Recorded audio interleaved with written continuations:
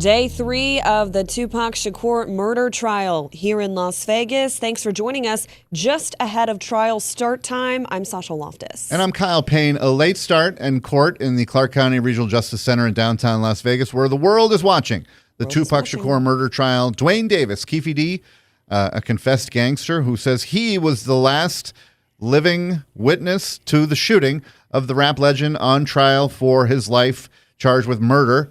Not only murder, but murder with orchestrating the murder with deadly weapon enhancement and a gang enhancement, meaning that if he gets convicted, he goes away not only for the term of the sentence, but for the additional time that might be carried for those on top of that. So there's a lot going on. And Sasha, even though we only have a half a day today from 1 o'clock until about 5 o'clock, yesterday's half a day at lunch was...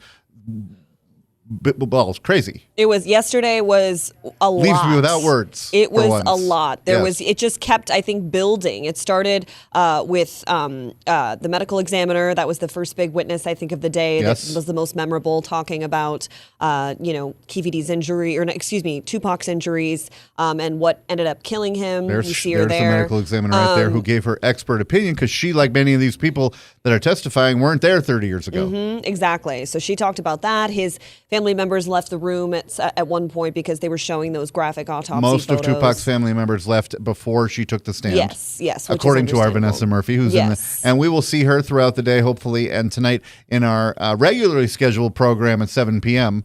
So tell me if I'm wrong. We're on 8 News Plus, and during the day we're going to be on YouTube. Yes. And then on 8 News Plus at 7 p.m. again. Yes. At some point, and we're going to give you a warning, we're going to go away from YouTube and hopefully have you all join us on 8 News Plus, because we've had a fantastic time learning so much about the criminal justice system, about this notorious, if you will, murder that happened 30 years ago, almost to the day, in the streets of Las Vegas at an intersection, now also famous at Flamingo and Koval, where the icon, Tupac Shakur, was gunned down in cold blood. That same video there from the night it happened. Who did it?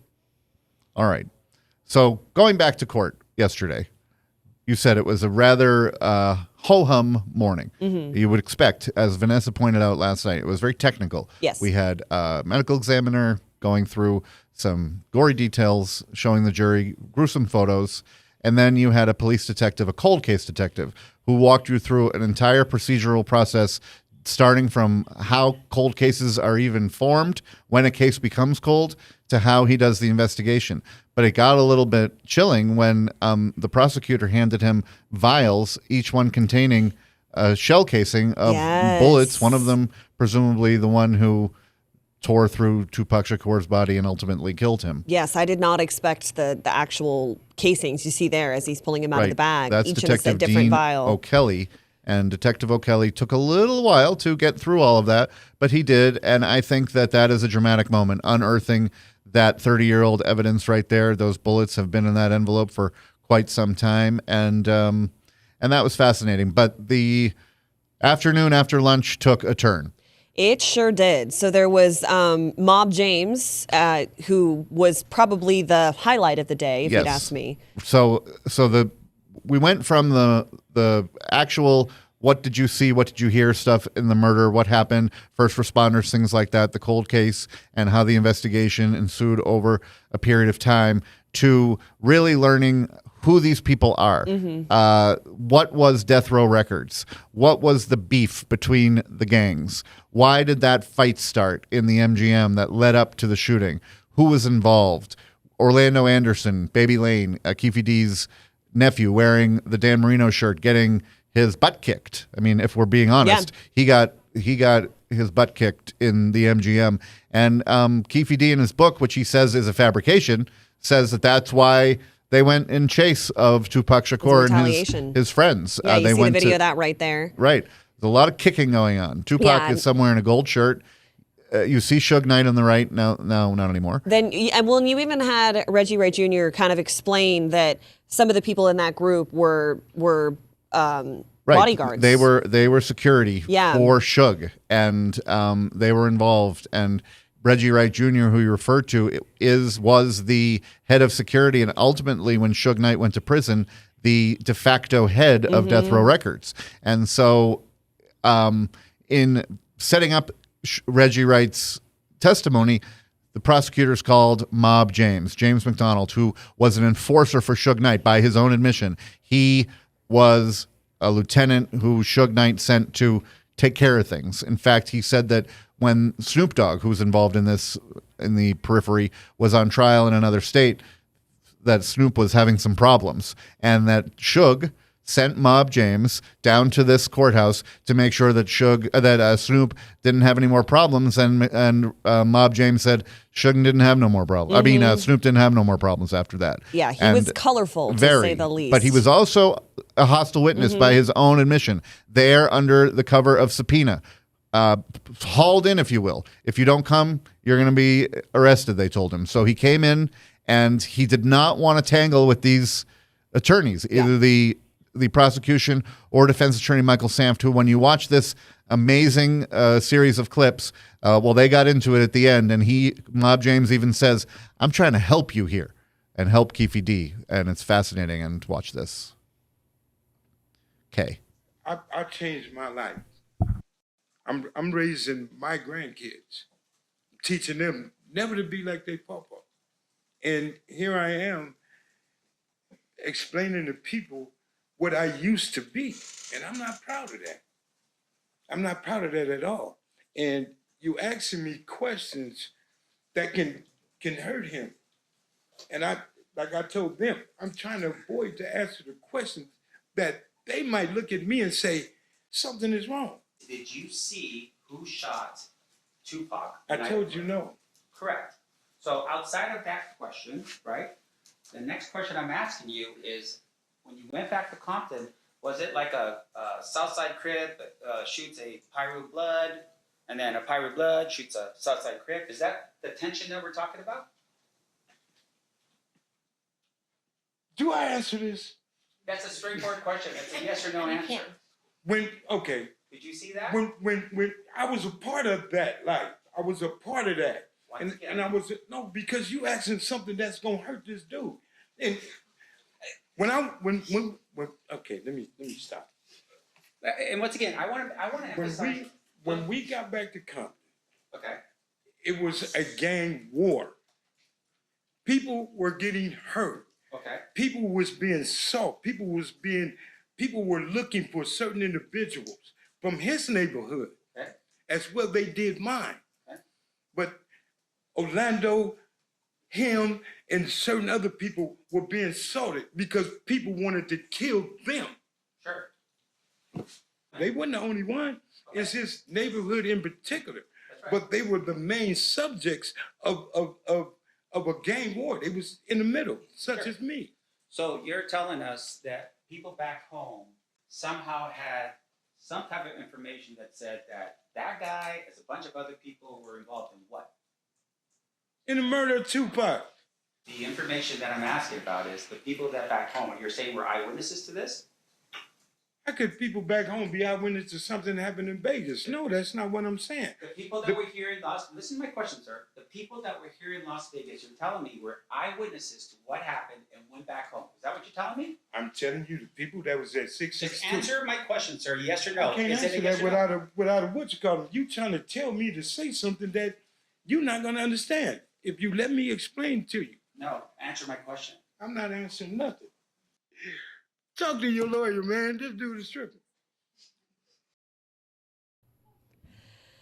Again, very explosive testimony there. And as you said, Kyle, he said, I am a hostile witness. I do not want to be here. And I think the bigger picture here is, we were saying, we're getting more into the politics, if you will, of the gangs in Compton and in California, the Crips versus the Bloods, if you will. And, Keffe D was a self-proclaimed leader of the South Compton Crips, according to his book.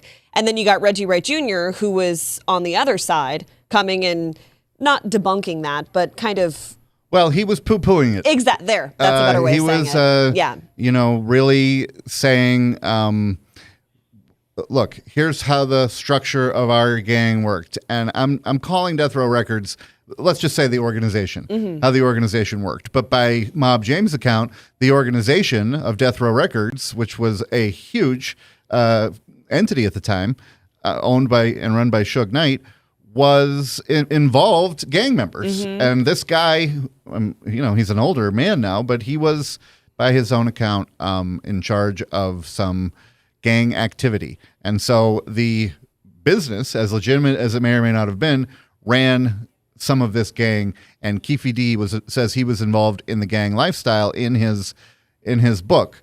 So he also, in an interview with our Vanessa Murphy, responded to Keffe D in a separate interview with our Vanessa Murphy.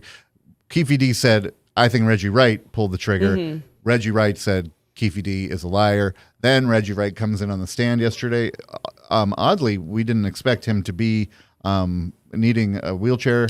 Yeah, he was on a mobilized wheelchair. He said that was connected to COVID, apparently, back in 2020. He contracted COVID, and it was a serious situation. Again, this is what it's like when these people who were big players are at a later stage in life. Yeah, it's been 30 years. They're it's not older. Quite the, like a movie star gang member, walking into the courtroom and being like, oh, look at this guy. Yeah. It's a little bit different. But what he had to say was no different. He wanted I think he wanted to diminish Keffe D's role in order to be like a little bit screw you to Keffe D, and to let the jury know this guy wasn't a big player like I was.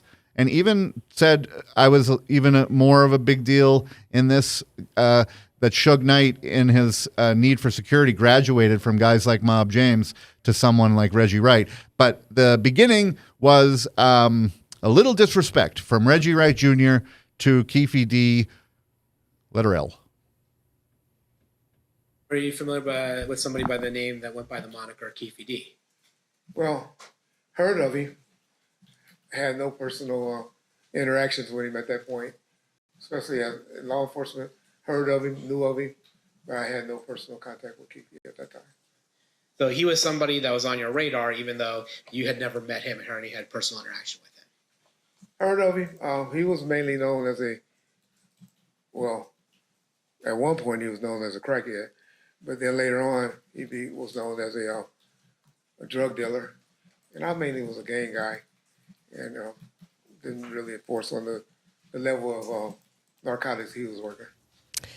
At one point, he was known as a crackhead, right? And according to Reggie Wright Jr. I mean, fury, as you said yesterday. It's the perfect way of explaining it. And they kept panning to him, and he would just look straight at the camera with just pure anger. Yeah, in 2026 parlance, you pointed out that a lot of his facial reactions, Duane Davis, on trial for his life, are memes at this point because they're so expressive of anger, and he could feel that he felt the disrespect when he called him a crackhead and said, I didn't know him.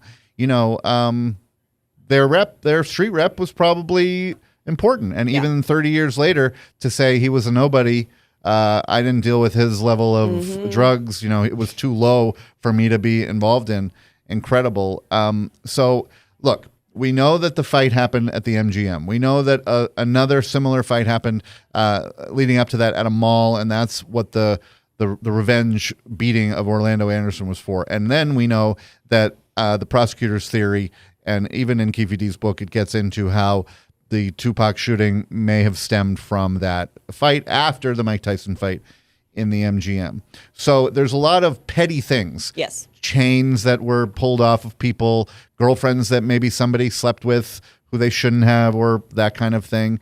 But then if you look at this testimony yesterday from two gang members, basically, about gang members, and then you think, well, it could have been really petty, but we're also talking about a considerable business entity that was involved with hundreds of millions of dollars at play. Tupac Shakur was worth millions, tens, if not hundreds of millions of dollars. He was a young man. He was a rising star who had more money to make. So if there's a theory here that, chains and girlfriends and adultery were maybe some of the kind of things that were the reason, yesterday I think took a turn where we might be talking about for motive of this murder, maybe money. Because if you listen to Reggie Wright's testimony, there was more money than anybody could possibly believe going on. And when Suge Knight went to prison, the testimony from Reggie Wright was he became the guy, that he would go to prison and have Suge Knight sign stuff,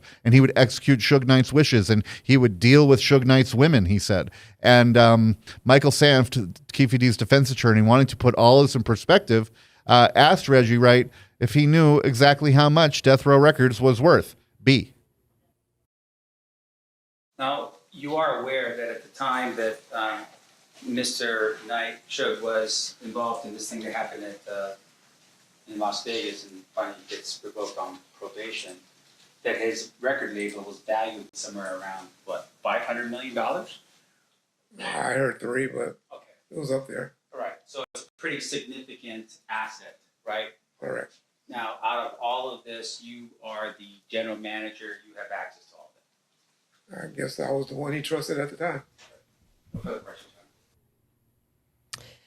It also comes back to money as well. I think the back and forth from Duane Davis to Reggie Wright Jr., where when our Vanessa Murphy sat down with Keffe D, he said, why would I kill Tupac? He was the moneymaker. Whereas Reggie Wright Jr. came back speaking to Vanessa just a couple days later saying he never made any money from Death Row Records. So Right. that was kind of another juxtaposition there, another back and forth, that it was a he said sort of deal. And at least from where we're sitting, Vanessa Murphy's interviews loom large because Yes. she interviewed Keffe D and he said, why would I do that? He interviewed Reggie Wright and said, Keffe D's a liar. But then yesterday, prosecutors asked Reggie Wright specifically, did you do this?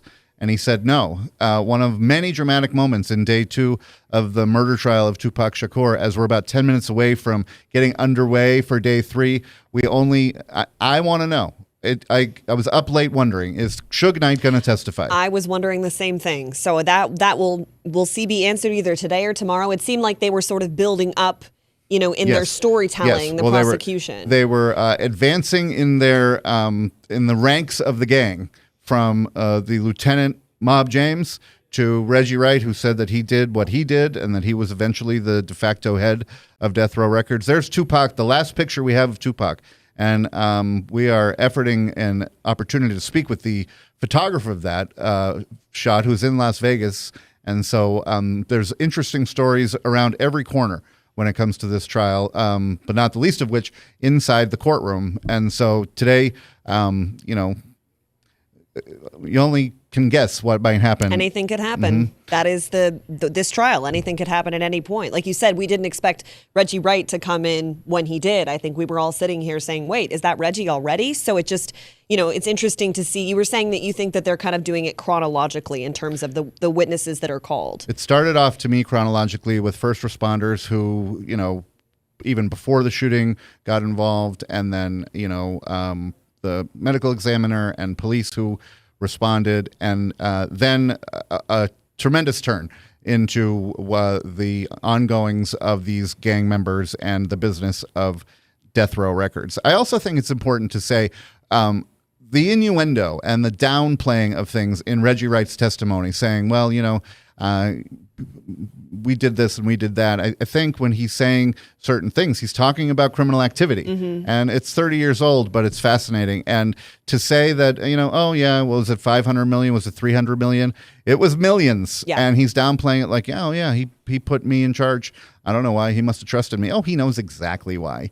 He knows exactly why. He did what Suge wanted him to do. Yeah. And so, all these people, and the ones we haven't even gotten to yet, Sean Puffy Combs, Yep. Snoop was mentioned. We heard that agonizingly long police tape recording of an interview with Keffe D, Duane Davis, on trial for his life, talking about a party that led up to Biggie Smalls dying. Which was shortly after Tupac's Yes. death. And I think it's interesting to note, too, that that Suge Knight has said openly, because he is in prison in San Diego on a separate charge, a manslaughter charge, he has said, I do not want to testify. And his exact words were, whoever calls me will, quote, regret it. Yeah, that if the prosecution calls, he's not going to make it easy for them. If the defense calls, he's not going to do anything to help out Keffe D. And I think a line of one of these trials that he told the national media was, I'm not here to solve homicides for you. That's true. And so there's very little incentive for Suge Knight on trial, who I think is eligible for parole in 2034, but serving a very long sentence. Why would he come and volunteer to help? Maybe if they said, hey, we'll let you out of prison, sure. But otherwise, he's got some time. Yeah. Go ahead. Charge me with contempt. What's that going to do? I'm already in prison. Go ahead. Give me immunity, whatever. I already have to serve this large sentence. So, plus there's a code that we've been learning about in this trial where people do not want to cooperate with police. Even a lay person, a black woman from Los Angeles who testified that she heard the shots, said, in our culture, we don't do that. We don't cooperate with the police. We don't speak with them. And so needless to say, as we get away from the layperson into the people that are involved in this lifestyle, well, they weren't helping the police. And every single member of the gang or their associates who could be involved are dead. Yeah. Well, and even the first responder that was in the ambulance with Tupac after he was shot, he said, who did this? And Tupac, he's testified that Tupac said the streets will handle it and would not tell him. Amazing. And, for my money, you've pointed out so many times that people have heard the shots. Nobody saw them. There's a lot of drama and stuff going on, but no smoking gun, no DNA At evidence. least so far. Well, sure. Yeah. No fingerprints on those 7 bullets on those casings. And to your point, we heard from someone who was a security guard at a nearby hotel, which has since changed names. And he is another one who had a lot to report that he heard the shots but didn't see them. This is C. The 2 officers, another security officer and I were standing around one Dodge Caravan, and we just suddenly heard a lot of gunfire. And we ran to the barrier wall that was overlooking Flamingo Boulevard. And that's when I witnessed what I saw. So you hear a bunch of shots. Do you have any idea how many you heard? It sounded like a lot. 1 volley, 2 volleys? 3 volleys. 3 volleys. Yes. Heard. And when you say a lot, I mean, to some people, can you put any sort of number on it? I had 3 to 4, maybe even 5 each volley. It was a series of pops. Somewhere between 9 and 15 shots in a series. Something like that. You said after the shots fired, you guys ran to the retaining wall. Yes. I assume you ducked for cover at first. No, because I was armed, so I was leaning over the retaining wall to see what I could see. And when you look over the wall, what do you see? I see a line of vehicles in the left straight lane on Flamingo heading east, and there's several vehicles. There was a white Dodge Stratus at the front, a black BMW behind it, another dark car, and I believe another car, and then there was a white Chevy Suburban behind that, and several more cars. Do you see anybody outside of those vehicles? Yeah, there were a number of people standing outside of the vehicles in the traffic lanes. And do you see any of them armed? One gentleman was armed, one black male adult, very young, well-dressed. He was wearing a very bright white 3/4 sleeve shirt, black pants, and a black dress vest. And at the time that you see him, is he firing his weapon? No, he's not. But he does have the weapon in his hand. It was an automatic weapon, automatic pistol. Semi-automatic pistol? Yes. And is he holding it down? Is he pointing it in a direction? He wasn't pointing it in any direction. It was kind of just off to his side. What do you see this caravan of cars do? Well, I looked back because the Metro officers jumped in their cars to pursue. And then when I turned around, everyone was back in their cars again. And they made a U-turn heading west on Flamingo towards Las Vegas Boulevard. So a lot of detail there of what he saw from 30 years ago, but none of those details pointed specifically to Duane Davis, handing that gun, orchestrating that gun, things like that, or seeing him do anything like that. So I think that's what we've been talking about, Kyle, that a lot of what puts him there, his own words in his book and in interviews and things like that. So what do we say always with a jury? Reasonable doubt, right? That's the key. Only takes one juror, and we know there are 16 of them watching. 12 of them will deliberate. 4 will be alternates, 6 men and 10 women. And so they got a treat yesterday. We are moments away from court in downtown Las Vegas, opening up for the afternoon and for day 3 of the murder trial of Tupac Shakur. But with regard to that last soundbite we heard from that witness, now you're talking about 2 lay witnesses, and I'm making the distinction between people who saw it that weren't police and weren't professionally involved in the investigation. Yeah. A security guard and a woman who was in traffic behind Suge Knight in the Tupac BMW, let's call it. The woman saw a white 4-door. Mm-hmm. The man that we just heard saw a white Suburban.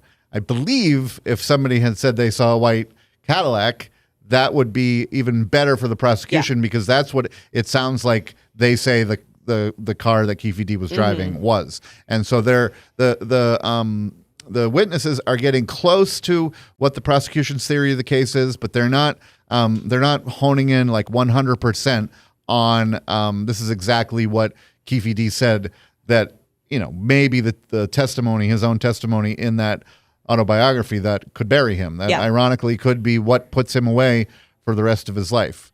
Interestingly, also, he told our Vanessa Murphy that he did not want to take a plea deal, saying, if I go to prison for 10 years, I'm 64, I'm not in good health, I'll be 74, I'm dead. I'll be dead by 74. So that's why no matter what sentence he gets, and the years of possibilities are long, he thinks that even a plea deal would be too much to take. So he's rolling the dice. His defense attorney is working very hard to, as we like to say, poke holes in the prosecution's theory. And for my money, I'd like to see a little bit more direct evidence associating Keffe D, Duane Davis with the murder of Tupac Shakur if I'm a prosecutor. Oh, 100%. And a juror. If I'm a juror that wants to convict. Yeah, exactly. Absolutely. But yeah, it's definitely, and I think that, we go back to his same argument to our Vanessa Murphy, and I think the argument that his defense attorney, Michael Samft, is trying to point out is, hey, the stories he tells are very fantastical. That they, they're exaggerated. They're not necessarily true. They're for clout. And he said specifically, don't listen to my client. He's full of crap. Yes. But then the other side of that, as we've said so many times, is okay, but then why do they believe him now? So that is both sides of that coin. Yes. And picking and choosing what they might. Exactly. And that woman that was interviewed on day 1, who was around the corner, who was in town for the fight, and I believe her friend knew Suge Knight. He asked her, Michael Samft said, what did you see before the shooting? Because she supposedly saw Tupac and Suge Knight drive by, because in Keffe D's book, he specifically pointed to Tupac leaning out of the car, waving to fans. Oh, yes. And so she said, I didn't see anything like that. He was just sitting in the car quietly. So I think that was an example of the poking holes that you were talking about, saying, okay, this was clearly exaggerated or made up. Right. So, well, the thing is, very few people know. The ones who do are dead, and now we're or in prison. Right, and now we're just there's a lot of speculating. Yep. And prosecution's job is to make a theory of the case. They've made it. Now we'll see what happens. But we're talking about how it only takes one. But the jury yesterday had to sit through, which is one of the worst parts of trial, which is seeing the dead body.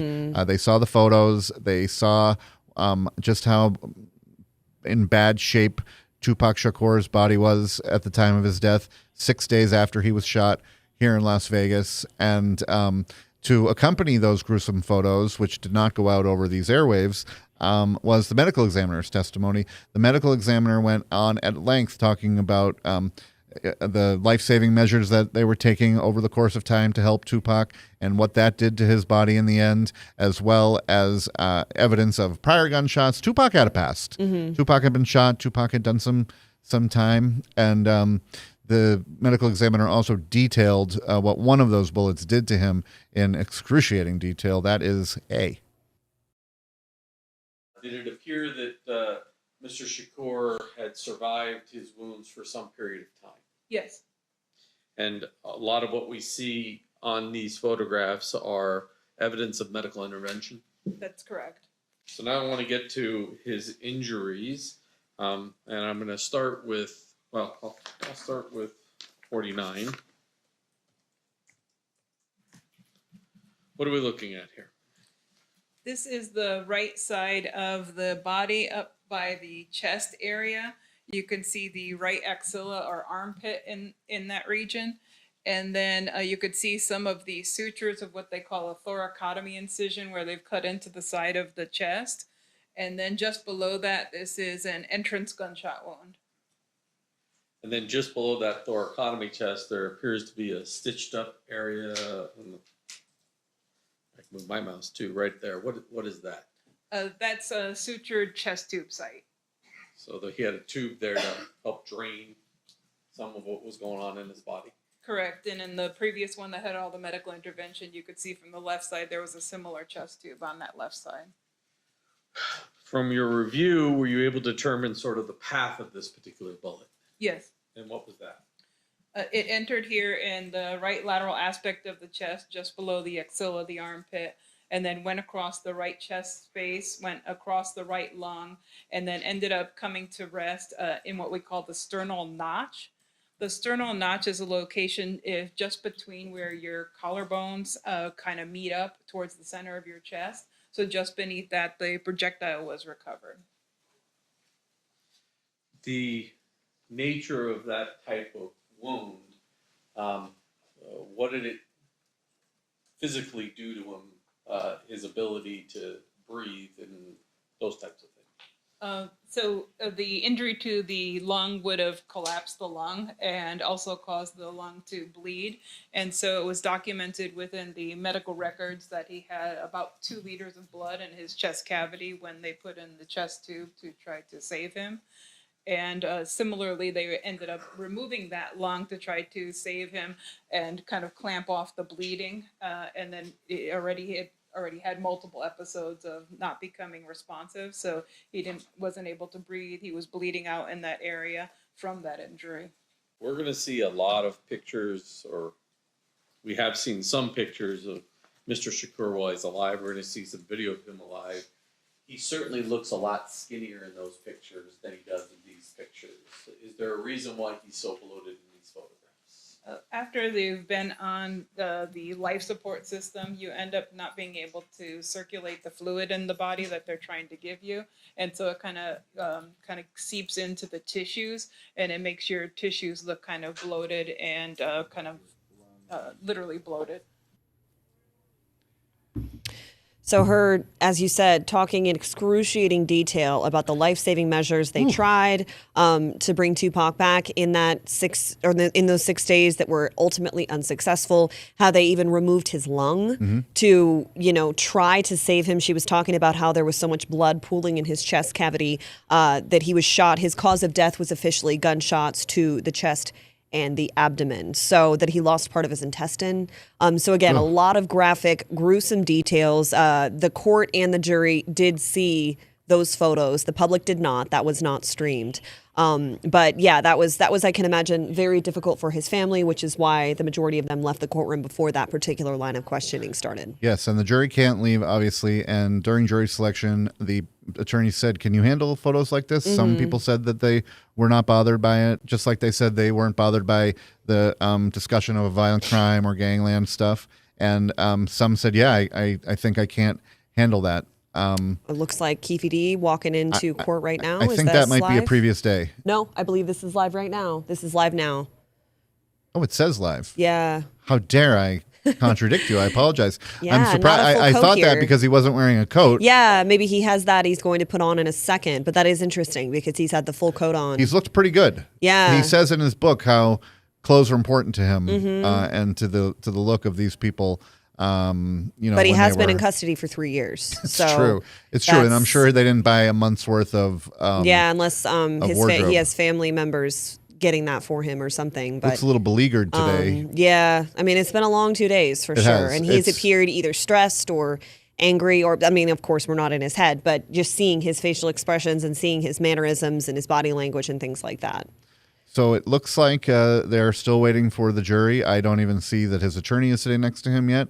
So perhaps the attorneys are caucusing. Yeah. And you were talking about a little bit, I think this is so interesting for people, Kyle, that they purposely bring him in a suit, out of handcuffs, because the jury, they don't want the jury to see him as, quote, a criminal. Correct? There's very little, the defendants in the United States have certain constitutional protections, and one of them is that they wouldn't want the jury to just assume from some reason other than the charge of the crime that the defendant is a criminal, and so or give the jury some reason to believe that the person would be prone to crime, and therefore, I think the courts have ruled it's extremely prejudicial for the jury to see a defendant in shackles in a jumpsuit, being carted in and out. He comes in before the jury gets there, so he's sat down by the police that are in charge of handling him. And by the time they get out there, he looks like any other person. And when they leave the building, he puts his hand behind his back and he goes outside, and they bring him back to the Clark County Detention Center. There's his attorney, Michael Sanft. Don't forget, you mentioned 3 years. 2 of those years, he was in, or I should say, for a good portion of that time, he was in state prison because he had been involved in a fight inside the jail, and he was convicted.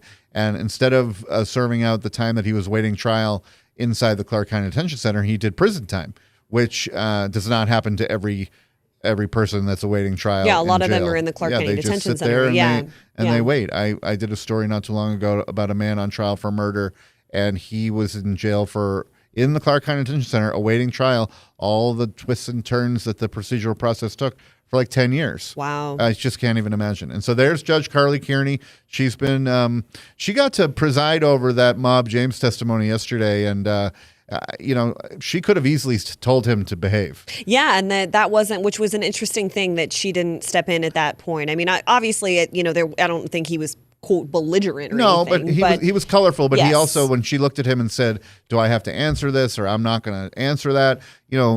There is a reason that the judge is there, and prosecutors could have easily just said, "Hey, keep this guy in line." But I think the spectacle itself had everybody just watching, and not really thinking about, like, is this legally permissible for someone to respond to questions this way? Well, and addressing the defendant directly, that never happens. No, we saw and him speak to happen. Keffe D. We saw him point to Keffe D.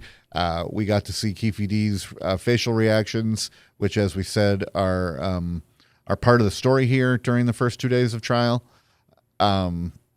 I'm not certain why the delay, but it gives us an opportunity to talk about how Sasha and I will be here for the entire day. Anytime the court goes to break, we will be here to cover what has happened and what's going on, and give you the best perspective and recap that we can. And, we also get a little treat at the end of the day. At 7 p.m., we get to be on here giving you a recap of the day's testimony with our Vanessa Murphy. Vanessa gave a report to the world yesterday on social media about her coverage of day 2 of the trial, and I'd like to watch that report now from 8 News Now investigator Vanessa Murphy, who does such a fantastic job sitting in the courtroom with us, for us, every day, providing live reports at 4, 5, 6, and 11 on our broadcast side of the building on 8 News Now with Brian Loftus and Denise Valdez and Kirsten Joyce, our A team, if you will, the A-listers. We don't have it. Okay. We don't have it. Okay. Well, we'll of course, hear more from her. I'm looking over again. I don't know why I'm looking over there. I'm seeing it right here. I'm used to looking at our monitor. It's because I told you this was old video. Yes. But now we're seeing things fill up behind Duane Davis a little bit. Okay. Now we're seeing one of the prosecutors there. We're seeing defense attorney Michael Sanft and the judge as well. So the prosecutor. Okay. So it looks to me like they're going through some evidence. Okay. Maybe those are exhibits that have or will be entered into evidence for the jury to review. Now they're coming back, so I think that procedural part of the problem here is over. The jury. Sorry, I didn't mean to interrupt you. The jury being able to ask questions too. We've talked about this so many times, but for maybe folks who are just joining us, that's something a lot of us, including myself, did not realize was a thing here, where jurors can ask questions to the witness. They hand the judge a question. The judge deems if it's constitutional, if it's allowed, and then the judge asks on behalf of the juror the question to the witness, then the witness will address the jury. So you were saying that's specifically a Nevada thing. It's state to state. State to state. So there are states that don't have it. Another thing that is state to state is in closing arguments, which we'll get to at the end of this month-long trial. The prosecutor goes first, and the defense goes first, and the prosecutor goes second. Well, I want to get back to the as we see more activity. The courtroom is not as full even in day 3 as it was in day 2. So you were right, Sasha, when you said yesterday that I think things are going to taper off until there's a reason for more excitement. Generally, you'll see behind the defendant's camp, his family, his supporters, and behind the prosecution table, you will see the people who are more in support or mourning a victim. And so there is some of Tupac Shakur's family back there and some of his supporters. The rest of the public was admitted by lottery. The media had a lottery. So you see actually our Vanessa Murphy on the end of the second row there. And whatever's going on, these preliminary moments are being brought to you by 8 News Plus, where we're continuing our coverage all trial long. We're going to be here all month doing this. But back to your point.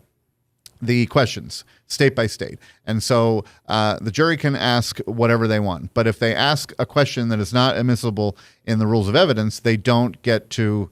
I just want to make sure we don't have audio. Let's see if we have audio with this, yeah. Not from the state. Okay, so we do have audio, and we're going to listen into Judge Carly Kearney. Sasha Loftus and I will be back to cover the rest of this case as the day continues. A short day from 1 o'clock till 5, but let's listen into this argument from defense attorney Michael Sanft. Be able to do my cross after they present all of their direct evidence, which would include the recording that will be played with regards to an interview with Mr. Davis. But I'd like to do that at the end instead of in the middle like we did yesterday or the other day with Detective Miller.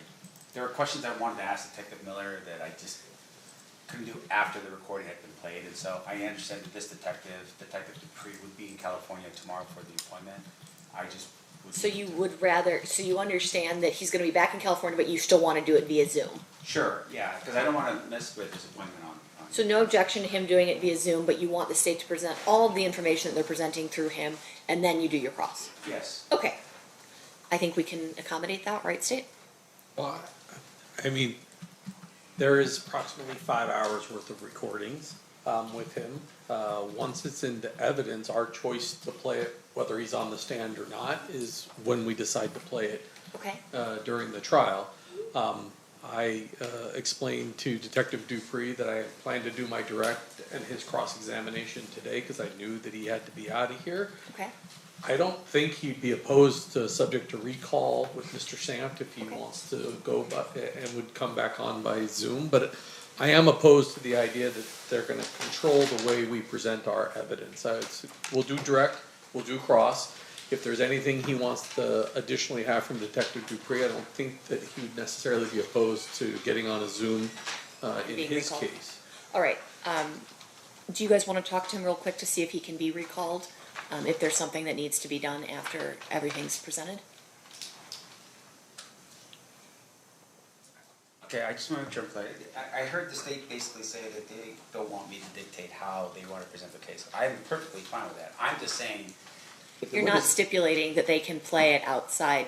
Look, I mean, this is a matter of professional courtesy. I would definitely allow him to go back to California to do what he's doing. But he's on the stand. Technically, he's not supposed to be released until after the court releases him from the subpoena. And so as a result, if you want to play that game, then I would want him to stay here overnight so he can at least be cross-examined by me. I just was trying to be nice about it by doing it the other way, but it seems now like I have to recall this person. I don't trust anyone disappearing to win. I don't care if he's a detective. Like, in my opinion, I've got a problem with that. Well, yeah, but once a piece of evidence is admitted, it's our choice as to when to play it and how to play it. And so, like, I'm not getting dictated how we do that. If he's done with cross, if he's gonna delay cross and keep him on the stand long enough, he's free to play it during this cross-examination if he wants to. once a piece of evidence is admitted, it's admitted, right? And Right. so I'm going to lay if the you're going to foundation. have him verify it and then not play it until closings or something, that's your prerogative.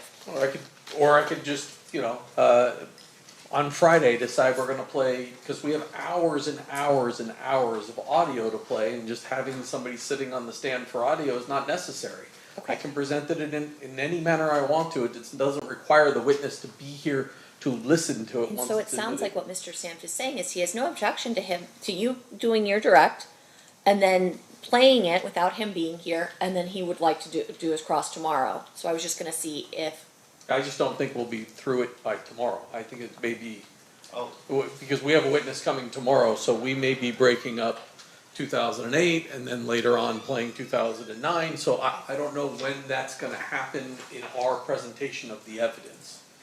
I understand that. Kind of the issue that we're having, because we're really juggling a lot of out-of-state witnesses, because nobody was in Vegas when this crime occurred. So Mr. Samp, what I'll do is after you listen to, when the state is done with their direct, and they've admitted what they want to admit and they say that they're done, I'll turn to you and you can let me know if you want to cross-examine now or if you want to ultimately recall him on your own for your presentation. And if, well, There's a little bit of a regret with regards to Detective Miller, and I do understand there were some audio-visual problems with his connection, right? In terms of his, there were questions that I look back and listening to this video or this audio that I should have asked him that I didn't ask him. I do not want to fall into that same regret with regards to Detective Dupree. So I just know that there will be questions. do you want me to ask then? I guess I was just trying to get somebody to figure out if he would be available at a later time for recall. That's all I'm trying to do at this point, so that I can see what my options are.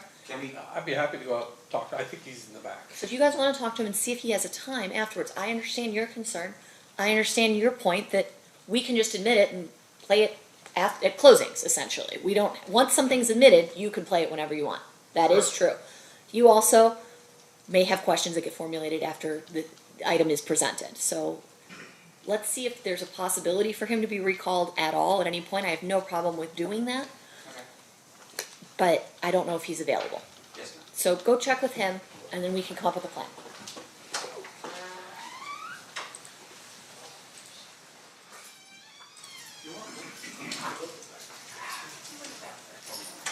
Sure.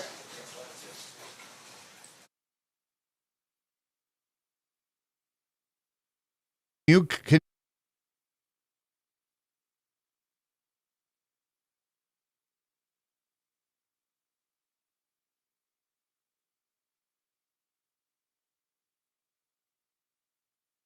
So I'm not going to be on camera.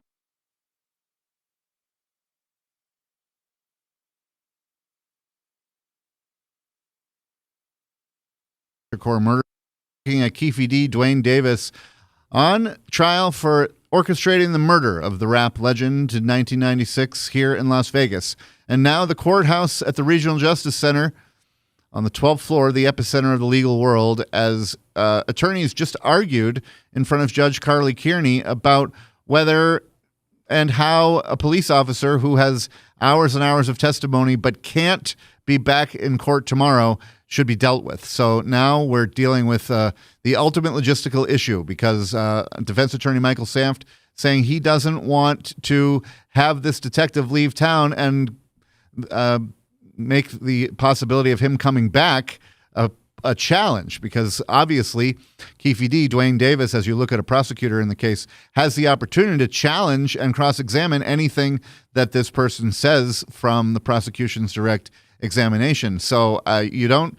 The argument was pretty good, I would say, between prosecutor Mark DiGiacomo, who said, "You can't dictate to me how I'm going to introduce my evidence," and the defense attorney said, "I have a problem with this. I don't care, that they have these scheduling issues or that it's going to take hours and hours to play the audio testimony." There is the side of the court that is showing some of the gallery. There's media in the second row, interested parties in the first row, Judge Carly Kearney at the bench, who's now on to the third day of testimony. Today was just a half day. And it's a little surprising to me that the attorneys didn't work this out before the start of court, but obviously they wanted the judge to weigh in. as the national feed going across the world is showing people on either side of the bench, some people there as members of the public, some media, and some in support of either the defendant, Duane Davis, or the victim, Tupac Shakur. So Carly Kearney is now speaking again to attorneys. As we get the audio potted up here, we should be able to watch as the jury enters the building. I should say enters the room. Now everyone on their feet. The attorneys seem to have worked out their disagreement, at least in the beginning. It sounds to me from the way we hear it that we're going to be treated today to some police testimony that could encompass hours and hours of the jury's time and our time here on the 8 News Plus feed. This is Kyle Payne reporting, while Sasha Loftus and I will be here throughout the remainder of the day and at a 7 p.m. wrap-up show on our app 8 News Plus, which is free to you to download and chock full of 8 News Now original content and programming, including our 8 News Now Investigator program that airs every night at 7:30 p.m. Every Monday at 7:30 p.m. That being said, Keffe D, Duane Davis, no jacket today, just a shirt and tie. The first 2 days of trial, he had been in a full suit. Do we have the audio for Carly Kearney? Okay, so let's resume coverage of day 3 of the Tupac murder trial on 8 News Plus.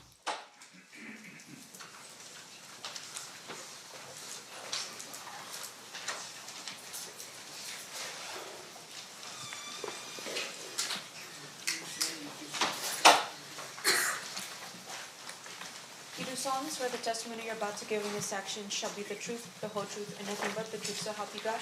Yes, I do. You may be seated. May I please have you state and spell your first and last name for the record?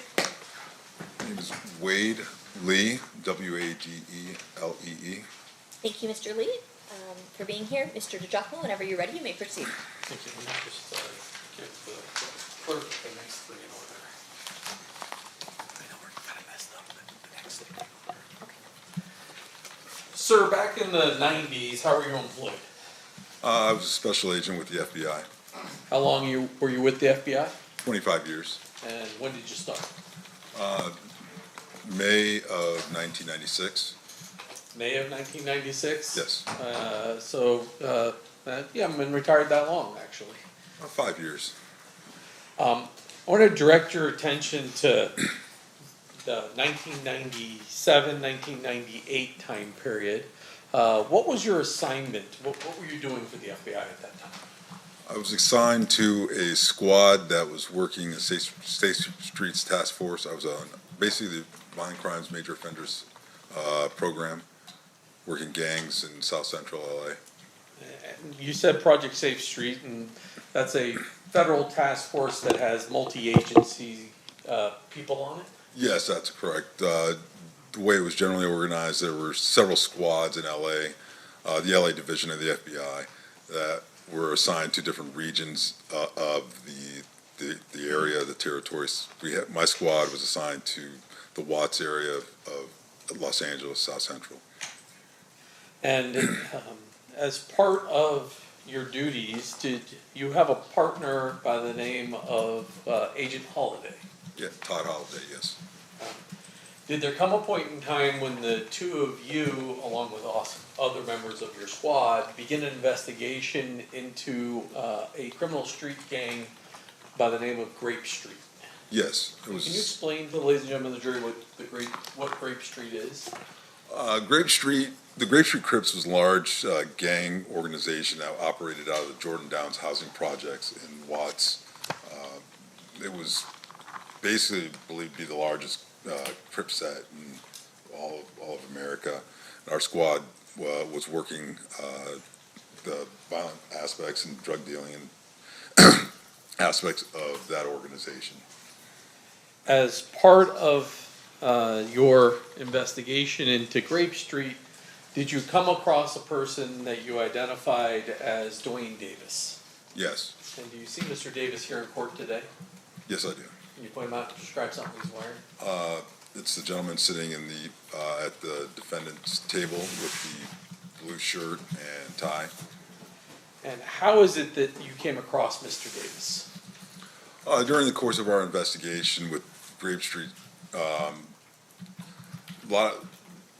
when you're looking at the organization, there was numerous techniques that we used for investigating, whether it was informants, wiretaps, surveillance, active interviews, and things of that nature. During the course of that interview, Mr. Davis kind of came under the umbrella under the course of our investigation of one of his associate family members by the individual of the name Rodney Blackman. And did Rodney have a nickname? Speedy. During the time period that you're doing this investigation, well, let me ask you this. As part of Project Safe Streets, as well as being assigned to the Watts area, were you aware of the various gang sets and their Yeah, I mean, while our squad was working that investigation on Grape Street, you always would have crossover in other areas. For example, in Watts, there were 3 main housing project areas. Each of them you had fairly prominent gang organizations, as well as gangs that came up from the Compton area and other parts of South Central Los Angeles. So there was usually crossover, whether it's from drug activity or other sort of gang violence, things like that. And you mentioned one of them, the Jordan Downs. Yes. What type of housing, what type of gang activity was going on in the Jordan Downs? So Grape Street Crips operated out of Jordan Downs housing projects, and they basically controlled that whole housing project as far as the drug trafficking, violent activity, and things of that nature. If somebody were hiding out from blood gang members hunting him, and he was a Crip, obviously, would it be safe for him to be inside the Jordan Downs? Yeah, from other rival gangs and things of that nature, yes, generally speaking. You mentioned that Mr. Davis had a cousin, I'm going to call Speedy. At some point, do you wind up learning information that allows you to arrest Mr. Davis for some criminal offenses? Yes, we were part of our investigation while we were up on Mr. Blackman. There was a period of time when Mr. Davis actually was staying with Blackman. It was actually after the Tupac Shakur murder. During the course of our investigation of the Grape Street Crips and of Blackman and things like that, we were able to obtain information and evidence to develop a case against Mr. Davis. And can you just describe the general allegations of the case? It was drug trafficking, 2 kilos. He was indicted and arrested for selling 2 kilos of cocaine. And the type of evidence you had against Mr. Davis, what was it? Most of it was telephone conversation intercepts from wiretaps, court-authorized wiretaps. And based upon the charges, ultimately, do you indict Mr. Davis for some crimes related to drug trafficking? Yes, he was indicted, arrested, and then eventually pled guilty. The type of sentence Mr. Davis was facing when he was indicted, what kind of ranges are we talking for those kind of charges? I believe it was around somewhere in the nature of 10 years and initially, but it varies depending on individuals' prior criminal history, whether they were felony convictions, drug trafficking offenses, and things of that nature. It also varies depending on the type of drug that the individual might have been accused of trafficking.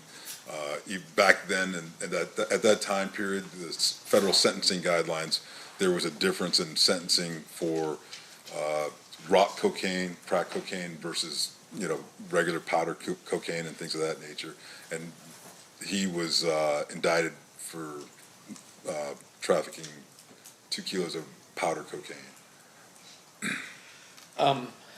As part of that investigation, does there come a point in time when you do what's known as a proffer with Mr. Davis? Yes, we did. And describe for the ladies and gentlemen of the jury what a proffer is. So a proffer interview session would be, it's usually considered, it's a fairly common practice, particularly in the federal criminal justice system, where we have an individual who's been indicted and arrested, and it sort of is the beginning of a negotiation for a plea agreement, if you will. What we do is the U.S. Attorney's Office, the defendant's attorney, they all agree that conducting an interview with the FBI. The terms of that agreement are such that the defendant has to be open and candor, tell the truth regarding the questions that we ask him. In return, the FBI, Department of Justice, will not use what the defendant says in that proffer session against him in this case, in chief that we have him charged with. There's a couple little caveats. One being that if during trial the defendant goes on to make statements that contradict what he said in that proffer session, at that point it violates it, and we can use his statements against him. Those are generally in nature. And then we agree to keep the nature of the interview confidential. Your Honor, may we approach? Yep.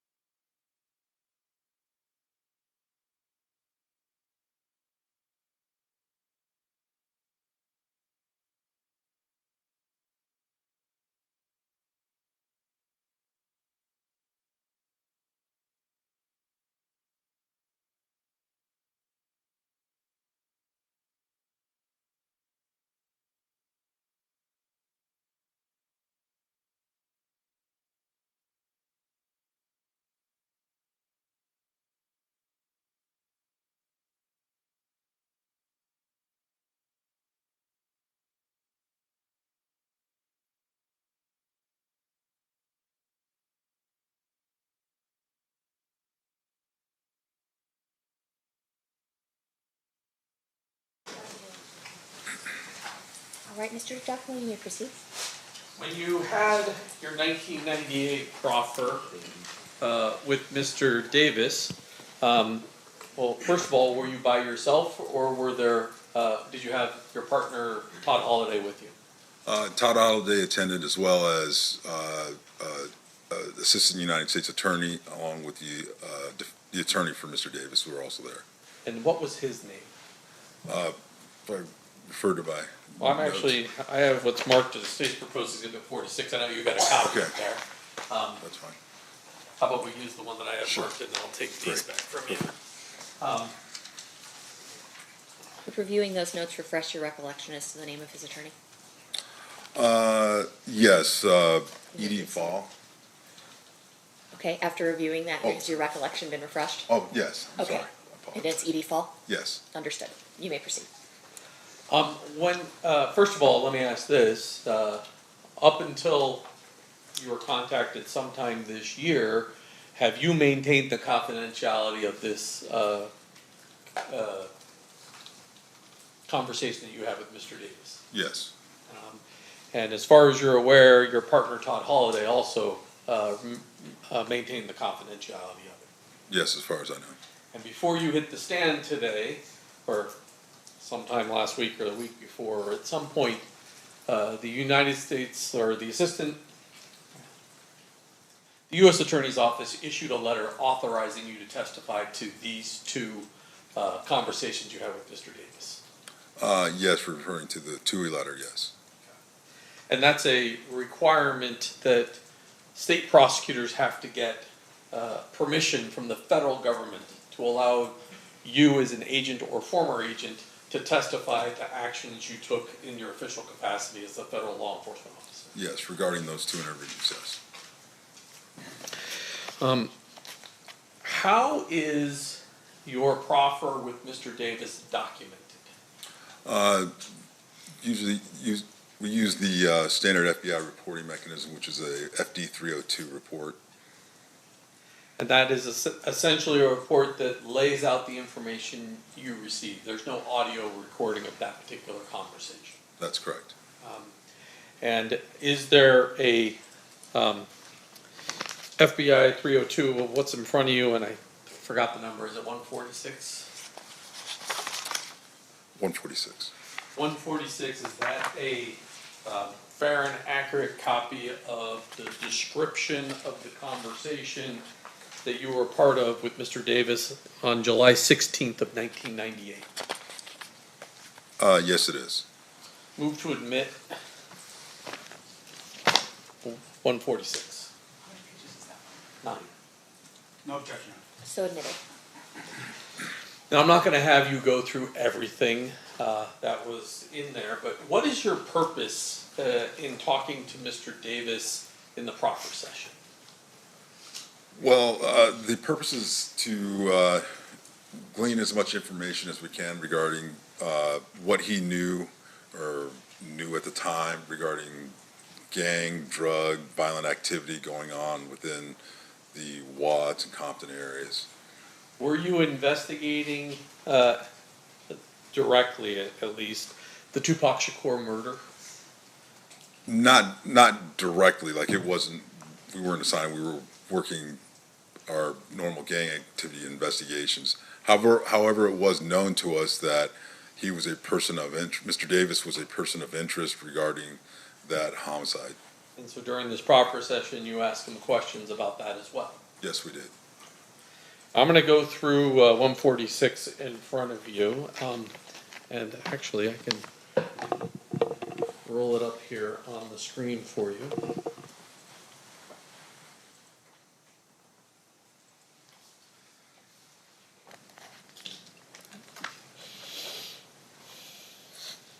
Oh, well, it would help if I plugged the computer in.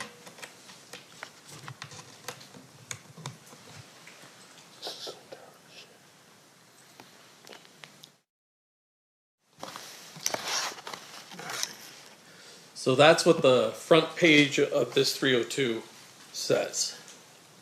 Is confidential and has the date and a description of who the people that are present for this particular proffer are. That's correct. The very first part of the interview, and let's close that. There you have a discussion with Mr. Davis about an individual called Zip. Tell us what he tells you about this individual Zip initially. Initially, that Zip was an individual from New York who was a pimp who controlled girls, numerous girls, sold marijuana.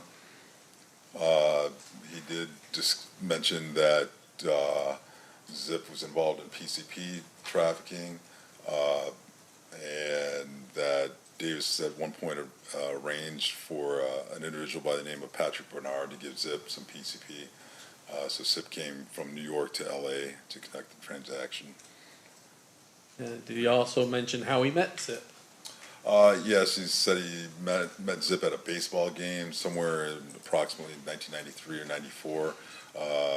There was an individual named Fats who was also at the game that introduced Davis to Zip. And then he talks to you a little bit about who Fats is. Yeah, Fats was a large cocaine supplier who operated in the west side of LA. He was also known as Flint. Davis associated with Fats prior to 1994, up until basically the time, I guess, where Fats was arrested and taken into federal custody. I'm going to skip past some Fats. There's a or part of this conversation, a person by the name of Wayne Day comes up. Do you know who Wayne Day is? Yes, Wayne Day was actually arrested by the squad that I worked on, the Safe Street Task Force. He was a large-scale drug dealer, drug trafficker in the Watts area of Compton with Grape Street Crips. And does Davis describe his relationship as it relates to Mr. Day? Yes, there was. He mentioned that they were related. That Davis had an uncle who was the uncle of Wayne Day. That's how he described it. And then there's a conversation in this next paragraph where Mr. Davis makes mention of Mr. Day having Compton sewn up. What does sewn up mean? Well, in terms of having control of all the drug trafficking in that specific area, and actually, there was agents mentioned to him that said that Wayne Day had Compton sewn up, and Mr. Davis said actually that he had part of Compton sewn up, that he didn't have the south side part that Davis operated in. And then does he tell you what his role is in the south side part of Compton as it relates to drug trafficking? When you say he, you're referring to Mr. Davis, sorry. That Mr. Davis had that side of Compton handled as far as the drugs. And did he talk to you about who handled the north side of Compton? Yes, he did. It was an individual who was a former Compton PD officer by the name of Reggie Wright Jr. All right. I'm going to drop down a little bit here to the part where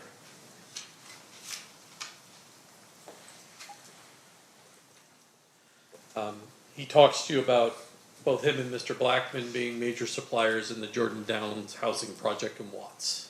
That's correct. And then he begins to talk to you about the start of Death Row Records. Yeah. Again, that was all part of the, overall investigations that we were looking at as far as the gang activity and things of that nature. And he mentioned there was an individual by the name of Harry O that provided money to start the Death Row Records. Also, what's his name? I believe Patrick Johnson provided approximately $80,000. Actually told Davis to give $80,000 that money that Davis owed to Johnson from previous gang transactions to Johnson's girlfriend, so that money could be used to start Death Row Records. And he also explains Marion Suge Knight's role and his connection to the Blood gang members. Yes, he did. He said that Marion Knight had gained control of the North Compton drug trade, and that he was associated with a bunch of the Blood Street gang members, like the Mob Pyrus and such. And they were, the Knight was getting them in and out of, getting them out of jail, bailing them out, and they would cooperate with Knight. And basically, when Knight goes to prison, he tells you Reggie Wright kind of takes over. Yeah, Reggie Wright Jr. took over the organization after Suge Knight was arrested.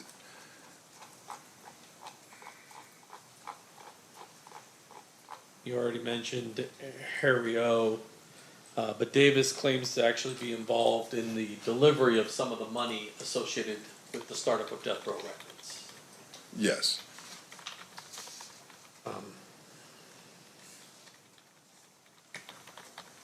Jump down.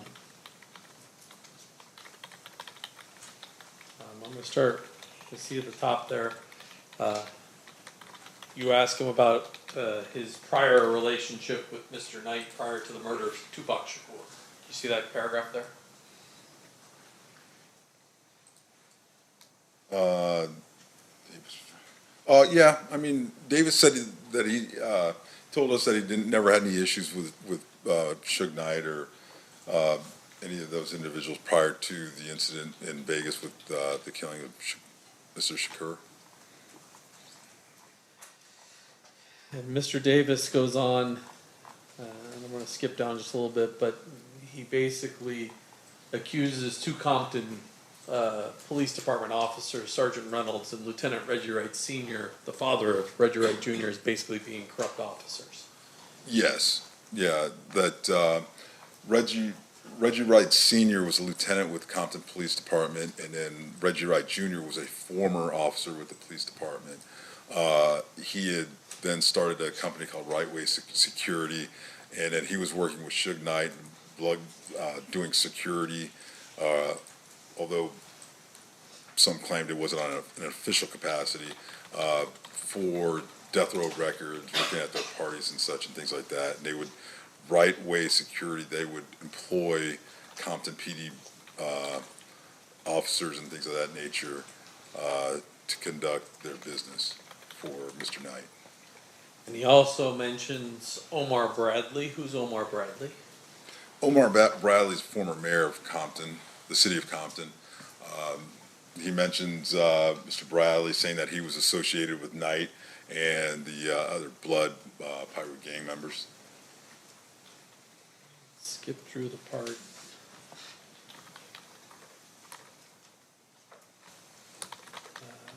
Top of page 4, he provides information, or at least asserts that Reggie Wright Jr. is distributing drugs out of a particular location, and even names some people that are helping with that. Yes, he stated that Reggie Wright Jr. Had a drug distribution location, an auto body shop called Untouchables, that was located at the corner of Alondra and Washington in the city of Compton. There was the shop was owned by an individual by the name of Melvin Hurd, and then Hurd, a guy by the name of G. Ray and Jim helped distribute cocaine from the shop. He also mentions some people that work for Reggie Wright Jr. and assisting in the cocaine distribution. Yes, he stated that Reggie Wright Jr. had an individual by the name of Mob James, who was a member of the Mob Pyru street gang, individual named Flip, who distributed out of a shop location on Compton Boulevard, and Harris. There was an individual known as Buntree. But we at the time we wrote it out as Bump Tree, but we believe that actually was an individual known as Buntree, Montreal, or Alton McDonald? Yes. Buntree, B-U-N-T-R-Y? Yes, Alton McDonald, who was the brother of Mob James, which is James McDonald. Also another individual named Trayvon Lane, who was a Mob Pirate gang member, and then Kevin Woods. And then they can kind of read this themselves, but at some point he talks about an incident that occurs at a neighborhood mall involving a person named Marcus. What does he tell you about that? Yeah, this was a few weeks before the murder of Tupac Shakur. This individual, Marcus, who was a Southside Crip, was at a mall by himself.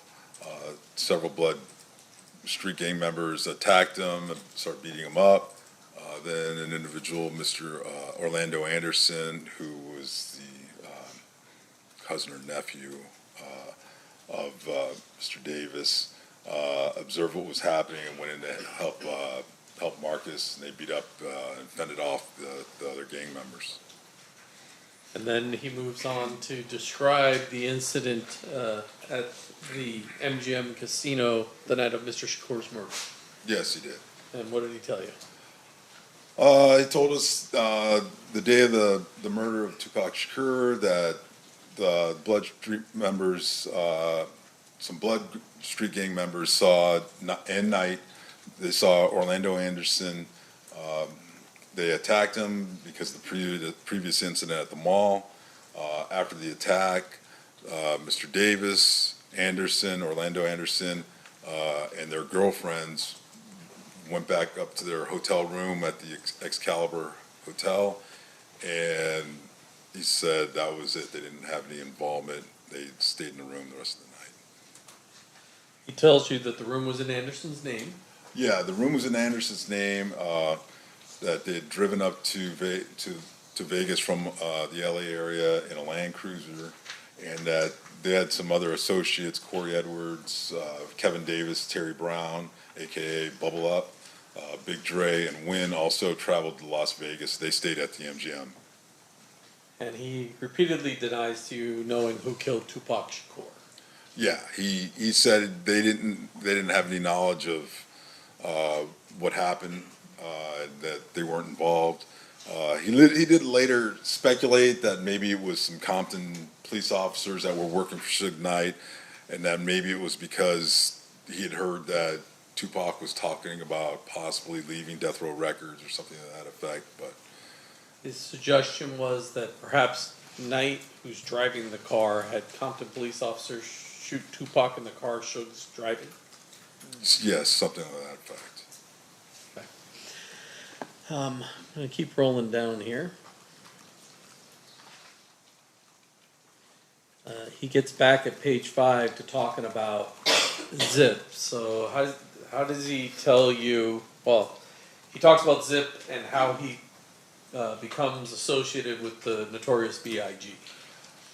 Yeah, he said that back in 93, 94, Zip introduced Davis to Notorious B.I.G. at Summer Jam concert, and Davis would associate with Notorious B.I.G. when he was in LA area, but they never had any like drug connections or anything like that.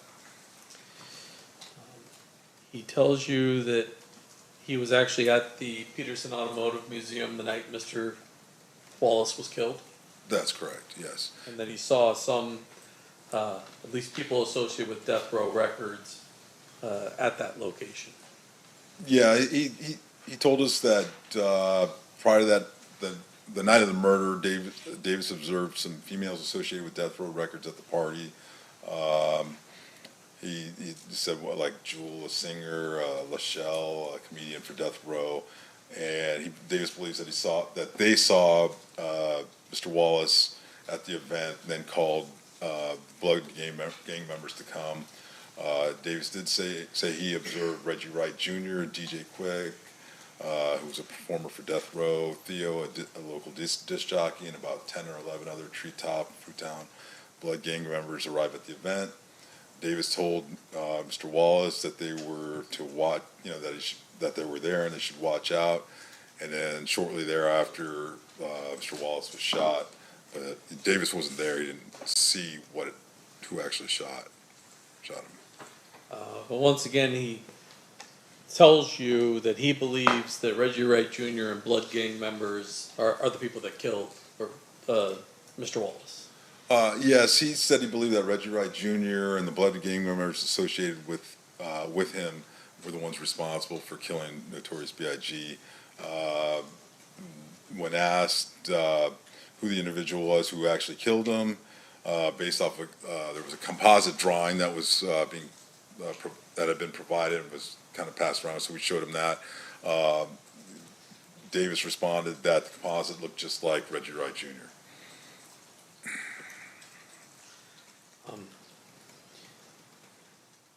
Do you remember the day that you arrested Mr. Davis on the indictment? Yes. What day was that? I believe it was May 28th, 1998. Was it the day before the Orlando Anderson's killed in his own shootout Yes. in California? Yes. And Mr. Davis talks to you a little bit about that without going into the specifics, but he talks to you a little bit about how Mr. Anderson wound up dying. Yes, he did.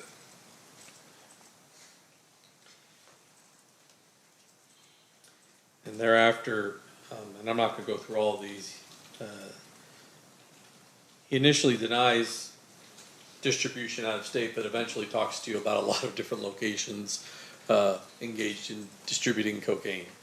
Yeah, I mean, we asked him to discuss all the individuals out of state who he supplied cocaine to, and all the local individuals he supplied and distributed to.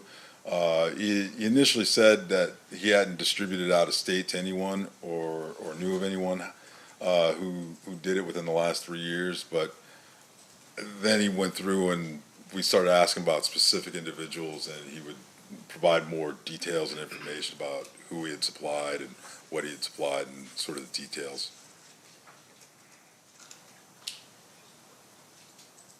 One of the people he talks about is Primo. Yes. Primo was an individual that he bought cocaine from, his supplier of kilos of cocaine, anywhere from 11,500 to 12,500 a kilogram. Primo fronted Davis one point up like 200 kilos of cocaine at a time, and then Davis would go out and sell it and then pay Primo back. He also mentions Corey Edwards getting drugs from Mr. Davis and being out in Ohio and distributing cocaine in Ohio.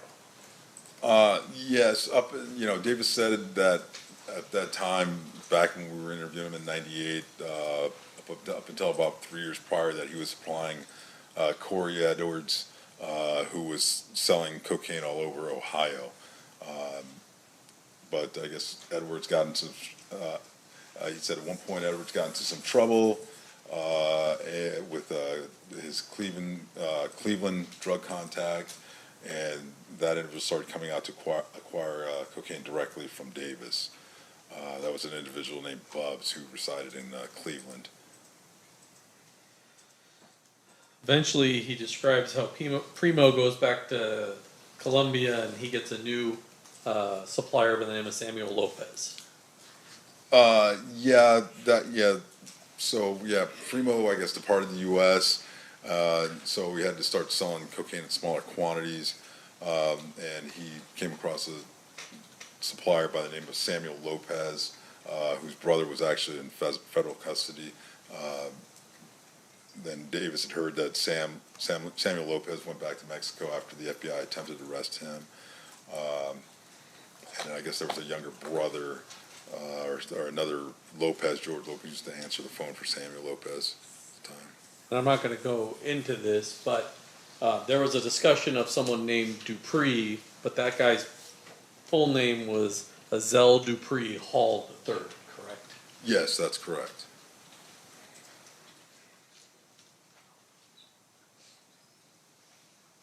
He talks specifically about the phone calls that you were playing for him, that you had captured him on the wire. That's correct.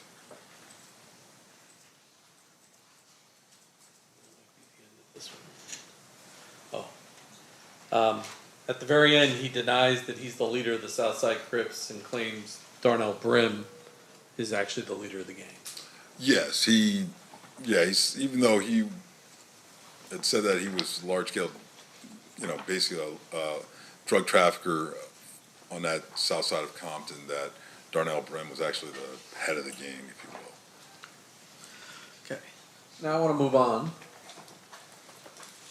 Shortly after that conversation that you had with Mr. Davis, did he enter a guilty plea to some charges and get sentenced to 70 months in federal prison? Yes, he did. That's a little less than 6 years. So he got some benefit from talking to you from what the... Yeah, I don't know if it was 70 months. It might have been 77 months, 70 or 77 months. I don't recall specifically. Well, Judge, I have in my hand, it says it's admitted, but I don't remember offering it, a certified copy of the indictment, the plea, and the judgments of conviction in United States District Court for the Central District of California, case CR-98537, evincing his... I have the parties approach.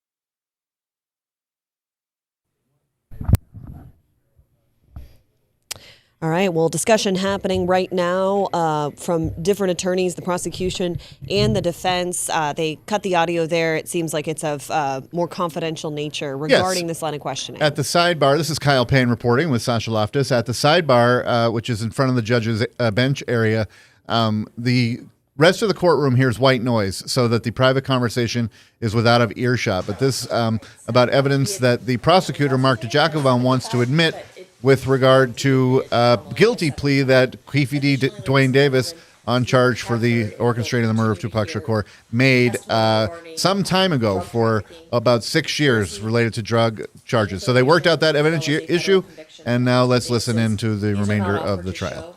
That Mr. Davis has a propensity to commit crimes. Instead, they are offered to establish credibility of the statements made by defendant in relation to this case, as well as motive and identity. Mr. DeGiacomo, you may proceed. Thank you, Judge.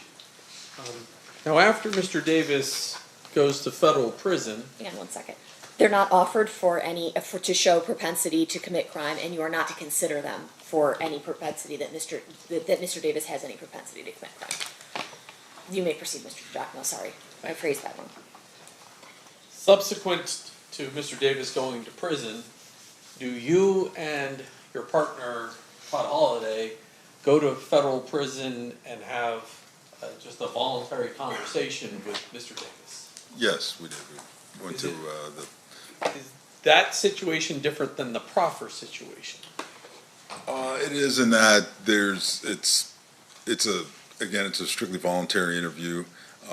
His attorney, the U.S. Attorney's Office, were notified of us contacting him because he's in custody. But the terms of the proffer, it's not the same as the proffer agreement. It's just a normal, regular interview. But once again, you do promise him confidentiality during that conversation. Yes, we did. And up until the U.S. Attorney authorized you, you maintain that confidentiality. That's correct. I'm showing you what's been marked as State's Proposed Exhibit number 149. Is that the 302 that describes that particular conversation? Yes, it is. Move to admit 149. Any objection? No objection, Your Honor. So admitted. And I'm going to put that one up on the screen. Can you tell me the date that occurred? The interview, let's see here, April 15th, 1999. Okay. And the report's generated on April 20th of 1999. That's correct. Okay. You begin the conversation with him talking about Mr. Anderson and his death. Is that fair? Yes, that's correct. And then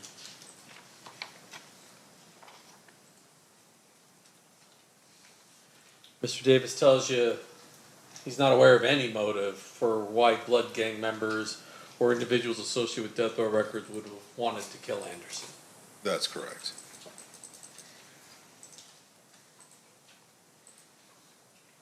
And then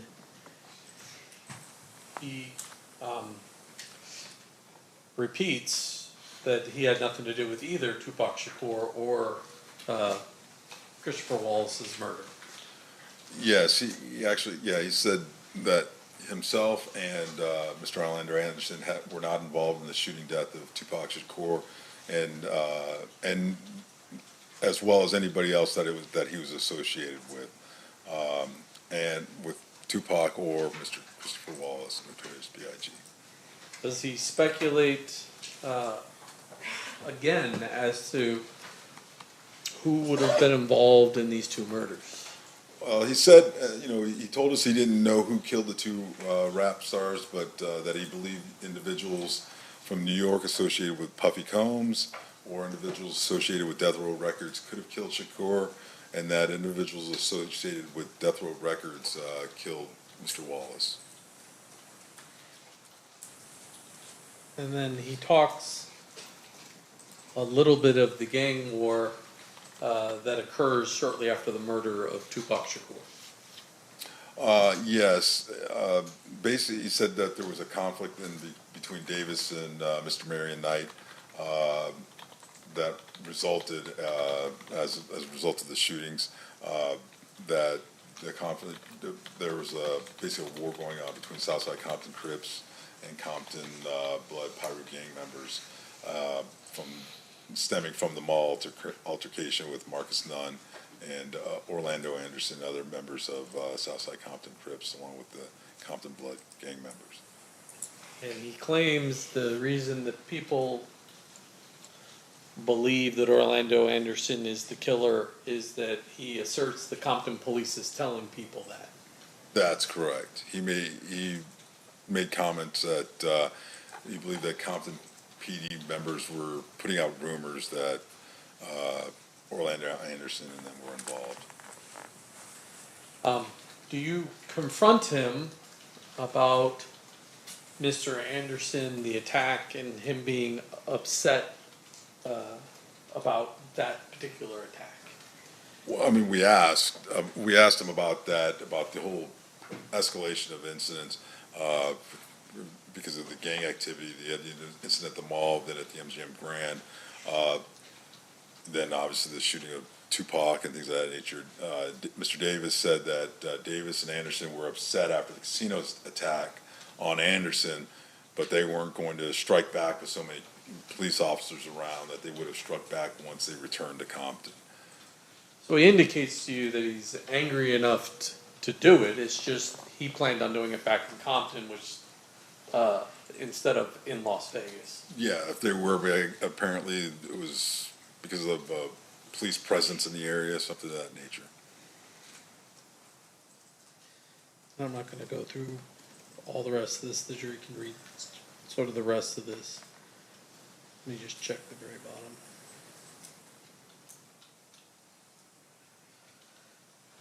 Well, thank you, Agent. That completes my questions. Okay. Mr. Samp, cross-examination. Thank you, Honor.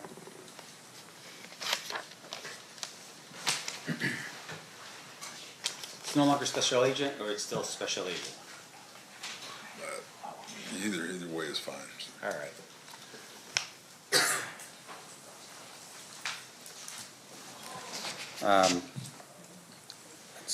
We'll stick with Special Agent Lee. Okay. All right. Now, sir, fair to say, working for the FBI would have been something of an honor, I would imagine, working for an organization like that. Yes. Fair to say, of course, that working for the FBI, I would imagine that other people would consider that to be the creme de la creme of investigation throughout our entire country. Yeah, some people would consider that, yes. You put on seminars for law enforcement agencies throughout the country to help them with their investigative efforts, to help them become better police officers and detectives, fair? You're talking about me specifically? No. Well, you as the FBI. Oh, okay, yes. And with regard to that, have you ever gone to Compton Police Department to learn how they do their investigative techniques, make yourself or your agency a better agency, or yourself as a better special agent? I'm sorry, could you repeat? Have you ever gone to Compton Police Department to see how they do their investigations to become a better agent yourself? No, I did not. All right. And once again, with regards to what you do as the FBI, you're very specific in your task, right? Your task is whenever there's a violation of federal law, for instance, you're the agency that would be tasked. I'm sorry. That's right. Yeah. With regards to federal law, if there's a violation of federal law, you're the agency that typically would be tasked with the investigation, right? Correct. Now, we talk a little bit about the 302s in this case. And a 302, just for the jury's edification, when you say it's a sort of a means, it's really just a piece of paper and a pen, right? It's a report. Right. And so you are writing out what your impressions or recollection was of a specific event or time, right? Correct. So if you're sitting in a room and we're having a conversation, you would note in your report who's in the room and what your impressions were of what was said and who said what, right? Correct. Now, of course, juries here would be curious. You know, we have recorders now, back in 1996, 1998 in this case. Mm-hmm. Recorders were available to the FBI, but of course that's not how you do your job. the use of recordings for the FBI they were not standard policy and procedure for the FBI at that period of time. Yeah, and you've retired since, what, 5 years ago? Yes. During that time period, has it changed in terms of that policy with the FBI? During the time period that I've been retired, Right, no, up until the time that you retired, has the policy changed? the standard procedure is no, not to record. Right, and so as a result of that, any recording that's done is typically not what the FBI does, right? You still focus on pen to paper recollection onto a 302. Yes. Okay. And so in terms of how you do it, the 302s that we read or at least saw put into the record is the work that you recall, your partner recalls during the course of an investigation. Of that event, yes. Okay. Now, in terms of the task force here, we talked a little about the task force project Safe Street. Is that what it was? Yes? Yes. Can you tell the jury a little bit of what that project was about? The Safe Streets Task Force? Yes. So it's a compilation of multi-agencies directed to address gang activity within specific areas. So the Safe Streets Task Force initiative is a national initiative, but then there are fundings and directives that are sent to specific areas to address areas of high crime committed by gang activity. Okay, and I would imagine gang activity would include violent crimes. Correct. As well as, say, in this case, drug dealing, Drug trafficking, yes. as long as it's associated with gangs. Yes, primarily so, yeah. Because of course you do have the DEA that also runs their own investigations as well. DEA, ATF, Yeah. we work with them. Now, in terms of your, about this task force, can you tell us at the time when you were operating on it, who was on the task force? Oh, I mean, there were several agencies in terms of specific agencies. Well, just in terms of your working with other people, do you recall at all who it was that was working on the task force with you at that time? Well, there were members of Los Angeles PD. We've had, I believe there was ATF.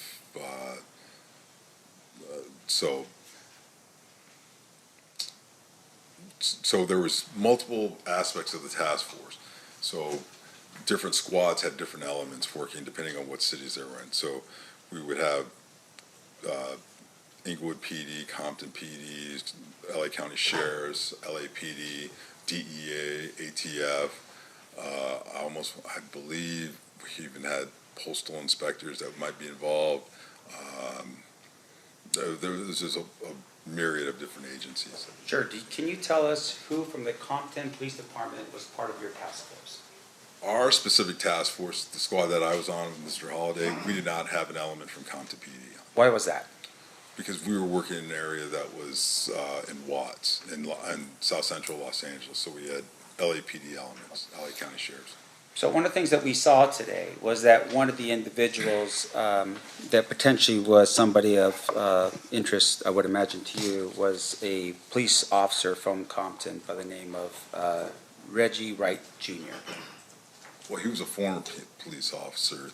There was Reggie Wright Sr., who was his father. Okay, so your work in Inglewood and this other area, I would assume that that information with regards to Reggie Wright Jr. would have been sent to whoever it is that was working that particular area of LA? Or of Compton. There was a different squad that was working Compton, yes. Can you tell us who that squad was? What do you, Who was in that squad? the agents, or, Yeah.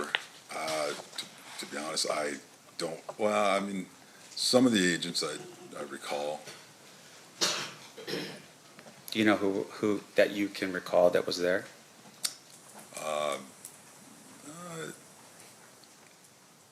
At that specific time, I'm not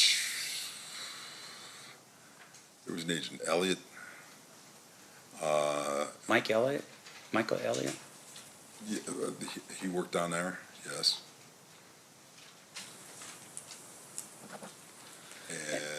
And I don't want to strain you a little bit here. Yeah, I mean, it's, yeah. So and the reason, for clarification, because over that time period, H's will change squads and things of that nature. Like I left the gang task force in 2003, and squads would move and change objectives. So who was working at that specific time?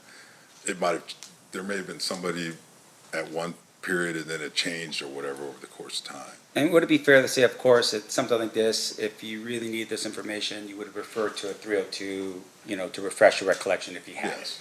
it? Okay. Now, in addition to that, though, in terms of your role here, there was a proffer session that was conducted with my client, with Mr. Davis. Yes. And that proffer was set for July 16th, 1998. That's the exhibit, I don't know, I think it's that one right there. That's correct. Up in the top right-hand corner, do you see the date? That was the date of the report. Right, so it'd be dated It was July actually 16th. July 14th. Oh, July. Okay, so even though the date says 16th on this, it would be the 14th? Yes, well, so there's a little bit like, the date of the 16th is the date of the report. Down at the bottom where it says 7/14/98, that's the date of the actual activity. Okay. And you're meeting with Mr. Davis, and specifically, you're meeting with him in terms of under the task force, which was gangs and whatever they're doing that's crime related to gangs. Is that what we were doing at this point under the Safe Street Task Force? Yes. Okay. And so when you meet with Mr. Davis, there was an understanding at that particular point that, hey, whatever you're going to tell us, we're not going to prosecute you for. Is that what was happening on that date? Under the proffer agreement, yes. Okay. And that proffer agreement, of course, does require the approval of the United States Attorney's Office that would be responsible for that area, right? Yes. And in this case, that person would have been Assistant United States Attorney Michael Terrell. Correct. Was he present for that meeting? Yes, he was. Okay, so it's you, your partner, another FBI agent, as well as Special Agent Michael Terrell. Assistant United States Attorney Mike. I'm sorry, Assistant United States Attorney Michael Terrell. And in that meeting, there was an understanding between Mr. Davis and his attorney that whatever was going to be said was not going to be used against them. Unless he came out and testified and said something that was contradictory to what he said in the proffer agreement, yes. Sure. Now, once again, we're talking about the federal government here, right? So was there an actual proffer that was signed by the parties indicating the understanding that you're telling us right now in terms of what was the terms of the agreement?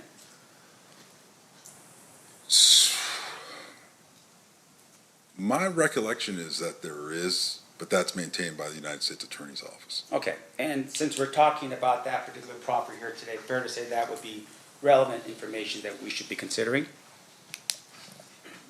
Would you Objection repeat that? to the form of the question calls for a legal conclusion. Okay, sustained if you would rephrase. So I want to make sure I'm clear here. We are talking about a proffer. You're telling us that there is an actual writing, a contract of some sort between yourself and Mr. Davis with regards to that proffer. Do you have a copy of it here today? That's not between myself and Mr. Davis. It was between Mr. Davis and the United States Attorney's Office. Okay. And once again, do you have a copy of that here today? No, I do not. Now, in terms of your understanding of this agreement, Mr. Davis gives an agreement, and in the agreement, I'm assuming, the idea behind it is that he has to give you truthful information, right? Correct. And if there's no truthful information, then he's exposing himself to a potential crime in which he's now freely admitted to it, right? I'm not sure I understand the question that So- you're asking. Here, I don't want to break it down for myself because maybe I don't understand. So a proffer agreement promises the person that you're interviewing that we're not going to prosecute you for what you're telling us. Right. If the person's lying and you catch them lying, then technically the proffer doesn't count anymore because they violated their terms of the agreement. Is that how that goes? If they lied during the agreement? During the Or proffer. during the proffer session. Right. So that doesn't necessarily, the benefit is for consideration for plea bargaining and sentencing consideration. So if the individual who's being interviewed during the proffer session shows a lack of candor, lies, and things of that nature, then the consideration for a plea bargain, plea agreement, will be considered by the United States Attorney's Office and what they will offer to that defendant. As far as using it against them, it's still the proffer agreement terms as far as using that information against them in that case in chief on that charge, we would still not use it. Does that make sense? Sure. I just want to make sure it makes sense. Right. Okay. So one of the things about the proffer agreement is it's, as I said earlier, was to set up it's the beginning of a sort of plea negotiation period. So we go to Mr. Davis, we say, you come in, you tell us the truth, we won't use it against you in this case or whatever, regardless of what you say, and the United States Attorney's Office will take that information, determine how useful, how valuable it is. For example, not in this case, not necessarily in this case, we've had individuals who provide information and then they actually go on to become cooperating witnesses for us. They're willing to testify in case against other co-defendants and things of that nature. All of that gets utilized in determining the sentencing for that person and for reducing their sentence on that federal charge. As you're suggesting, if an individual comes in and they're not truthful, they're providing us information that we know is factually inaccurate based on our other investigations, surveillance, wiretaps, and things of that nature, and statements from other witnesses, we would report that to the United States Attorney's Office, and they would take that as far as the sentencing that they would offer for the plea agreement. They would say, well, your client hasn't been forthright in candor. We're not going to reduce it at all. Did you do that in this case? Was there any recommendation from you or your partner back to the United States Attorney's Office, and specifically to AUSA Michael Terrell, that said, hey, Mr. Davis is not being forthright and truthful with regards to his July 14th, 1998 statement? I did not specifically do that. Whether or not Mr. Holliday did, I'm not aware. Now, let me ask you this then. So he gives a statement, and I want to make sure we're clear.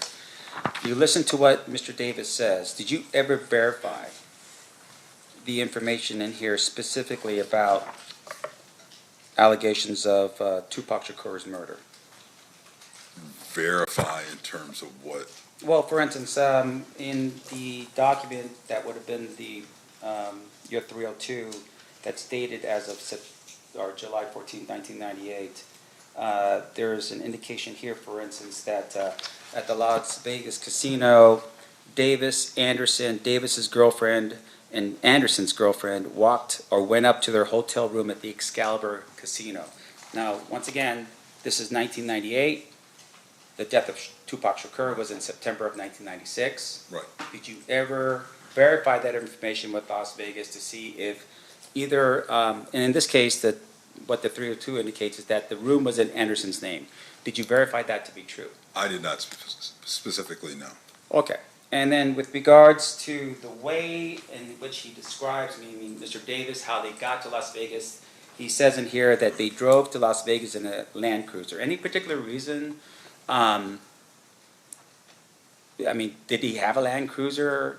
Was there any verification of that information? I did not verify that, no. Now, in addition to that, he had indicated that Corey Edwards, Kevin Davis, Terry Brown, and Big Dre, or AKA Big Dre and Wynn had also traveled to Las Vegas. Did you ever verify if any of those individuals went to Las Vegas? No, I did not.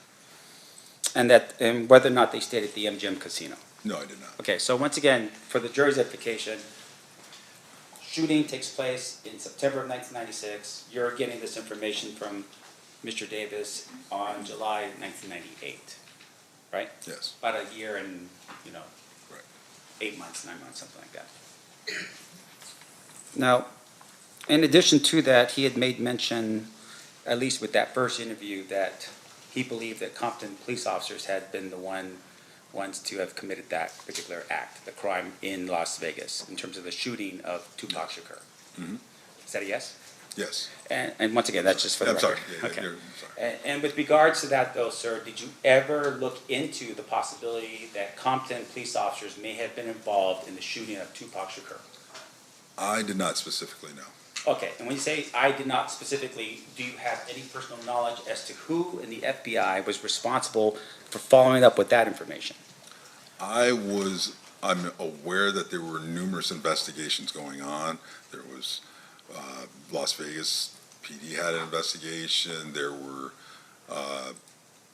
Compton PD, LAPD. There were numerous elements of investigation going on regarding the murder of Tupac Shakur. Regarding Mr. Davis, our squad, and what we were investigating regarding the gang activity and the drug trafficking and the charge that he was on, I was not specifically tasked to follow up and track that down. Who did, I'm not aware of. Now, fair to say though, of course, if you become aware of a crime like that, you would report the information that you have to whoever the responsible investigative agency would be, right? Correct. You're not just going to hold on to that information and just keep it to yourself, Correct. right? Or ignore it. Correct. So in this case, for instance, you share with us that there were wiretaps that were being done of Mr. Davis's phone during the time period that you were investigating. You recall that line of questioning? Yes. Now, a wiretap is not the same as a pen register, right? Correct. And just for the ladies and gentlemen of the jury, pen register is just numbers that you just that you keep recording in terms of what number is calling out, what number is being received. Correct.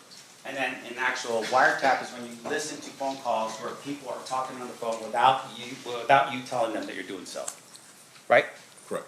So with regards to the information that you received and the phone calls that you had, were there any phone calls at all in which this guy over here, Mr. Davis, somehow admitted or said anything along the lines of that he was either involved in the murder of Tupac Shakur or that he was even in Las Vegas on the day it happened?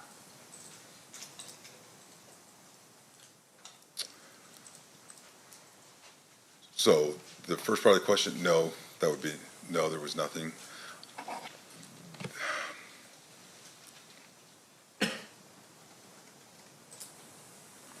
Regarding the second part, being in Las Vegas, I believe, my recollection is that there was conversation about being in Vegas and coming back to Vegas after the incident, the incident being the murder of Tupac Shakur, but that was it.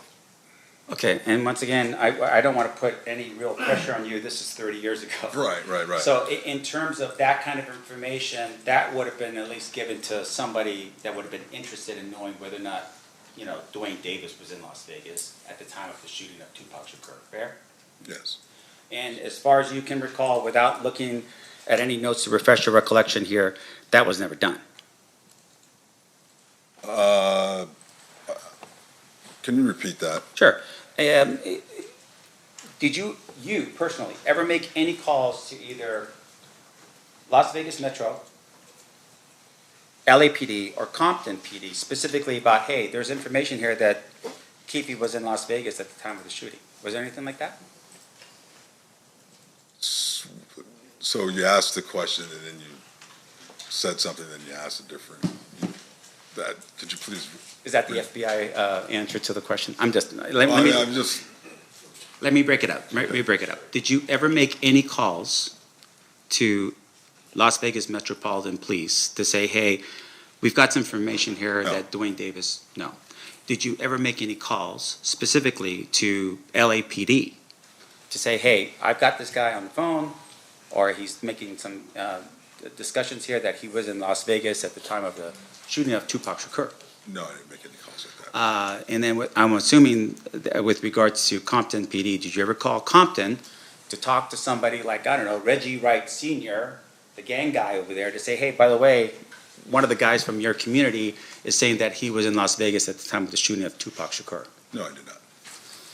And I appreciate you breaking that down because I didn't want the jury as well to be confused. Now, in addition to that, you had made mention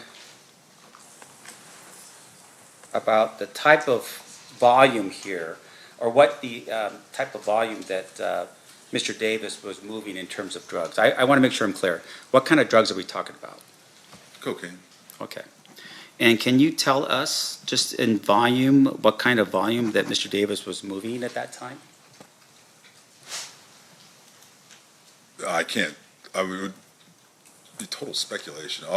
Based off of what was said in his statements to us. Yeah.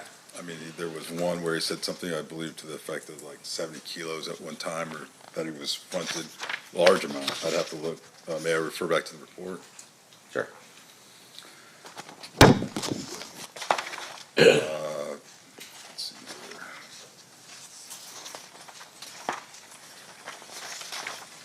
I know there's one for 60 kilos. I'm just want to make sure the jury understands. Oh, I'm sorry. Primo Fine Davis, 200 kilos at one time. Okay. So fairly large scale. Did you ever prove? Was that ever proven to be true? That he received that quantity of cocaine at that time? Yeah, sure. I mean, confidential informants show up on scene. Undercover police officers are there. No, sir. Anything like that? No. So it's literally what he's just telling you, right? In your 302 for this Yes. particular time. But no verification of whether or not that was true or not. Regarding that specific transaction, no. Sure. Or let me make sure I'm clear here. That specific transaction of 200 kilos is what we're talking about. Yes. Okay. Did you ever see or have any understanding of whether he was moving 300 kilos of cocaine every month as a drug dealer? Did you ever get any information indicating that he was moving 300 kilograms of cocaine every month? I did not have that kind of specific information, though.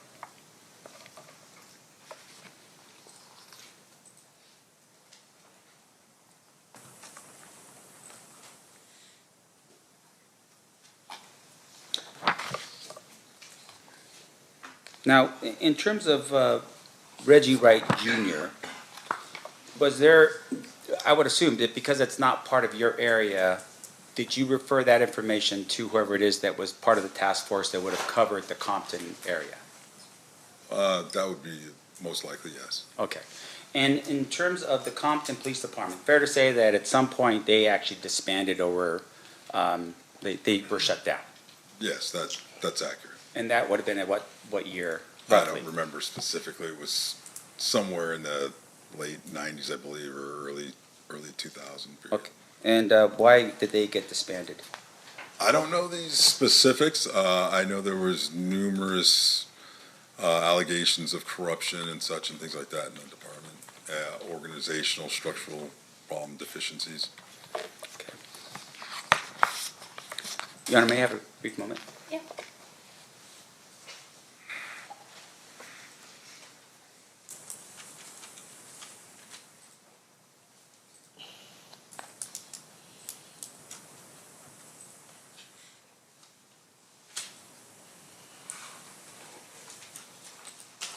So you shared a little bit about the next time that you meet Mr. Davis, and that was at the prison. Correct. And it's you and your partner still, Special Agent Holliday? Yes. And you go to that meeting, and he's sitting down and having a conversation with you, right? Mr. Davis, yes. Yeah.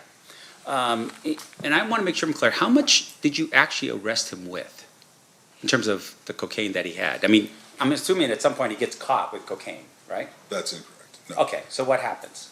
So are you specific the specific case that we had him charged with? Yes. And arrested? Actually, no, he was not caught with any actual cocaine. We intercepted conversations between him and another individual where they discussed a transaction before, the price, quantity, and then there were discussions after the delivery, and then there was even discussion. What kind of prompted more of the discussion? There was the two individuals had Mr. Davis and the other individual had a discrepancy over the quantity, the actual volume of the amount of cocaine. Okay. And outside of that, nothing to your recollection that was more specific about anything to do with the cocaine. Like he never actually got caught with it. He was just having conversations about it? Yes, that's correct. Now, in addition to that, when you're part of the task force, you are looking for potential issues with regards to violence. Is that correct? Yes. And in this particular case, had you ever come across any information in your in your wiretaps or anything like that of Mr. Davis putting out a hit on someone or green lighting some type of violent act to be caused against somebody? No. No, and that would have been part of your, it would have been maybe an enhancement under the sentencing guidelines in terms of if you're looking at increasing his amount of time, is that, hey, he's also doing something in furtherance of, his self. Violent activity and things of that nature, we would definitely be looking for, yes. Right, and in this particular case, you don't have any proof of that at all? No facts to that?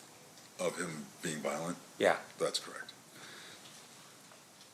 Now, there's a discussion here that Darnell Brim was identified as potentially the leader of the Southside Crips. You recall that? It should be at the end of the second 302 that you have. Yes. Now, in terms of that, did you ever verify that information as to whether or not Mr. Davis was lying or not about that? No, I did not personally verify that. No. And so as of this particular moment, as you're sitting here right now, do you have any facts at all that establishes that Mr. Davis was a shot caller or the leader of the Southside Crips?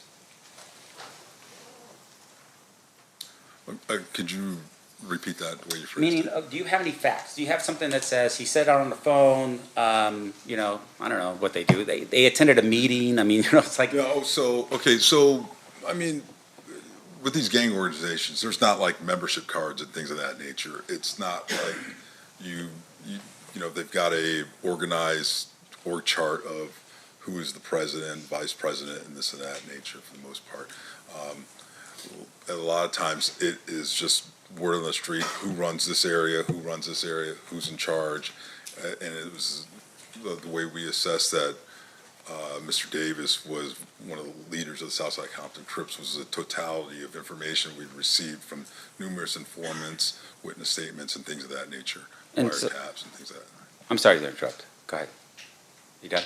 Yeah. Yeah, and I would imagine that because Mr. Davis was a drug dealer, that the money that he was bringing in was probably the reason why he was considered to be a leader in the Southside Crips.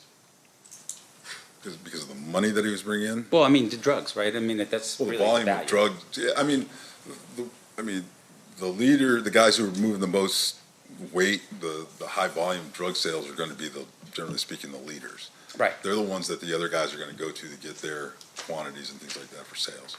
Sure. And in this particular case, that's the presumption, right? It's because Mr. Davis was a drug dealer, he would be considered with some status within the Southside Crips. Well, I wouldn't call it a presumption. Again, it's a totality of statements from other individuals and information that we got. I mean, it wasn't the fact that he was a drug dealer that all of a sudden alerted us and said he must be a high-level Southside Compton Crip. It was a totality of information from our investigation. Sure. Now, the word presumption, what does that mean, by the way? Presumption that you presume, you're making an assumption. But it's a little bit better than that, right? There are some facts that support whatever it is that you are throwing out there as the... That can be the case, yes. Now, in this particular regard, you talk a little bit about the Lakewood incident, right? It's in your report, I think, and I want to make sure on your 302, this would be... And, sir, if you run across it before I do, this would be page 4 of your 302, the date 7/14/98. Do you see where I'm at? It would be maybe the third, the 1, 2, 3, 4th paragraph down.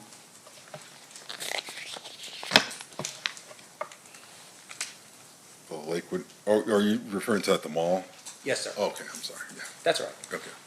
In terms of your presumption, the idea of the presumption, you're telling us that there is some facts that help you to have that presumption, right? Some facts. Can you tell us what facts you have to support that there was even a Lakewood incident that occurred? I'm sorry. You're asking what facts? Sure. We have several witness statements. Okay, so you have several witness statements. you are aware that there's allegedly, and according to what you write yourself, this was a couple weeks before the murder of Tupac Shakur. Marcus, who lived at the Southside Crip neighborhood, was in a mall by himself. A number of Blood Street gang members attacked Marcus and began beating him. Orlando Anderson and then others approached the situation, observed what was happening, then went to the aid of Marcus. They beat up the Blood gang members. That's what you wrote in your 302, right? That's for true, man. Yeah.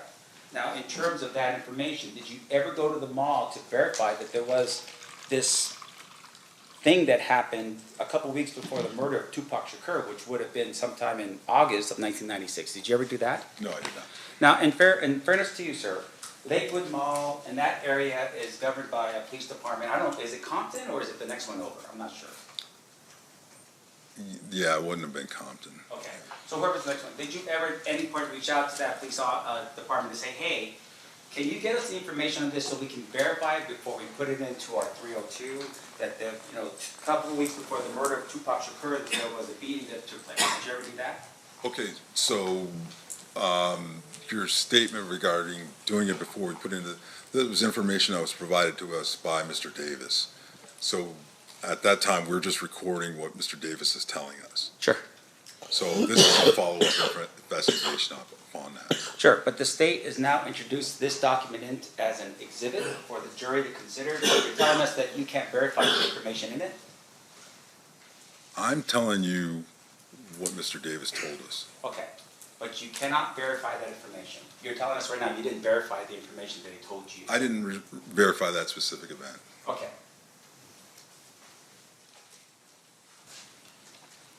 Do you know if your partner did? I'm not sure. If you're referring to Mr. Holliday? Yes, sir. Yeah, I'm not sure. I don't want to speculate yes or no. No, and I appreciate you doing that. I don't want you to do that either. Okay. Now, Mr. Davis is in prison during this time. At some point in the future, you had mentioned that he was in there April 20th, 1999, something like that? During the second interview, yes. Right. Now, did you at any point ever look at his, while he was in there, how he was doing, anything like that? Any write-ups he might have had while he was in there, anything like that? From the penitentiary? Yeah. No, I did not.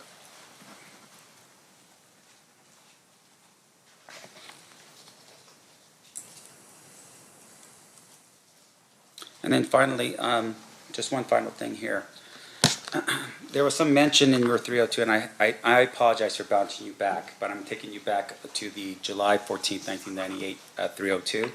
But in that 302, there was an allegation, or at least some information that you documented that stated that Reggie Wright Jr. Was dealing drugs out of a auto shop called the Untouchables Auto Shop, owned by Melvin Hurd. Do you recall that? That's actually on the top of page 4. Yes. Do you know why that's important and why you included that in your 302?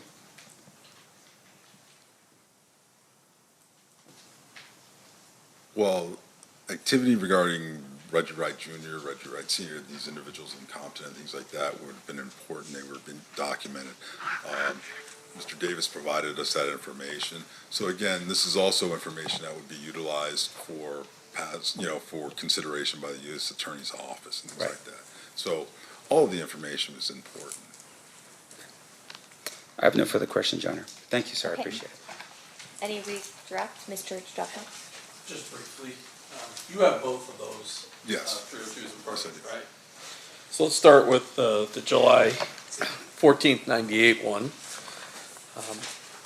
It specifically says in the first paragraph, also, it was understood that the information provided by Davis during the interview would not be used by the FBI in a way which would disclose to individuals outside the FBI that the information came from Davis. Correct. So other FBI personnel may have learned about this, but certainly you wouldn't be calling Las Vegas Metropolitan Police Department and telling them, hey, guess what Duane Davis just told me? That's correct. Yeah, there's a confidentiality portion of the proffer agreement that this is it's offered in a way to elicit information. It's saying, hey, what you tell us here is not going to be told to anybody, and we won't divulge that you're the one providing this information and things of that nature. And you're there talking to him, in your case, is about a drug case. It's not about Tupac Shakur. That just happens to be a subject that comes up in the conversation. That's correct. It's not your responsibility. Well, let me ask you this. Tupac Shakur is killed in the state of Nevada, the county of Clark. Who prosecutes murder cases usually for street-level shootings in Clark County? That would be like Las Vegas Metro PD, the DA's office here in Las Vegas. The state of Nevada. It's not a federal crime to commit a murder in Las Vegas in most situations. That's correct. And so you're just gathering this information, and you did what you promised, which was keep it confidential until such time as you were authorized by the U.S. Attorney to talk about it. The only other thing I want to ask you about is Mr. Sampt, there is a difference between proffer and immunity. Is that correct? That is correct. What Mr. Davis was telling you, you wouldn't use against him, correct? Correct. There wasn't any sort of immunity for any crimes that he disclosed. You just couldn't use the statements that he made to you to prosecute him for those particular crimes. That's correct. And that it was an agreement between the United States Attorney's Office and Mr. Davis. That's correct. At no point in here did the state of Nevada, the Clark County District Attorney's Office, or any agency other than the U.S. Attorney's Office make an agreement with Mr. Davis about these 302s. That's correct. Nothing further. Any recross based on that, Mr. Sampt? I'm sorry, what was that last question again? I'm trying to figure that out. Hey, so you're telling us, you're giving us information right now about your knowledge of what the other law enforcement agencies had agreements on or not? How do you know that? I didn't give that information. I didn't say that. So can we repeat that last question? We don't have All right, that capability. We can pause and show you. No, that's all right. I just want to get to the point. What Mr. DiGiacomo just asked you was that, there were no other agreements with regard to your agreement. Your agreement was the sole agreement between yourself and Mr. Davis, or FBI and Mr. Davis, and no other The United entity. States Attorney's Office and Mr. Davis. I apologize. The United States Attorney's Office and Mr. Davis, and no other entity, right? I think that's how it was put, Yes. right? Yes. You don't know that, though. Did you, when you... What?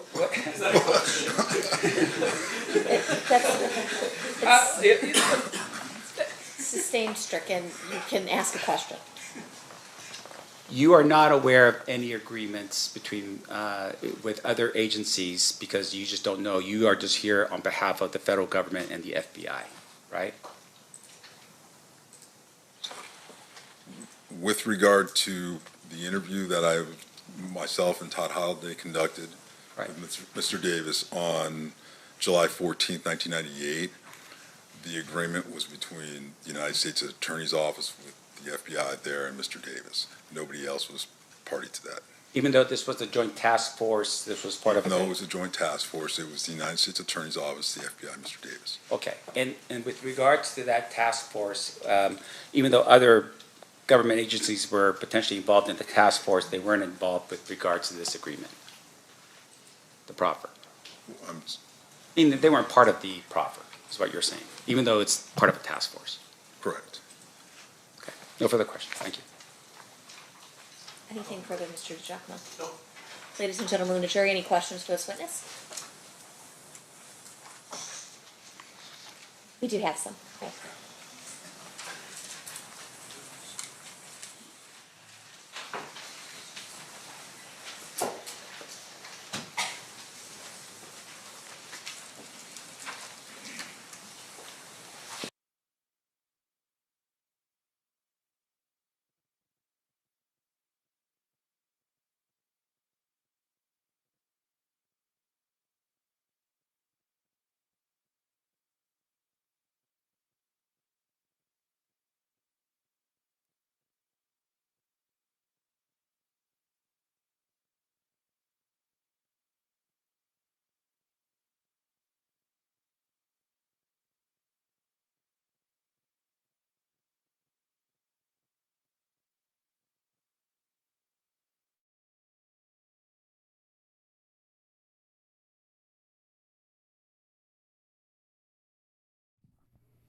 All right.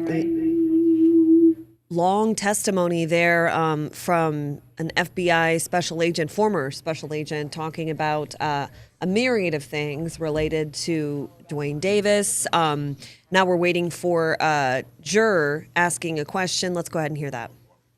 Yeah, so Okay, Okay. they have these questions. I'm Right. asking you to answer them. Okay, so the motivation behind the interview in the subsequent interview in '99, we were following up on other investigation.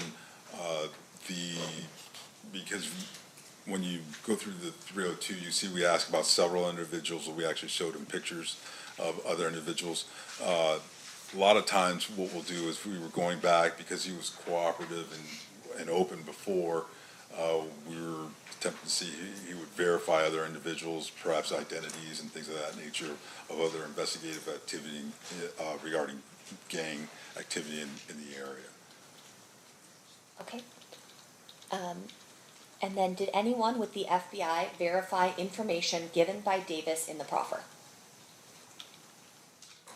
I mean, the total regarding the totality of there was quite a bit of information when we asked about certain individuals and things that he said that we already knew. So because he provided information during the proffer session, there wasn't a need to necessarily go back and verify because we had an idea about the answer to the question. Sort of like you ask a question that you know the answer to, that's how you know if somebody's lying. You start off with that, things like that, simple things, and then you kind of work your way in to other information. So there was a lot of information that we already had other corroborated information on. So when he's providing that information, we have a general idea whether or not he's being open and candor and truthful based off of other investigation, whether it's surveillance, wiretaps, witness statements, and things of that nature. And you might have already answered this, but it's the second part of the question, so I'm going to ask it. What information was followed up on by the FBI that was given in Davis's proffer, if you're able to disclose it? What other? What information was followed up on by the FBI that was given in Davis's proffer that you're able to disclose? So, I mean, it's been 30 years. It'd be very difficult for me to follow up on every single aspect. Again, a lot of the information, because it's historical, some of these things that he's talking about went back several years prior to into the early 90s period. So he's talking about, prior drug transactions and things of that nature. It's very difficult or almost impossible to truly verify those types of things. Other things that he talked about, for example, like recordings that were played or photos that he was shown of individuals where he identified and said this is so and so, that corroborates what individuals that we know and things of that nature. So there were things that were done. Was there a specific checklist, tasking list that was put out after that interview, the proffer interview, to go out and say, go verify? That's really not the way we operate. Usually these files have hundreds of documents in them over the course of an investigation. There's hours and hours and countless hours of wiretaps and things of that nature. So we've got a very voluminous amount of information to go back and check and things that along the way. So at this point, he was already indicted, arrested, and basically going towards either trial or sentencing. The proffer agreement really was an opportunity for him to help himself on sentencing. And then for us to maybe, if he wanted to cooperate and things like that, to possibly open up further avenues of investigation for other individuals who weren't in custody or that were still under investigation. All right. Mr. DiGiacomo, any follow-up based on those answers and those questions? Mr. Sampt? No, you aren't. Okay. All right. You are free to go. Thank you so much. Sorry. Just leave them right there. Mr. DiGiacomo will pick them up. I'll grab them from you. Thank you. Are those our exhibits? Yeah. Okay, perfect. Yeah, for sure. All right, statement called our next witness. Darren Dupree. Your Honor, before we do that, maybe our coach. Sure.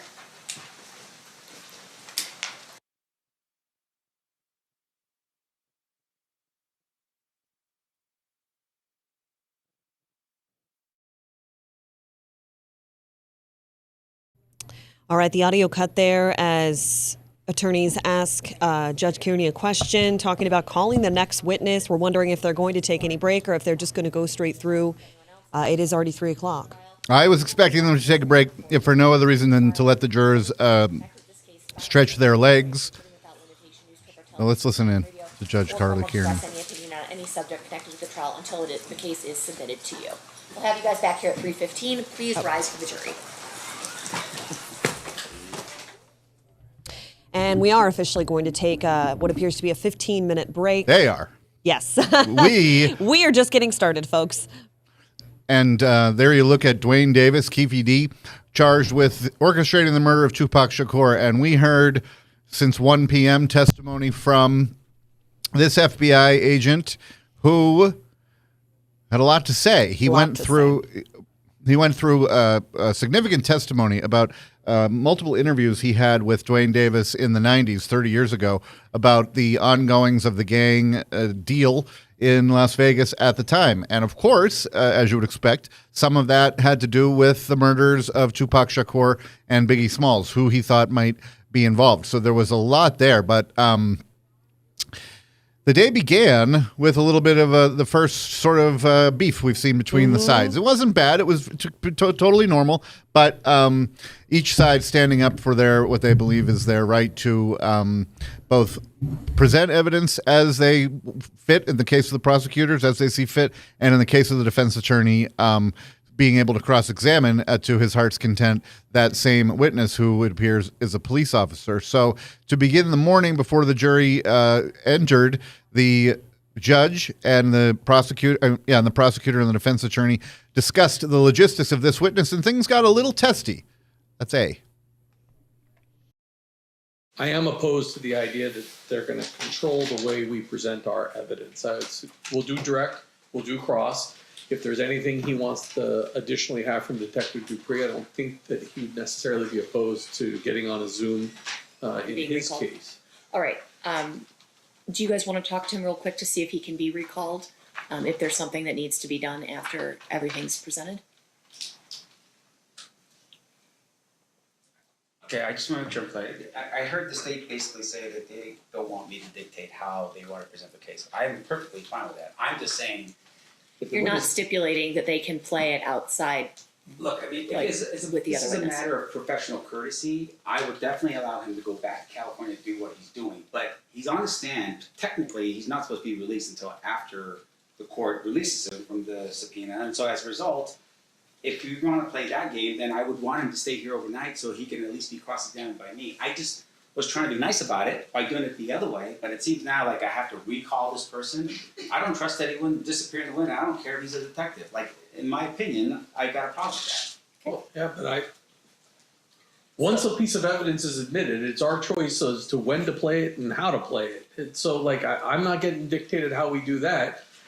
If he's done with cross, if he's going to delay cross and keep him on the stand long enough, he's free to play it during this cross-examination if he wants to. Once a piece of evidence is admitted, it's admitted, right? Right. So if you're going to have him verify it and then not play it until closings or something, that's your prerogative. Or I could just, on Friday decide we're going to play, because we have hours and hours and hours of audio to play, and just having somebody sitting on the stand for audio is not necessary. Okay. I can present it in any manner I want to. It doesn't require the witness to be here to listen to it. And so it sounds like what Mr. Samp is saying is he has no objection to you doing your direct and then playing it without him being here, and then he would like to do his cross tomorrow. So I was just going to see if... I just don't think we'll be through it by tomorrow. Quite a lot of back and forth there. A little heat there over a scheduling issue. Yes, bit. And I don't believe we've heard that officer's involvement yet because we were spent the majority of today on FBI Special Agent Wade Lee, who was involved in this investigation into Keffe D and the ongoing the goings-on of the Crips gang in Los Angeles. But look, those two attorneys are consummate professionals, but they have a job to do, and if things get a little bit testy, that's why the judge is there. She's got to make a decision. But normally, except for, extenuating circumstances where someone might say, hey, I can testify Wednesday and Friday, but I can't testify on Thursday. Usually that's okay. But you heard Michael Sanft say, I don't trust anyone in this case to come back. And his concern is, it seems, is that someone would testify against Keffe D, his client, Duane Davis, accused of orchestrating the murder of Tupac Shakur, a confessed gangster, and say, all these bad things, do all the, he did this, he did that, we have this against him, we have that against him, and then say, gotta go. And actually, you know what? I'm not available for the next few weeks. I'm on a cruise. And this is nothing about this is just hypothetical. In general, yes, of course. But he says he wouldn't put it past anyone in this case. Well, I don't blame him. Everyone in this case is dead for the most part, and it's been 30 years. And good luck finding someone who's not interested in coming back, which is why they have you stay. They say, okay, we expect you back here tomorrow at 9 a.m. Well, if the guy tells you he's not coming in at 9 a.m., when's he going to come back? Yeah. You need to know that if you're the defense attorney. So that's why, that was a pretty normal back and forth between two attorneys whose job it is, whose lives it is to argue.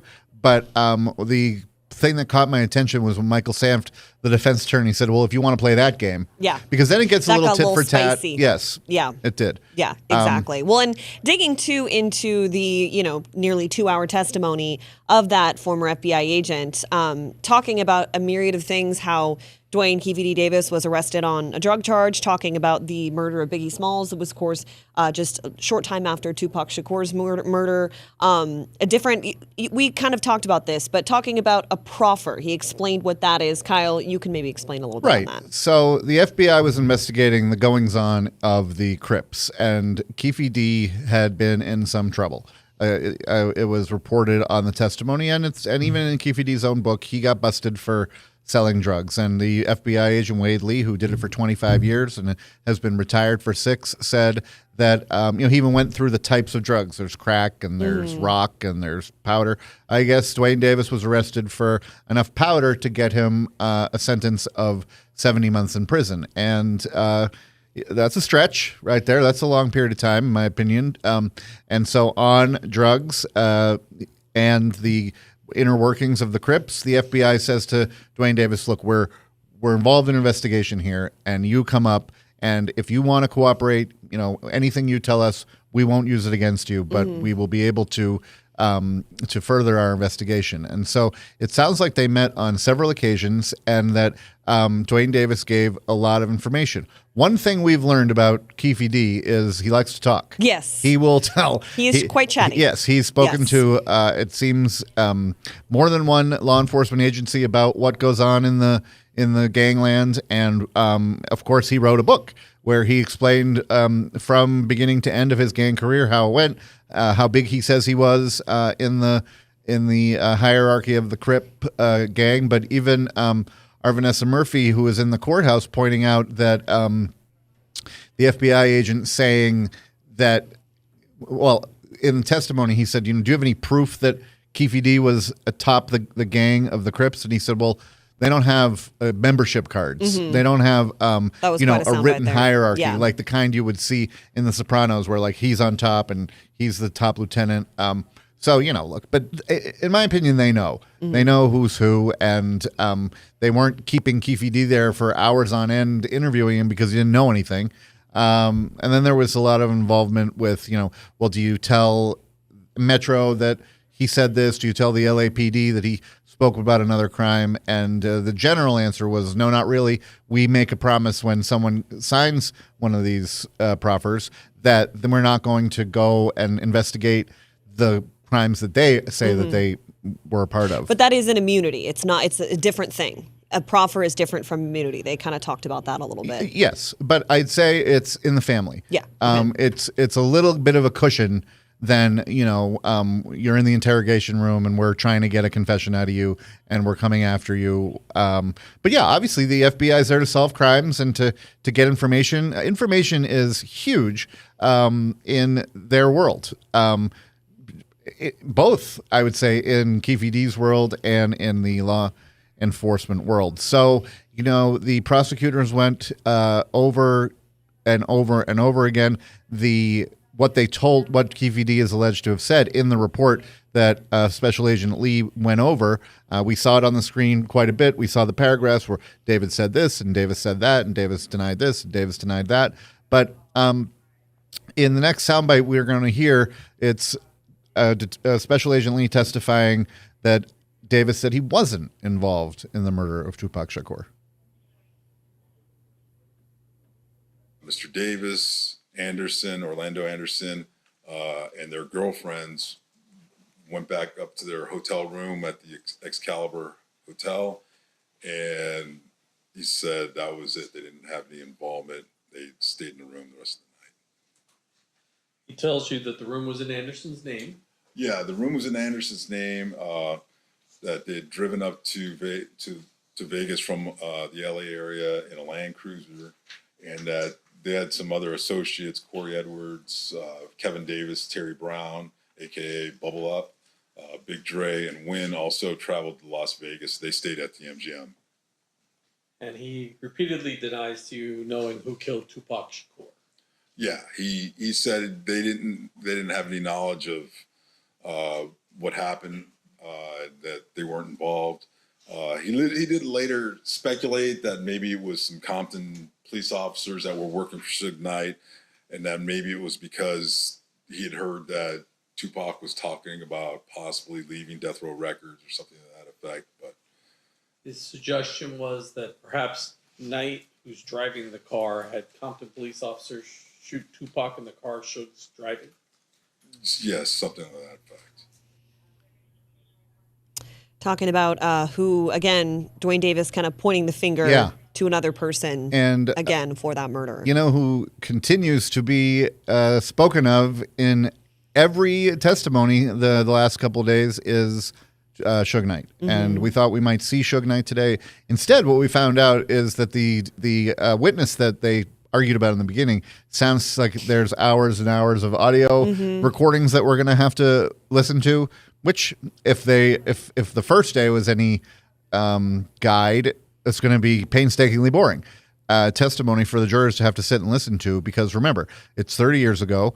The audio is not clear like it is today. It's not. We're not going to be sitting back and watching an interrogation, which can be, somewhat entertaining. We're going to be listening and probably reading the testimony over the course of several hours. And we don't know what that testimony is exactly, but I would imagine it's along the same lines as what these prior law enforcement agents have talked about, which is just what Keffe D told people along the lengthy 30 years since the rap icon Tupac Shakur was killed here in the streets of Las Vegas almost 30 years ago. And as we've said, this comes with a 30-year-old case, right? The evidence is going to be much different in this case than it is, say, another big trial case of something that happened 4 or 5 years ago, or even a year or two ago, even 10 years ago. No. Very different. This could be a college course in culture, in a certain culture from a certain time, because what you have is really a 101 guide to gang activity and the hierarchy and how the inner workings of a really serious gang worked. The complicated inner workings. Yes. It's very much, you really have to pay attention to, who was on what side and who had beef with whom, and very, very complicated that I think it's taken a few people to explain even remotely. Yes, well, because they're getting into the key players who were in that fight at the MGM, who might have been in the car, what motives they might have had. But in addition to, the complicated, there was a pecking order, but it was seemingly informal, but they knew what it was, according to this testimony. But we're also learning about the music world and about some tremendously huge celebrities at the time, including another celebrity who died, Biggie Smalls, Christopher Wallace. And that is some of the subject of how Keffe D may have discussed that with the FBI in number C, or letter C. He repeats that he had nothing to do with either Tupac Shakur or Christopher Wallace's murder. Yes, he actually, he said that himself and Mr. Orlando Anderson were not involved in the shooting death of Tupac Shakur, and as well as anybody else that he was associated with, and with Tupac or Mr. Christopher Wallace, Notorious B.I.G. Does he speculate again as to who would have been involved in these two murders? Well, he said, he told us he didn't know who killed the two rap stars, but that he believed individuals from New York associated with Puffy Combs or individuals associated with Death Row Records could have killed Shakur, and that individuals associated with Death Row Records killed Mr. Wallace. And then he talks a little bit of the gang war that occurs shortly after the murder of Tupac Shakur. Yes. Basically, he said that there was a conflict between Davis and Mr. Marion Knight that resulted, as a result of the shootings, that the conflict, there was basically a war going on between Southside Compton Crips and Compton Blood Pirate gang members, stemming from the mall altercation with Marcus Nunn and Orlando Anderson, other members of Southside Compton Crips, along with the Compton Blood gang members.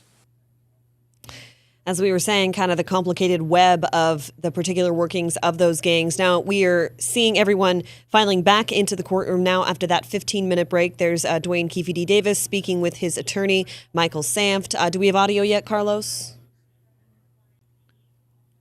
I thought it was interesting how we're not only getting, we were talking about how we're getting education about how the gangs work and how the music works, and that soundbite, that 2 minutes from the FBI special agent, dealt with both.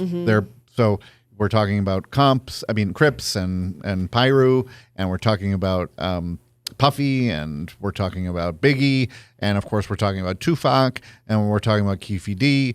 Then at the end, we got some names that we start to recognize, including Orlando Anderson, Baby Lane, who he was right in the middle of this. And earlier today, they were talking about his being in Las Vegas, and yesterday they were talking about his being at the center of that fight after the Mike Tyson fight in the MGM. And now we have some audio. So as we take the final turn towards the last 2 hours of court on 8 News Plus, the jury entering the courtroom for the last leg of today's testimony, another witness about to be called by the prosecution. And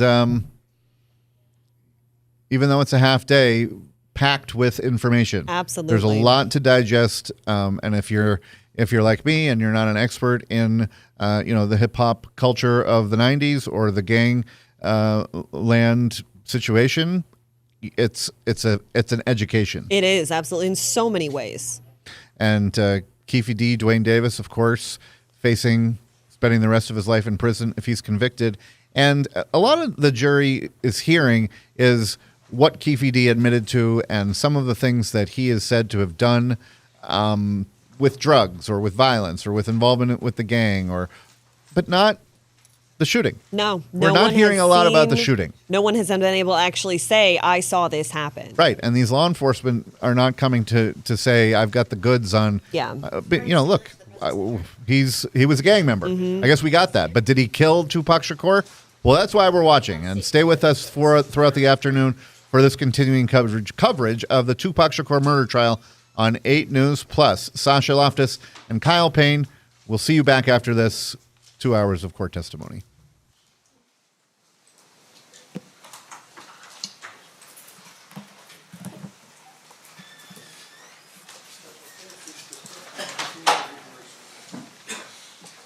Good afternoon. You solemnly swear or affirm the testimony you're about to give in this action shall be the truth, the whole truth, and nothing but the truth, so help you God? I do. Thank you, sir. You may be seated. And if you please state your full name and then spell it for the record. Daryn, D-A-R-Y-N, Dupree, D-U-P-R-E-E. Thank you, sir. Whenever you're ready, state, you may proceed. Thank you. Sir, how did you used to be employed? I was a detective for the Los Angeles Police Department. How long were you with the LAPD? 33 and a half years. And when did you start? In 1990. And through the majority of your career, what kind of crimes did you focus on? Homicides, gang homicides. I'm going to direct your attention to approximately 2006, were you asked to be part of a task force related to the Christopher Wallace murder?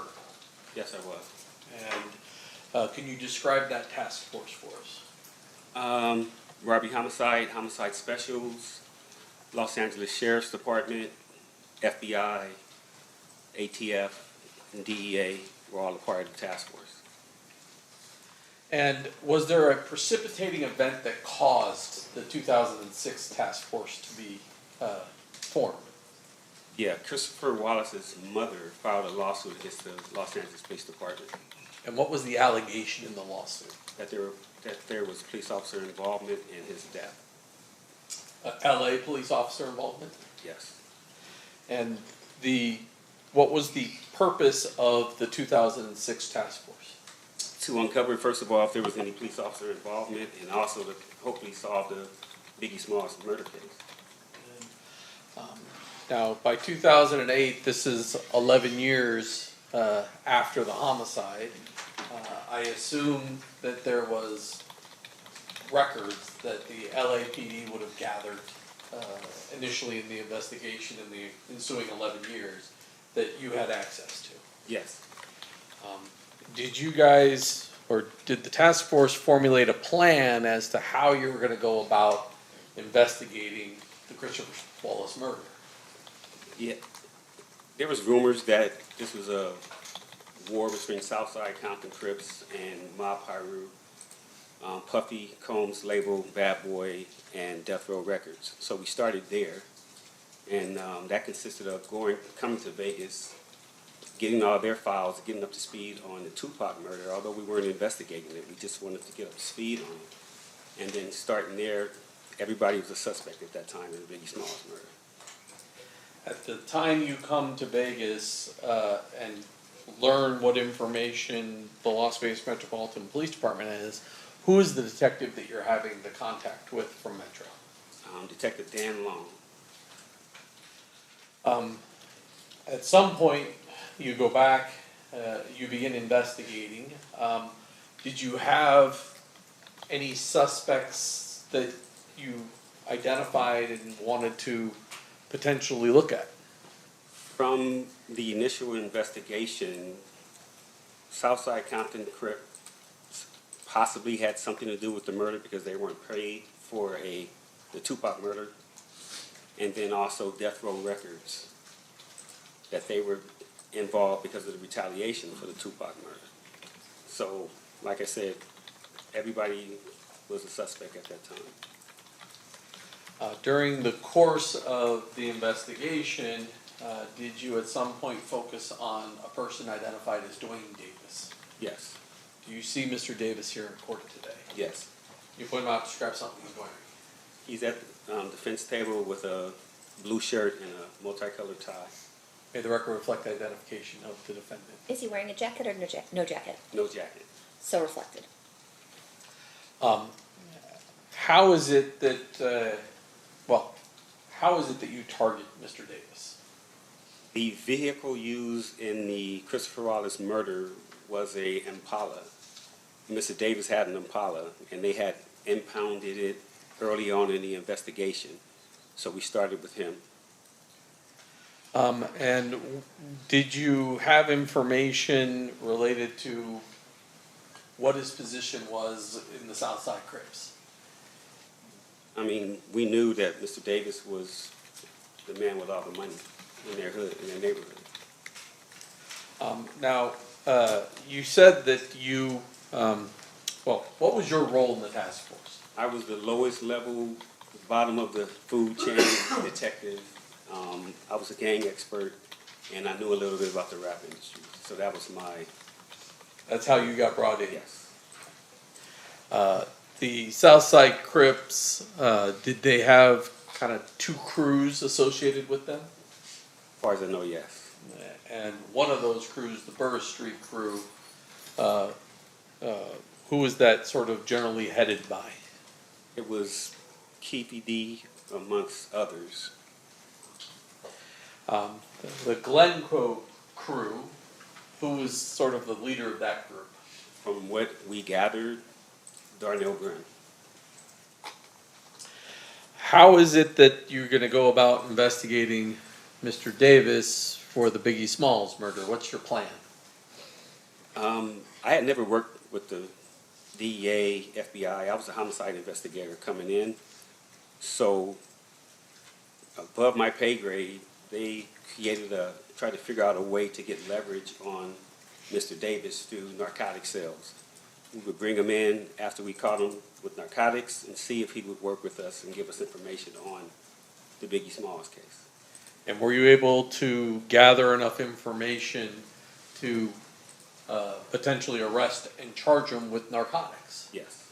And how much narcotics are we talking about here? From what I remember, it was PCP, a gallon, and a kilo of cocaine, if I'm not mistaken. And with Mr. Davis's past criminal history as well as that amount or weight of drugs, what kind of sentence was he looking at for that type of drugs? As I said, I wasn't familiar with the Fed system. From what I was told, though, that was a life sentence with the amount of drugs that were confiscated. So once you've gathered all this evidence, do you do anything to indicate to Mr. Davis that you've got your leverage? We met with him. And who's we? Me and Detective Greg Cady. And where did that meeting take place? If I recall, it was at Mr. Davis's residence, maybe in Rancho Cucamonga or Corona. I forget the location. And we sat in his garage and we advised him of what we had. And we get an attorney and we'll meet with you a couple days later in LA at the Fed building and we'll discuss it more. Now, was there a suggestion to Mr. Davis that he shouldn't use a lawyer by the name of Edie Fall? I don't know anything about that. Does there come a point in time when you wind up at a meeting with Mr. Davis and his lawyer? Yes. And that first meeting, what are you there to talk to Mr. Davis about? To show him the evidence that we had against him, the video surveillance that we had. We did a lot of surveillance on him to show him everything we had and what he was looking, to receive as a case against him.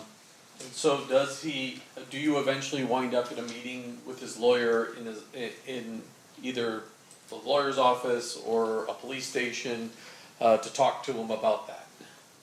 I think that first meeting was at the AUSA's office in downtown Los Angeles with him and his attorney and about 4 or 5 people from the task force. And was there your understanding as to what the circumstances of what you could and couldn't use against Mr. Davis about what he's talking to you about? Yes, and again, I'm just in the room. I never even been in the AUSA's office at that time. So I'm just observing what's going on. Did anyone use the term, this is a proffer? Yes. And was that agreement between the AUSA, do you remember that AUSA's name? Timothy Seawright. And do you remember the attorney for Mr. Davis, his name? Wayne Higgins. And so there was an agreement in that first meeting that this would be a proffer. Yes. And during the course of that, do you ask Mr. Davis about his involvement in the Biggie Smalls murder? Yes. And what is his response? At that time, he said, no, we didn't have anything to do with that. When he said, we didn't have anything to do with that one, did that trigger anything in your mind as to what he was saying? When I recall, yes. We were like, that one, what do you mean? And then he said, we did the other one. He said, we did the other one. And so, at that point, what did you think he was talking about? Me personally, the only other one was Tupac. But we had nothing, we didn't think we were talking about Christopher Wallace. We didn't ask him any questions about Tupac. He offered that on his own. And so when he does that, is there some discussion then of maybe having a conversation about Tupac? It was a surprise to us. Number one, we were shook. We were surprised. Yes. I mean, I don't know if we shut that meeting down then to discuss what we were going to do. I don't remember, but we were surprised. Does there come a point in time when there's a meeting set for December 18th of 2008 to talk to Mr. Davis about the Tupac Shakur murder? Yes. In your understanding, was that still based upon the agreement between Wayne Higgins and the U.S. Attorney that it would be a proffer session? Yes. At that point, before having this conversation with Mr. Davis, has anybody notified Las Vegas that Mr. Davis is going to be talking about the Tupac Shakur murder? Unfortunately, no. Were you present on December 18th for an interview with Mr. Davis about the Tupac Shakur murder? Yes. And did you subsequently learn, or previously learn, but subsequently learn that that conversation was recorded? Yes. Do you know who recorded that statement? One of the members of the task force, Bill Holcomb.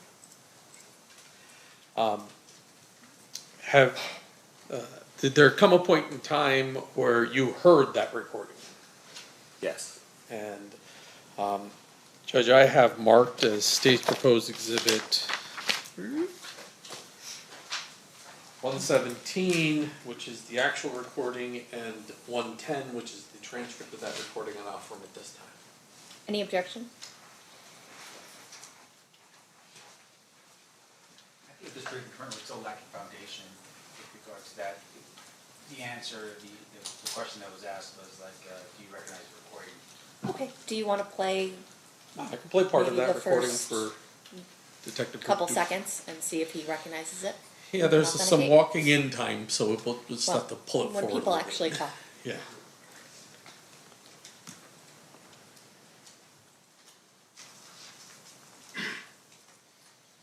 I'll just jump forward.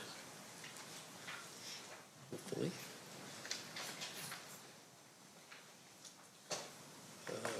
My volume off? People or his associates, that's not a concern to us. Yeah. If you had told Mike, we would have talked to him. We wouldn't want to talk to him. Okay, another. Does that sound like the conversation that was happening on December 18th, 2008 with Mr. Davis? Yes. And who was present at this besides yourself that you recall? The lead detective, Detective Greg Kading. He was mostly in charge. Bill Holcomb and me. That's all I can remember. Was Wayne Higgins present as well? Wayne Higgins was there, and I'm sorry, so was Mr. Davis, of course. And do you recall where this conversation took place? It might have been at Wayne Higgins' office. As I once again reoffer 117 and 110. Did you want to show him 110 to verify that is the transcript of it? Oh, you want me to? Well, that was the objection, was that Oh. the foundation wasn't accurate, and we talked about the first item, but not the second. You take a look at that. You can read through as much as it is you need to. That appear to be a transcription of that particular meeting. Yeah, I remember.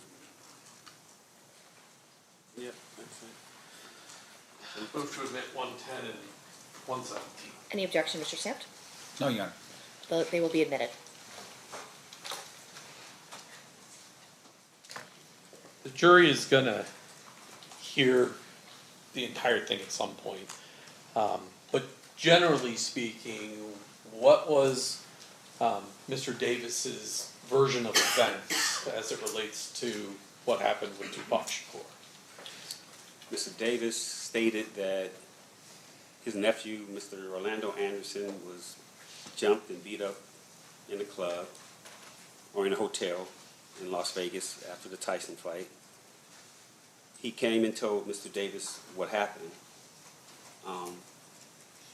They went looking for Tupac, Suge, anybody who was involved, basically, in the beatdown of Mr. Anderson. And they couldn't find him at first, and then they saw him, and basically, Mr. Davis had the gun at first, but they came up on the passenger side of Suge Knight and Mr. Shakur's vehicle, so he couldn't shoot across the driver. So he handed the gun to Dre in the back seat, Andre Smith. He was afraid to shoot. Mr. Anderson grabbed the gun and shot across Mr. Smith into Mr. Knight's car that Mr. Tupac Shakur was in with Mr. Knight. And did he tell you what kind of vehicle he was in? He was in a white Cadillac.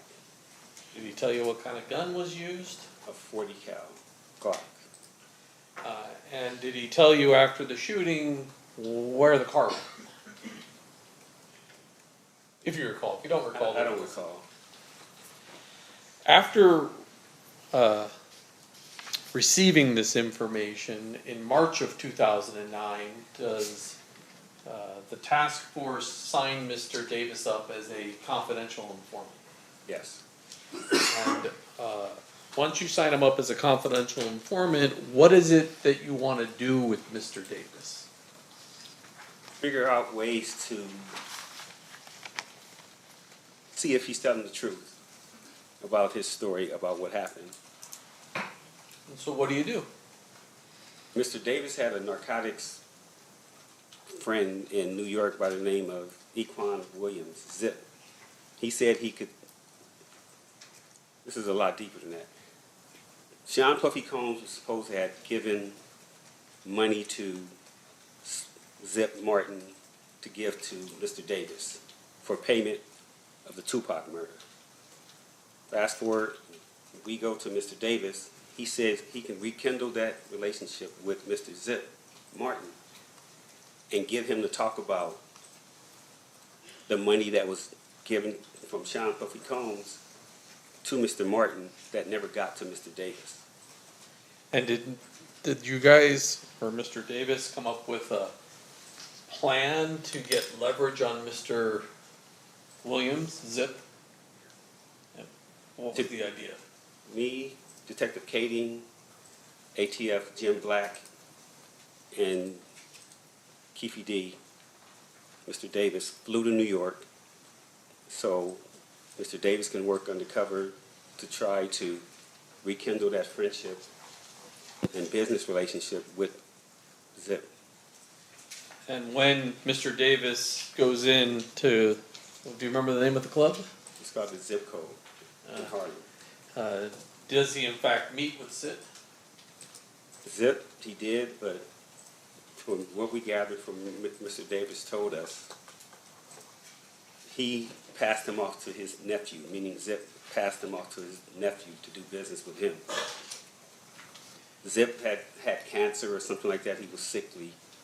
He said he wasn't in the business no more, something like that. So it didn't work. So he was unable to reestablish a business relationship and do a drug deal with Zip so that you would have leverage to then talk to Zip about what Mr. Davis told. I'm just confirming the information you just provided. What? You're just confirming that the information that you just were provided is what? I'm just confirming the information that he just testified to. So then, overruled. You may answer. Yes, he couldn't rekindle the relationship.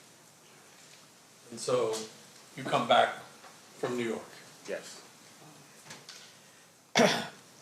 At some point, does the LAPD establish whether or not LAPD officers were involved in the murder of Mr. Wallace? We found out that was not any police officer involved. And eventually, Mrs. Wallace's lawsuit is resolved. Yes, it does. At some point, are you directed to attend a meeting involving Wayne Higgins, Duane Davis, and Dan Long, the Las Vegas Metropolitan Police Department investigator on Tupac Shakur? Yes. And on September 9th of 2009, did you in fact attend that interview? Yes. And was that recorded? Yes.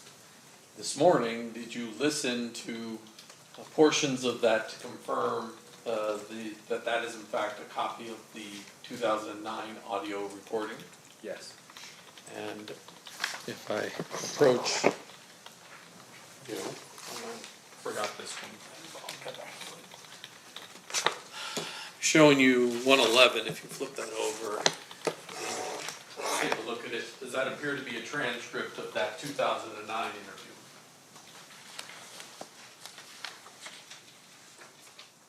Yes. Move to admit 111 and 118. Any objection? No objection, Your Honor. So admitted.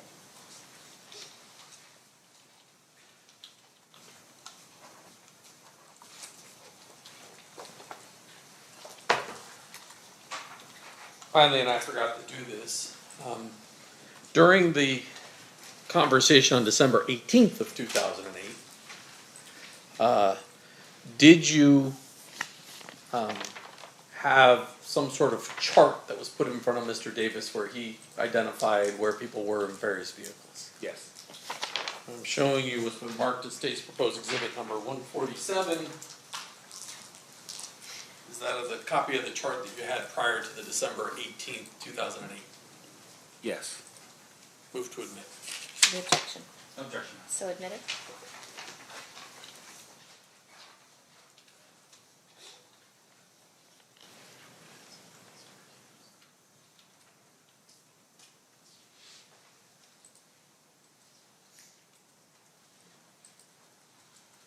Thank you, sir. I passed the witness. Cross-examination, Mr. Smith.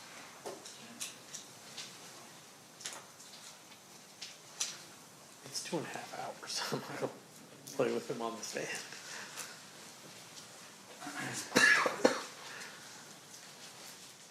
Mr. Dupree, we had some conversations here about what you did on this case. Did you ever write any reports on this? Sure I did, yeah. When you say you're sure did you review any reports in preparation for your testimony here today? I think I reviewed one report. Which report did you review? It was a DEA 6 passing the case over to Las Vegas Metro. And with regard to that report, did you draft that report yourself? Yes. When you say it's a DEA 6, is that a form? Yes. Is that a form used by the DEA agency, I guess would be the Drug Enforcement Agency? Yes.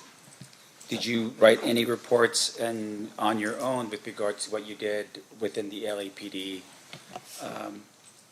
umbrella or report writing? I'm sure I did. When you say you're sure did, are you telling us today that you don't know for sure what reports you wrote? I'm saying that when you have a cold case, a lot of reports are already written. So you interview people and you do a statement on it, but the majority, this was 2006 when we started, the murders happened in 1996 and 97. So a lot of the reports were already written. So with regards to, you're classifying this as a cold case? Yes. And what is a cold case to you? It's a case that takes a long time to solve. And with regard to the cold case, which are you talking specifically about the murder here, the murder investigation of Tupac Shakur? I'm talking about what we classified Christopher Wallace's case. I don't know if they classified Tupac a cold case at that time. I see. So you were part of the task force specifically on Biggie Smalls, which is called Biggie Smalls. That's why we started the task force, because of the lawsuit. All right, and you are classifying that as the cold case? Yes. So all your work would have been under the Biggie Smalls investigation, not necessarily under the Tupac case that we're here for today. Yes. And so with regard to your actions on the Biggie Smalls case, a lot of what you're doing sort of blends into, at least some of it blends into the Tupac investigation, but that wasn't your investigation. No. That was Metro's investigation. Yes.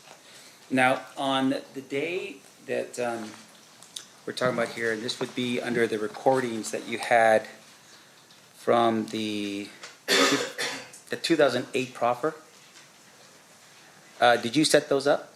No. Who set them up? Probably the lead investigator, Greg Kading.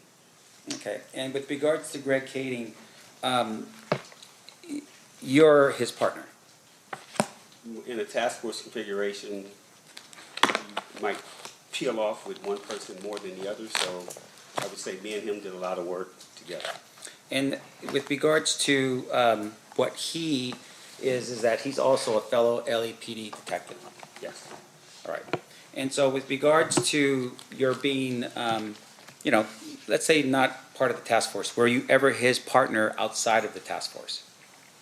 I met Detective Kading at Wilshire Homicide. Wilshire Homicide is the area that Christopher Wallace was actually killed in. Robbie Homicide inherited the case or took the case because they had more resources to work. Me and Greg worked together at Wilshire Homicide. Greg Kading started this task force, and he brought me over years later to this task force. I see. So up until that point when he brought you over, you guys weren't partners? No. He was working narcotics. Greg knows the narcotics FBI DEA system very well. I didn't. All right. And so in terms of your awareness about the Tupac investigation, when were you first made aware of the Tupac investigation? Through the media, as soon as it happened. Right. I mean, everybody knew about that. And in terms of though your involvement or the official, are you telling us it's at the time of the proffer that you become sort of more involved in the Tupac? At the time that Mr. Davis offered the information that he offered is when we even thought about doing anything with Tupac. But isn't it true though that you actually were more aware, you actually were that Detective Long was the Metro detective on this case as early as 2004? I didn't start until 2006, so I just knew he was the investigator assigned to the case when I got there. I see. So as of 2006, you would have been aware that Detective Long was the investigator from Metro? Maybe 2006, 2007, when we decided to come out to Vegas and gather intel on the Tupac case, just for investigative reasons. Okay. And with regards to your participation in the task force, was there a name for the task force? Christopher Wallace Task Force. Okay, so it's the Christopher Wallace Task Force. And you first contact Mr. Davis on, looks like November 21st, 2008. Is that about right? I don't remember the dates, but... Okay. Now, in terms of your, you're saying though that your review of the evidence in preparation for today's, or your reports in preparation for today's testimony just consisted of the DEA 6 form? Yes. Now, at the time of November 21st, 2008, you and Greg Kading are the ones who initially contacted Mr. Davis, right? You didn't do it by yourself. No, me and Mr. Kading.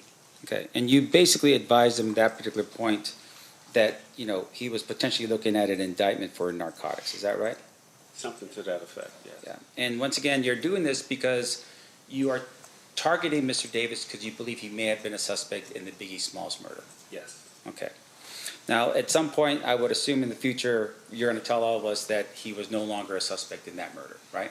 That is correct. You found information that were indicating that the car that was potentially the car used in the Biggie Smalls murder was not his vehicle, maybe somebody else was there. And there were some issues with regards to his location that he wouldn't have been the one to be the shooter in the case. Whatever the reasons, I just know he wasn't involved in the Biggie Smalls murder. Okay. And then with regards to your conversation with Mr. Davis, when you had that conversation at his home, you talked about being in the, I guess, the garage of his home at Rancho Cucamonga. Is that what it was?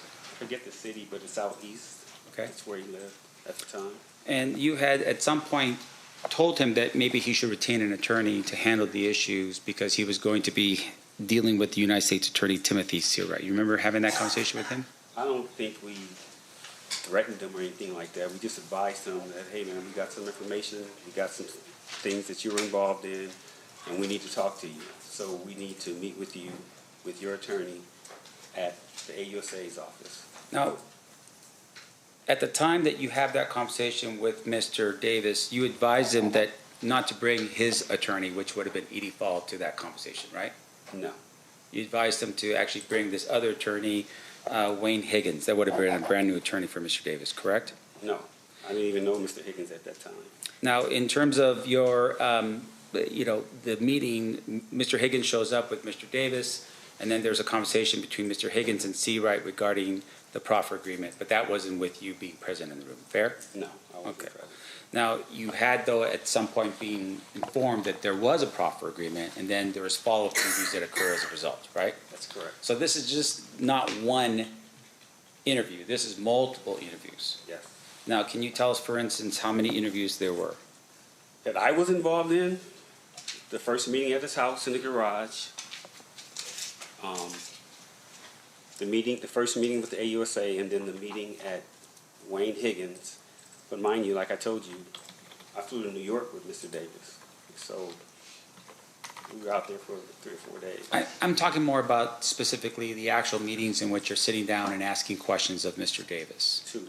So that would be the initial meeting with United States Attorney Seawright in the room, and then the second meeting was, I'm sorry, at what time? That was with Mr. Higgins at his office on Wilshire Boulevard, if I'm not mistaken. I forget the date. Okay, would that be October or December 18th? 2008. 2008. Yes. Do you recall actually being involved in a meeting or being knowledgeable of a meeting that took place on December 1st, 2008? No. How about a meeting that took place on January 7th, 2009? I don't recall. No. How about another meeting that occurred on February 11th, 2009? I don't recall any of those dates. Okay. I just remember the 3 that we dealt with. Right. And once again, you're refreshing your recollection off of a DEA 6 form, correct? No, I'm refreshing my recollection off of my recollection. 30 years later? That's right. And about 20 murder trials. Right. Of my own. Which is amazing. Good job. It's not amazing, just doing my job.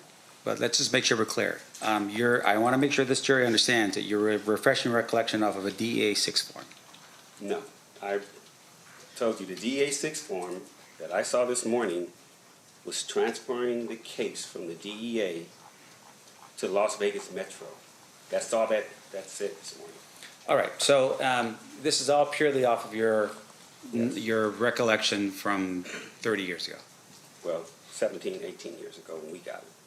The case was 30 years ago. So Right. we had it in 2006. And 20 murder trials later. That's right. You're refreshing. Okay. That's right. So let's keep going through it.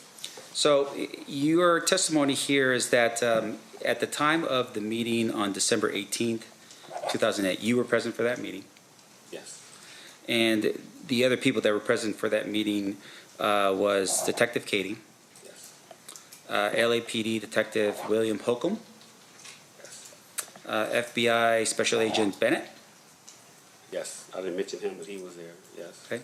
And then was anybody else there present? Mr. Davis and Mr. Higgins. And then outside of those, was anybody from the United States Attorney's Office present? At the first one in 2008, I think, and not in 2009. For sure, not 2009. I can say that. Okay, but I want to make sure we're precise for this jury. On December 18, 2008, was the United States Attorney present for that meeting? Yes. Now, in addition to that, the recording that had occurred and the one that you've introduced into evidence in this case, was that a recording to which Mr. Davis or his attorney knew about? Which one, 2008 or 2009? 2008. 2008? I don't know. Okay. I didn't know it was being recorded either. Sure. And with regard to the FBI special agent that was there, are you aware of what's called a 302? Yes. What is a 302? It's a report, information report that they write out, kind of like the DEA 6, kind of. Yeah. And then in terms of how the 302 works is they don't actually record information with a recorder. They actually just write things down into the 302, right? That's correct. In this particular case, was Special Agent Bennett aware that there was a recording? I have no idea. Now, in addition to that, on March 9th, you had said that he was, I guess, activated as a confidential informant. So I think it's around that time period, right, of 2009. Between what time periods did Mr. Davis give information to LAPD as a confidential informant? Do you remember? I don't remember how many times we met or how many times I was involved in speaking to him.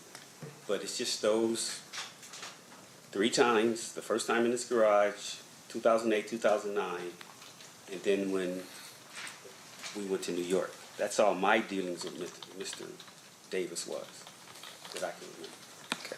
Now, the December 2008 proffer that you were part of, did you verify any of the information? That Mr. Davis told us? Yeah. We were trying to verify as much as we could. Okay. That's Well, why we tell us put it the in efforts. No, I'm sorry. Can you tell this jury the efforts that you made to verify the information that he gave you in 2008? Flying to New York to try to get the relationship with Zip, Mr. Martin, because he was involved here in Vegas with the murder, and the large sum of money that was supposed to be given to Mr. Martin to give to Mr. Davis. So that's why we flew to New York, to try to get that whole thing going. Right. And based upon your efforts in New York, were you able to verify that any of that information to be true? No. Now, in addition to that, there was other information that Mr. Davis gave up in 2008 in December. Did you verify any of that other information to be true? I don't think any other information that he gave us was anything except the murder of Tupac. Sure. Did you at any point verify, for instance, the people that he identified in the vehicle? No. You are aware, of course, that some of the people that he had identified in the vehicle were still alive in 2008, right? One was. Who was that? That was Terrence Brown. Okay. Did you ever verify that Terrence Brown was in Las Vegas at the time of the murder? We never got a chance to. Why not? As I said, our first course of action was to tie in Mr. Combs, the money, and work back from there. So you fly to New York, it's a bust, you fly back, and then you never follow up on what happens with regard to Mr. Brown? No. I didn't. You're part of the task force. Yes. Do you know if anybody else on the task force verified that information, that Mr. Brown was in Las Vegas at the time of the shooting? No. Now, in addition to that, we talked a little bit about the type of scenario that Mr. Davis is in, right? He's being targeted as a potential suspect in a Biggie Smalls murder. You develop information about him being a drug dealer, right? Yes. And you had said, I think how much time was he looking at? Life sentence? I think so, yes. Right, pretty heavy sentence, right? Yes. And so you had also targeted the idea, though, that it wasn't just him moving some large amount. It was people coming into his house, potentially his family. People could be arrested, his friends, for instance, that was part of that, and they all could go to prison, right? I will say this. Mr. Davis took the hit for a lot of people in his family and his kids, his wife, but that's why he did a lot of the stuff he did. I will say that. And I appreciate you saying that. And so in essence, he said, okay, this is all on me. I will take the hit for the family. Yes. Now, in terms of the way that you recall how he describes what happens and so forth, you had mentioned that he's in the car, he drives up next to the other car, and then he gives the gun to the back seat because he was going to do the shooting, and then he gives it to somebody else. And then I guess it was Dre said, no, I can't do it, and then Orlando fires the gun. Yes. Okay. So the four individuals that in the car would have been Mr. Davis, and then Mr. Brown, Driver. and then Mr. Smith, and then Mr. Orlando Anderson. That's correct. Okay. Do you, at some point, these people come back to Compton, right? Were there any, as far as you know, did anyone attempt to kill Orlando for being the shooter in the vehicle of Tupac Shakur? I don't know if anyone tried to kill Mr. Anderson, but a lot of other people got shot and killed. Sure. And so what other people that you recall were being shot and killed? I don't have the list of people who, I know Darnell Graham got shot, and then an 11-year-old girl got shot. Off the top of my head, I can remember those two. It was war. Compton's, 10 square miles, and all of these people know each other from growing up. It was people standing, they were hiding out, walking the streets. But in terms of the four that's in the vehicle, was Mr. Smith shot? No, not that I know of. And what about the other person, Mr. Besides Mr. Davis? Mr. Brown? Yes. Not that I know of.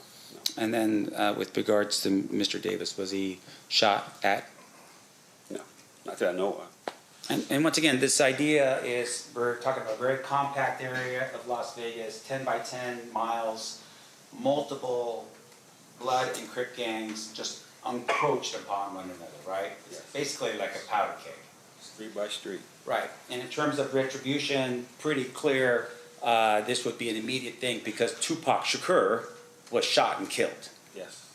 And Death Row Records, as a member of the mob Piru, would have been definitely out for blood on that. Yes. But none of those four individuals were shot at. No, not that I know of. Yeah. And in fact, just to make sure I'm clear, Orlando Anderson was actually shot and killed probably about a year and a half later, right? Unrelated, yes. Yes, and it was unrelated, meaning that people that he got into a gunfight with was actually other Crips. Yes. Right? And it was over money, as far as you can recall. Yes.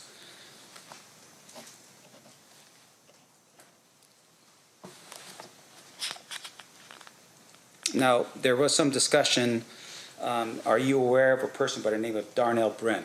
Yes. Darnell Brim is, and I think there was some discussion about, there was two different sets in the Southside Crips. Yes. One set was the Burr Street set. Correct. And that would be Burr Street where Mr. Davis lived on. Yes.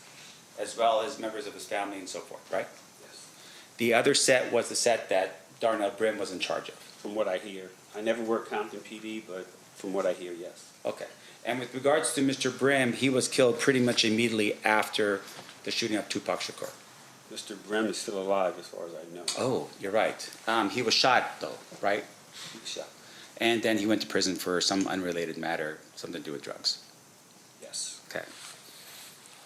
Now, in terms of Mr. Brim, was there ever a conversation with Mr. Brim to determine or have questions asked with regards to Tupac Shakur? When we started, again, I started in 2006. Those questions would have been initially asked of Mr. Brim when he was shot in 96, 97.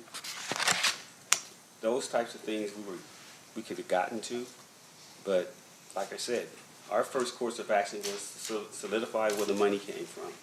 If Mr. Combs was involved, and was Mr. Davis telling the truth about being paid for the murder of Tupac Shakur. And outside of that, any additional sort of boots in the ground discussions or investigation in Compton was handled by somebody else? The initial, the preliminary. Right. And if we would have gotten to that, we probably would have talked to people, but I'm sure that they were talked to already. This is on a Fed level trying to get a RICO case against people. Okay, this is a whole different level of Compton. Sure. This is FBI, ATF, DEA. This is trying to solidify that Death Row Records and was built on narcotics and Bad Boy Records. Now, you don't understand this, but I'm from the hood. Everybody knows it was, okay? Everybody knows that those record companies were started with the sales of narcotics. So the feds were looking at a RICO. We cared about the murders. So this was chasing the money. This was chasing Sean Combs to see if he was involved with, the hit on Mr. Shakur. And so once you determine that, he's given information not because of Biggie Smalls, but rather because of Shakur, you never once reached out to Metro at that time to say, hey, Las Vegas, you guys are the ones in charge of this murder. Come down to have an interview with Davis? The decisions were, again, way above my pay grade. And our command staff, whoever made that decision to keep it in-house and for us to handle it on the Fed level, because it would have spread all the way to Las Vegas and not notify Las Vegas Metro at that time, wasn't my decision. I see. So had it been somebody up the chain, maybe even the United States Attorney? Whoever. See, right. Yeah. Okay. That's not your call to make. No, I'm just a soldier, okay? Right.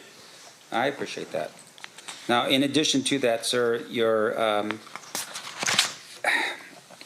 in terms of the information we're talking about here, at some point your other LAPD detective leaves the LAPD. Greg Kading. Yes, in 2011, I think. And in 2011, I believe he publishes a book. Yes. And that book is called Murder Rap? Yes. Did you read that book? Parts of it. All right.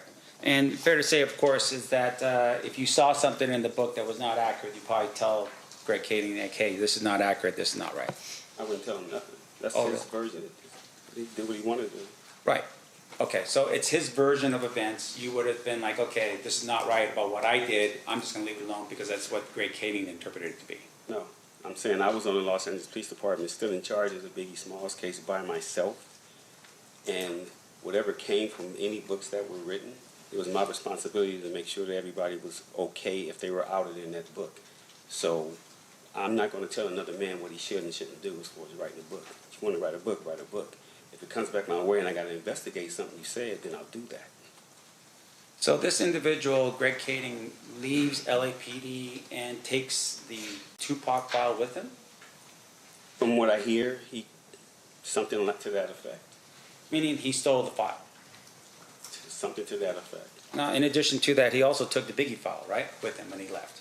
From what I hear, I've never seen him, but that's what I hear. Okay.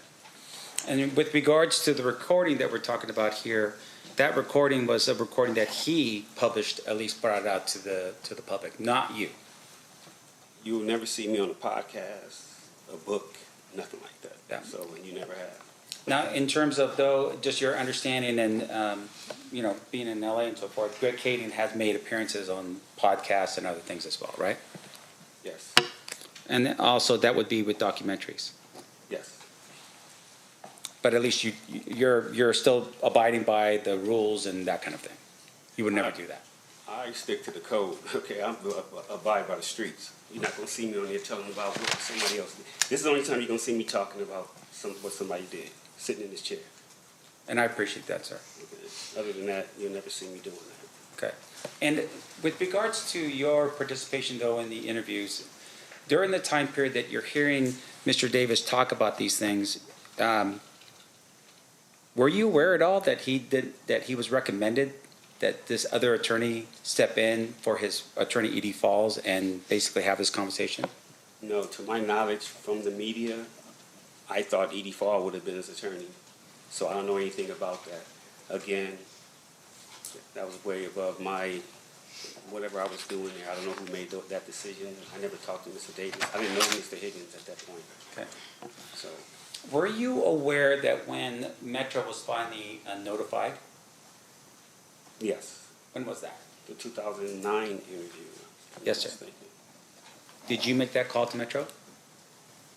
Chain of command. Somebody upstairs called Vegas when we disbanded our unit. Our case was going back to our DA.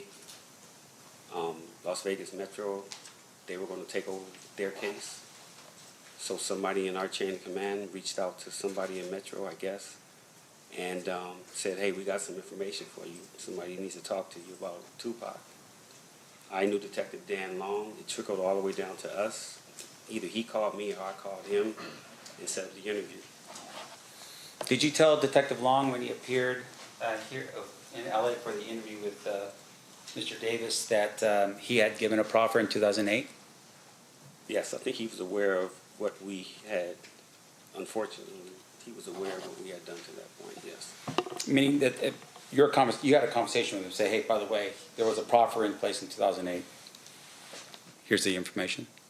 I'm sure I did. I don't recall if I told him immediately or whatever, but he was aware that we had been dealing with Mr. Davis. So, and once again, that proffer agreement between you, the government, or, the various people of the task force plus Mr. Davis, up until that point, there was no violation of that agreement, right? Not to my knowledge, I don't know. Right, meaning that, for instance, Mr. Davis didn't do anything that would say, hey, you violate the terms of this agreement. No, I never used that term with him, because, no. Right, but at the same time, your higher-ups felt at this particular point, yeah, give the information that you just learned about Mr. Davis from 2008, give that to Metro, right? Yes.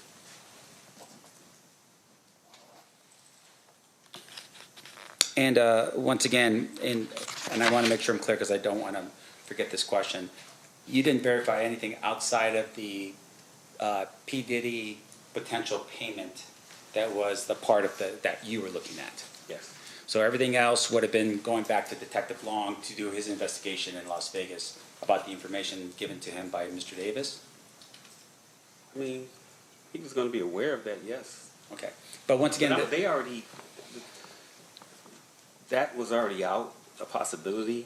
Just hearing Mr. Davis say it kind of solidified it, that we need to look more into this part of it, instead of it just being Tupac getting killed, Death Row, and Southside, they were involved. Yeah, but I think we're here for a slightly different purpose. We're in Las Vegas, and we just want to know what facts were presented, or at least established, with regards to this situation. You're telling me Detective Long would have been one to verify whether Mr. Brown was here in Las Vegas, whether any of the other individuals in the vehicle that was represented to you was actually here in Las Vegas to establish that, right? That was his job, not yours. Yeah, on the murder. Right, yeah. Right.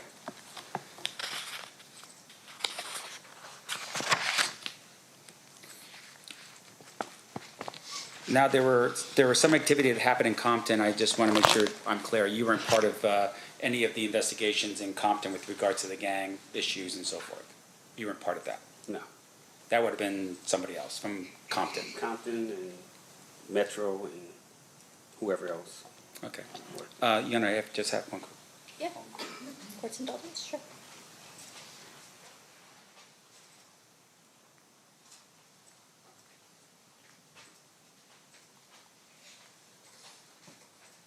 Your Honor, I pass the witness. Thank you. Okay. Any redirect, Mr. Juckman? Just briefly, you brought up the fact that Mr. Davis said, basically, Sean Puffy Combs solicited the murder of Shogun Tupac during the course of that conversation.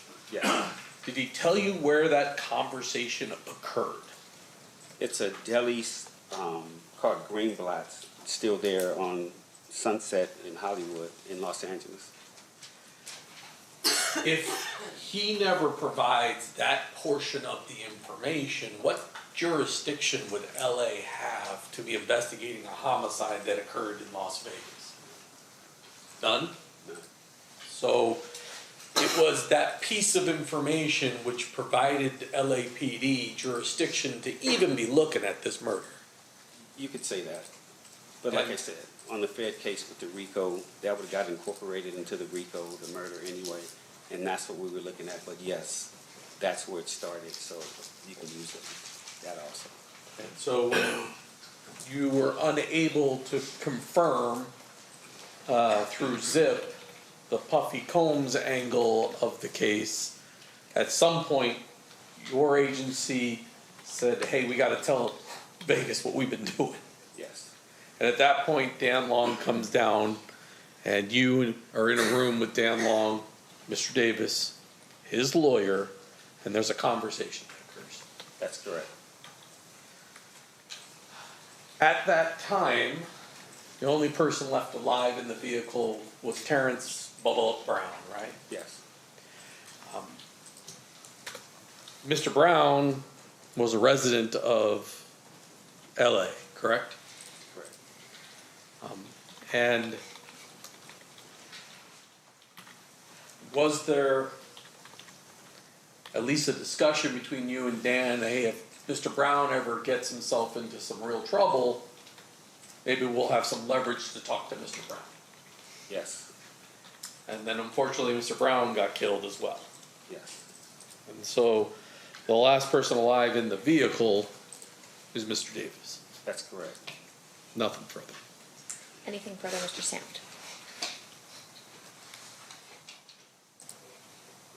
Okay, so what investigation with Mr. Brown have we talked about? You wouldn't be able to verify information about where he was, whether or not he was in Las Vegas, right? You're saying. You, with Mr. Brown. We wouldn't be able to? Yeah. We could have, I guess. Right. We would have got to that, yeah. Sure. And with regard to that, you didn't make that effort while he was still alive. No. And would it be fair to say, of course, that even if someone had passed, that you would still need to verify what Mr. Davis said to you, regardless of whether or not the person's passed or not? We'd have to verify everything. Right. And like I said, the start of it was Sean Puffy Combs, so that's where we started. And Sure. that's it. And your focus is a little different, but in terms of the actual murder of Tupac Shakur, information with regards to, you know, these other individuals in the car, that would have been given to Metro to handle here in Las Vegas. Yes. Okay. No further questions. State, anything further? Of course you will.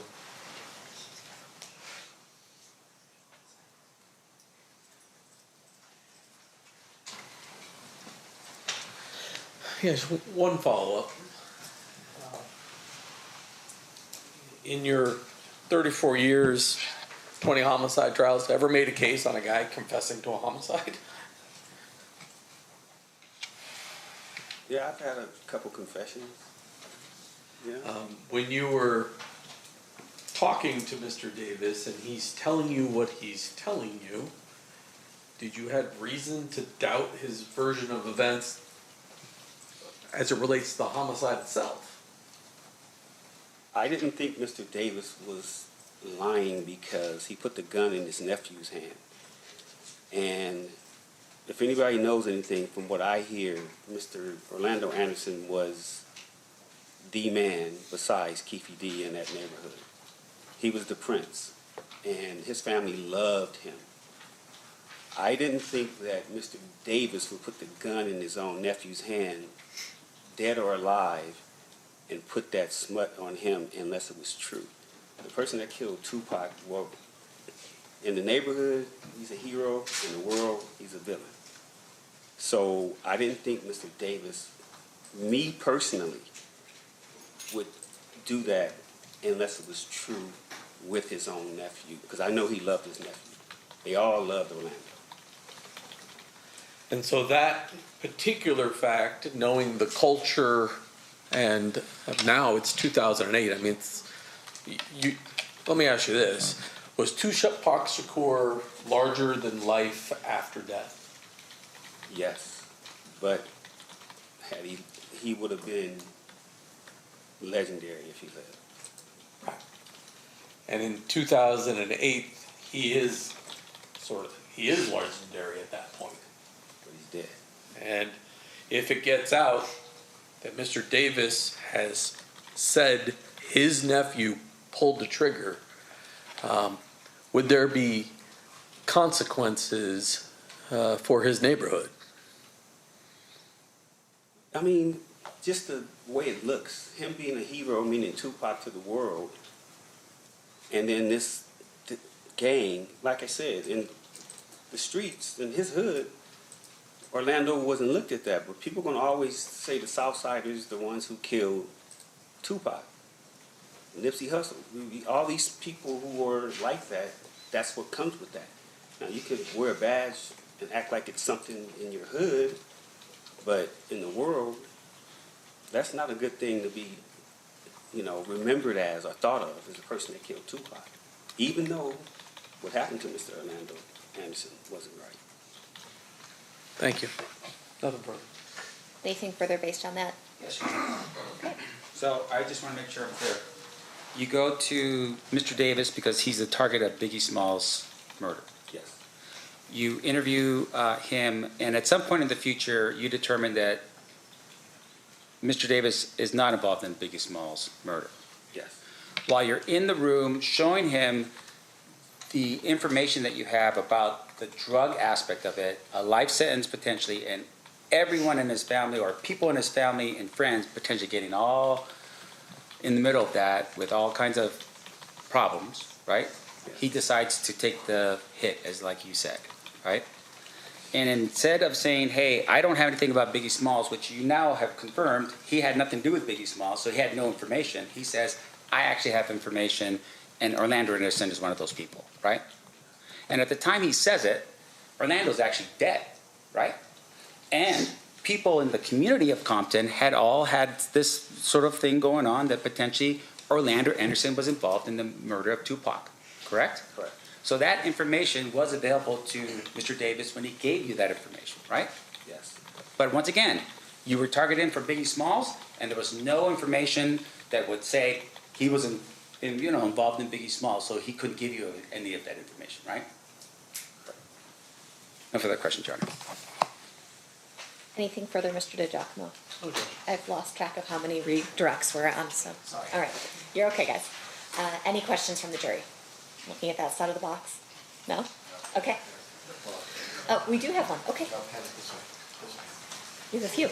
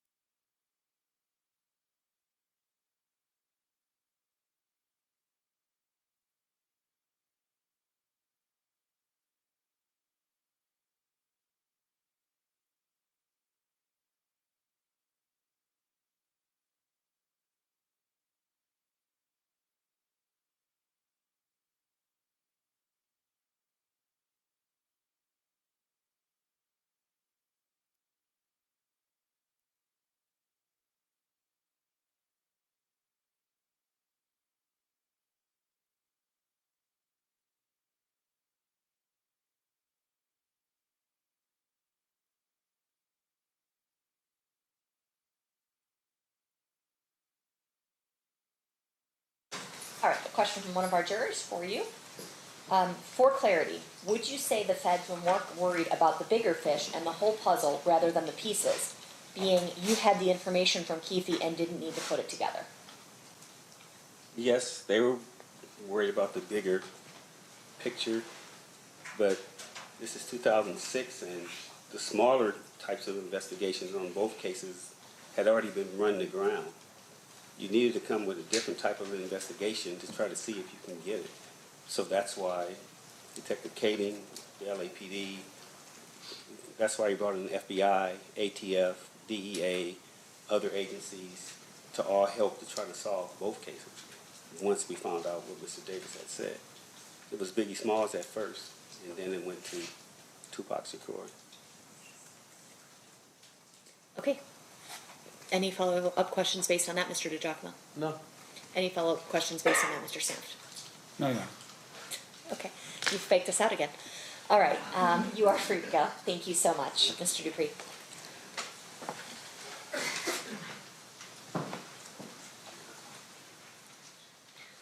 Your Honor, one quick thing before the witness leaves. Oh. May we approach? If you want to just have him wait in the hall, or do you want him to wait? If he can just be back on the stand for a second. Oh, okay.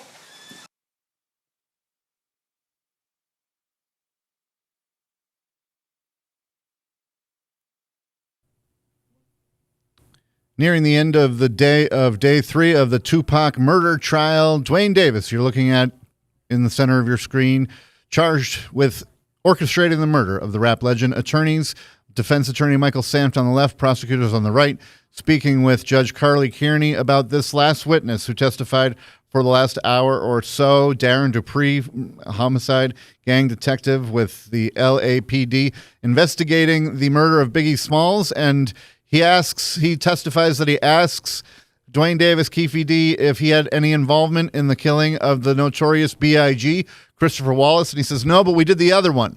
And the next 2 hours of testimony is incredible as far as what he has to say about the Compton gangs and what Biggie Smalls had to say. Let's listen in to what might be the last few minutes. If you could refrain from, you're ordered not to discuss your testimony with anyone else in this case until you are released from that potential recall. Okay, thank you. You are now free to go. All right, State, what did you want to present next? Well, we're going to start the 2008 statement, so we fill up the rest of the day. Okay. But we have at least one witness tomorrow, so we'll call that witness tomorrow and then probably continue on the rest of the day with the rest of the statement. Does it make sense then? All right. Does it make, unless the court wants us to call the witness tomorrow at 1 and then start the statements. I think that might make the most sense. There's just more time in the statements than there is in the day tomorrow. So we still don't finish. If we play the half hour today, will that finish it out tomorrow? It all depends on Mr. Sam's cross of the witness. Well, Your Honor, Your Honor, there's two statements, right? I think we can definitely play one of the statements after the witness tomorrow. Okay. And then we have a subsequent statement. We're also playing that we introduced through Mr. Dupree. So. And none of them will finish in the half hour. The 35 minutes we have left. That's correct. That is correct. All right. I'm going to have the jury. I'm just going to have the jury leave a little bit early today. We'll have them back at 1 o'clock tomorrow. All right. During this recess, you are admonished not to talk or converse amongst yourselves or with anyone else on any subject connected to the trial, or read, watch, or listen to any report or commentary on the trial of any person connected to this case by any medium of information, including without limitation, newspaper, television, internet, and radio, or form or express any opinion on any subject connected with the trial until the case is submitted to you. We'll see you guys back here at 1 o'clock tomorrow. Thank you. Stand for jury.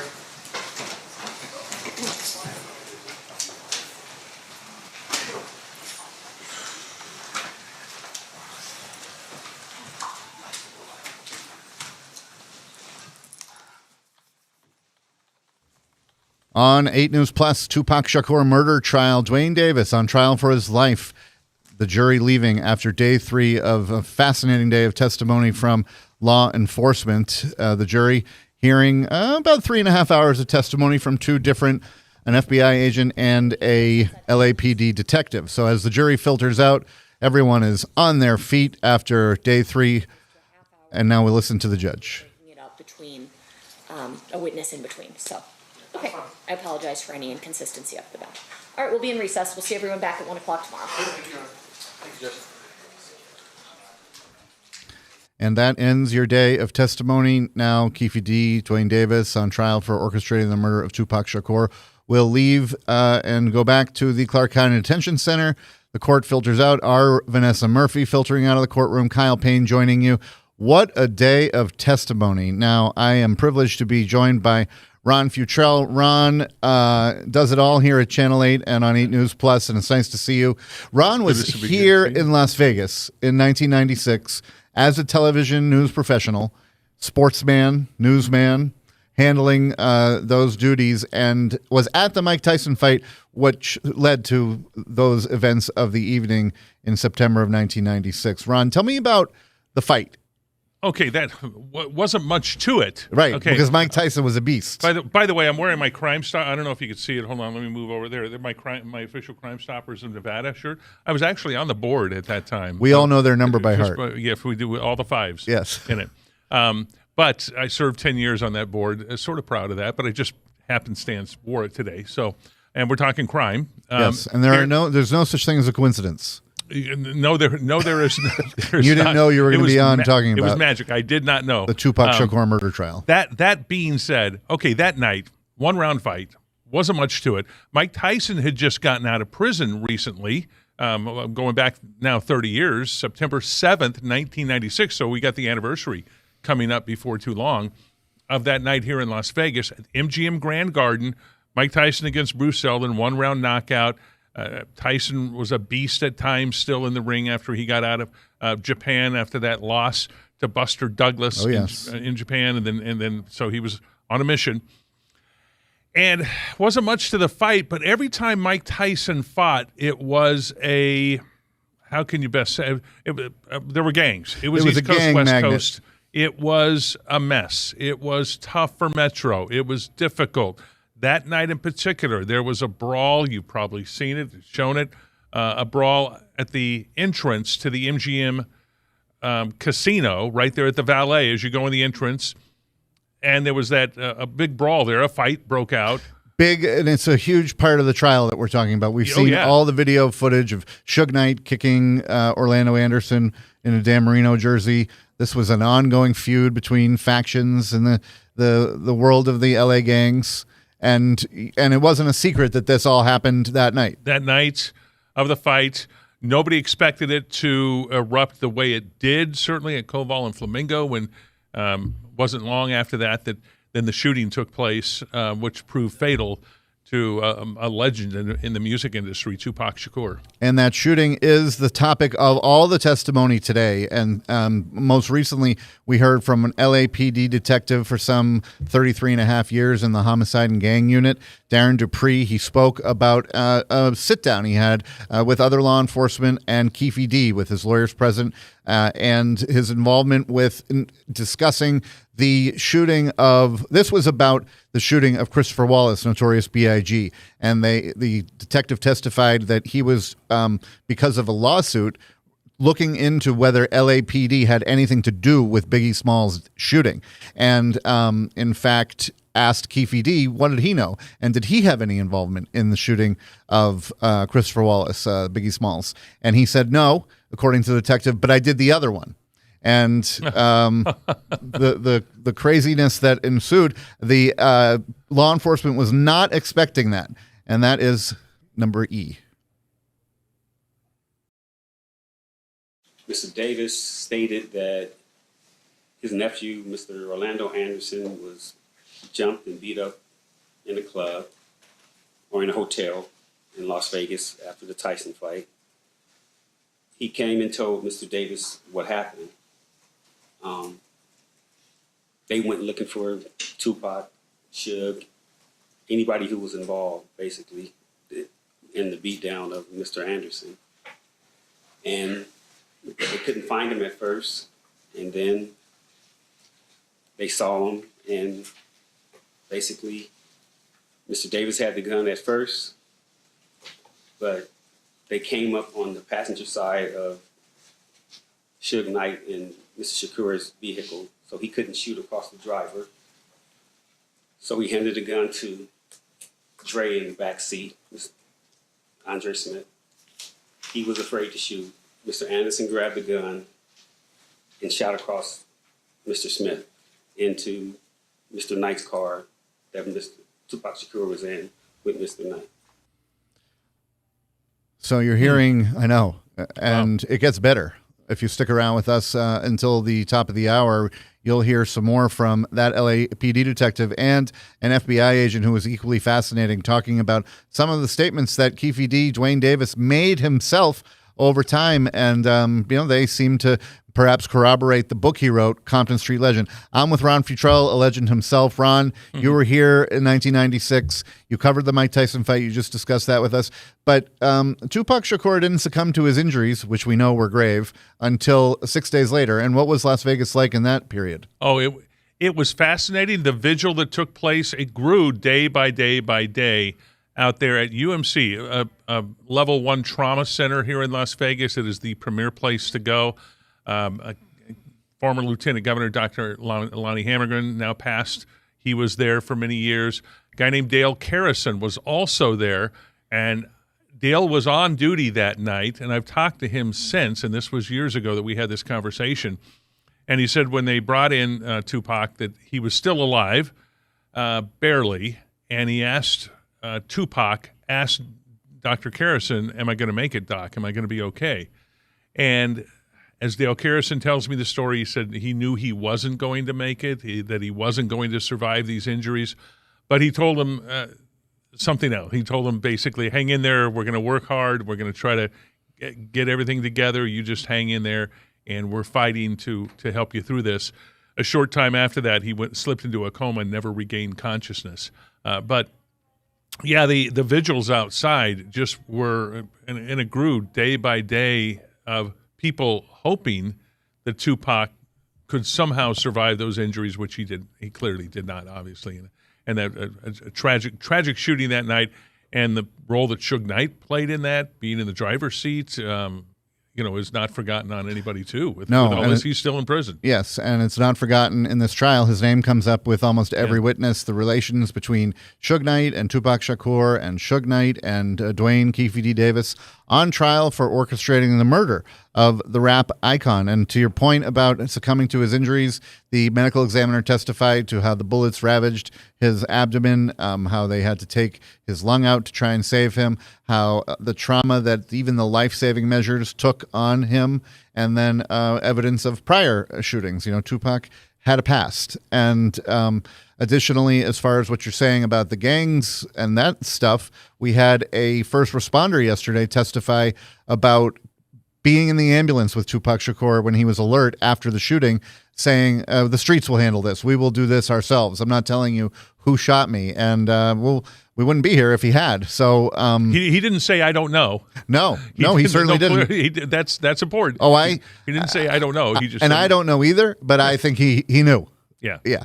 And so, to that point, what he knows, what people know is all of this trial so far has been based on what people say what people say Keffe D, Duane Davis said, not necessarily a smoking gun or direct evidence tying him to the crime, just what his own words were. And in the testimony of the LAPD detective who testified earlier today and ended the day, Darren Dupree, a 33-and-a-half-year homicide and gang detective, he talked about when Keffe D first mentioned on his own the shooting of Tupac Shakur. That's soundbite D.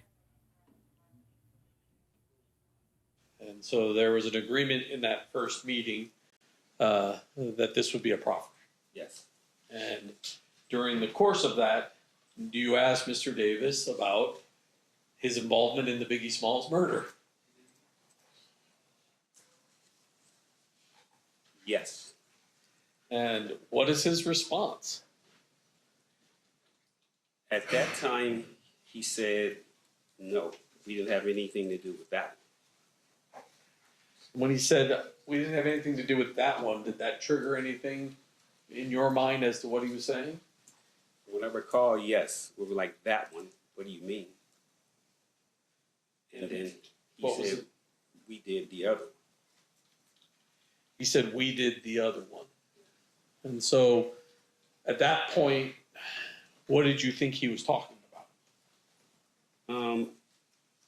Me personally, the only other one was Tupac. But we had nothing, we didn't think we were talking about Christopher Wallace. We didn't ask him any questions about Tupac. He offered that on his own. And so when he does that, is there some discussion then of maybe having a conversation about Tupac? It was a surprise to us. Number one, we were shook. We were surprised. Yes. I mean, I don't know if we shut that meeting down then to discuss what we were going to do. I don't remember, but we were surprised. And the jury probably surprised to hear that Keffe D, Duane Davis, just said, hey, we didn't do that one, but we did this one. And in a long day of testimony by law enforcement, that was fascinating information.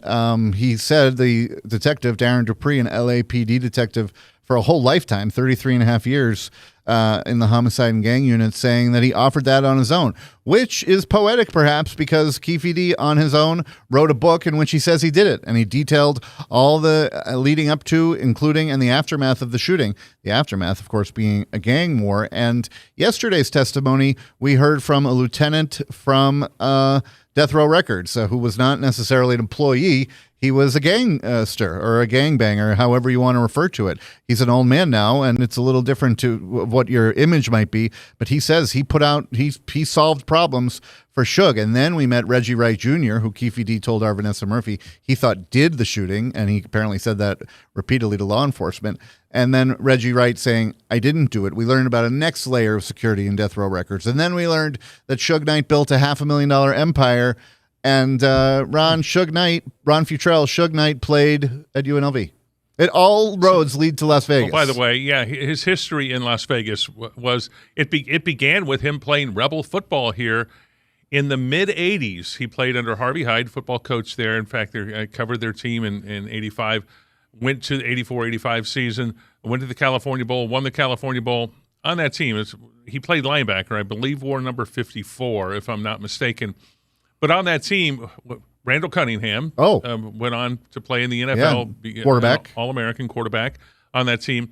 Also on that team in special teams was a guy by the name of George Maloof. The Maloof family, very famous here in Las Vegas. What brought them to Las Vegas from Albuquerque was UNLV football, and then they have built an empire here in Las Vegas of different casinos, bought and sold different casinos here in town, most notably the Palms, but the Fiesta before that. So that team had an interesting group of characters.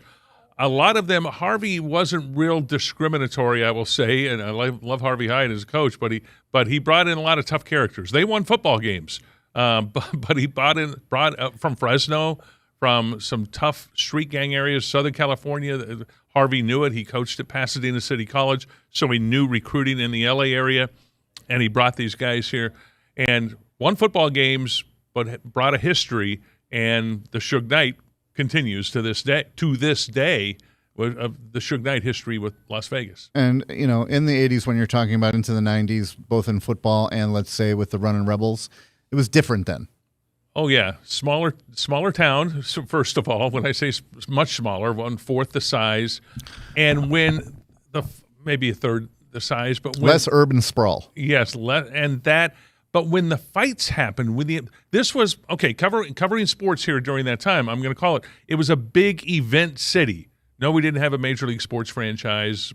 Pro team had Rebel basketball, pretty much the same thing. But and the football team was pretty good. It fell after Harvey Hyde got fired. But what was key here? Twice a year at least, whenever Mike Tyson fought, and whenever you had the guys in the middleweight class or welterweight, Hagler, Hearns, and Leonard Duran, you had a mega fight. A mega fight, big event here in town, which this whole city got behind. It dominated. These were on pay-per-view all across the world. Yes, people were the boxers were huge stars. Marvin Hagler, Sugar Ray Leonard. Yes, they're names that 30 years later no one is forgetting. No, and Mike Tyson at the top of the list because boxing's not what it was. Oh, not near. The UFC comes in around the year 2000. Well, 2001 UFC, to be exact, and the UFC sort of took the boxing spot, if you will. Go into that, but I won't. It doesn't matter in this in this case here. But it was. But you have to understand that when Mike Tyson fought, it lit up the city. It became anything. And we did full half-hour newscasts on the 11 o'clock news on the fight that night and what happened. The ear bite fight was after that was 97. Here, November 97, also at the MGM Grand when Mike Tyson took a chunk out of Evander Holyfield's ear. Mm-hmm. His skills had deteriorated to the point that he was not the boxer he was before he went to prison on that rape charge in Indiana. But still, he was good enough to take care of Bruce Seldon that night. That was no contest. It was an easy fight. It won't take you long to watch it online if you want to see it. But everything around those fights, talk to anybody who worked at Metro, not just that night, but any night. I felt for the officers and the police officers in the city that had to keep the peace because it did not bring in the best of crowds. And they had a tough time being able to police those fights time after time after time. So in a vacuum, not to be too cavalier, but in a vacuum, to hear that there was a shooting after the Mike Tyson fight would not surprise anyone. No, it would not. And one surprising thing, though, is that shooting that night has captured the attention of America and perhaps the world, if you're watching worldwide in this trial, for 30 years. It became part of the fabric of Las Vegas for 30 years. Of who did it? Yep. Who done it? Unsolved, cold case. And now you have Duane Davis on trial because it seems he told everybody he would listen, the authorities, any readers of his book, that he did it. And today, testifying towards the end of trial, Darren Dupree, LAPD detective, whose testimony was fascinating and at the end combative, a homicide and gang detective. This was, of all the witnesses we've seen so far, and I believe there have been 14, this is the one that we've had the most back and forth. Prosecutor, defense attorney, redirect, defense attorney, redirect, recross, recross. It got crazy. The judge, Carly Kearney, presiding over the case, said she forgot how many times they went back and forth with this particular witness. But at the end of his testimony, he was asked why would, if he loved his nephew, why would Keffe D, Duane Davis, tell on him that he pulled the trigger and give all that detailed information? And the exchanges that you're about to see are fascinating. This is F. In your 34 years, 20 homicide trials, ever made a case on a guy confessing to a homicide? Yeah, I've had a couple confessions. Yeah. When you were talking to Mr. Davis and he's telling you what he's telling you, did you have reason to doubt his version of events as it relates to the homicide itself? I didn't think Mr. Davis was lying because he put the gun in his nephew's hand. And if anybody knows anything from what I hear, Mr. Orlando Anderson was the man besides Keffe D in that neighborhood. He was the prince, and his family loved him. I didn't think that Mr. Davis would put the gun in his own nephew's hand, dead or alive, and put that smut on him unless it was true. The person that killed Tupac, well, in the neighborhood, he's a hero. In the world, he's a villain. So I didn't think Mr. Davis, me personally, would do that unless it was true with his own nephew, because I know he loved his nephew. They all loved Orlando. And so that particular fact, knowing the culture, and now it's 2008, I mean, let me ask you this. Was Tupac Shakur larger than life after death? Yes, but had he would have been legendary if he lived. Right. And in 2008, he is legendary at that point. But he's dead. And if it gets out that Mr. Davis has said his nephew pulled the trigger, would there be consequences for his neighborhood? I mean, just the way it looks, him being a hero, meaning Tupac to the world, and then this gang, like I said, in the streets, in his hood, Orlando wasn't looked at that, but people are going to always say the Southsiders, the ones who killed Tupac, Nipsey Hussle, all these people who were like that, that's what comes with that. Now, you could wear a badge and act like it's something in your hood, but in the world, that's not a good thing to be, remembered as or thought of as the person that killed Tupac, even though what happened to Mr. Orlando Anderson wasn't right. Thank you. Nothing further. There is so much to unpack there. You see the attorney, the defense attorney, Michael Samft, getting up to speak, and he then had a lot of questions about, his memory 30 years later or 17 years later, depending on which interview you're talking about, with Keffe D, Duane Davis on trial for orchestrating the murder of the rap legend Tupac Shakur. And there are so many legends in this narrative, starting with Keffe D himself, who claims he was a top member of the legendary Crips gang, to Sean Puffy Combs, to Snoop Dogg, to Christopher Wallace, the Notorious B.I.G., to Tupac Shakur, who you heard the LAPD detective there, Darren Dupree, say was larger than life and grew to be legendary. And of course he is. He's one of those handful of stars that goes by one name, like Ron Futrell. And Ron, look, Las Vegas is a place of legendary things. Amazing things have happened here over the years. And when we talk about all things running to Las Vegas, the one name I didn't mention in that litany of names is Mike Tyson.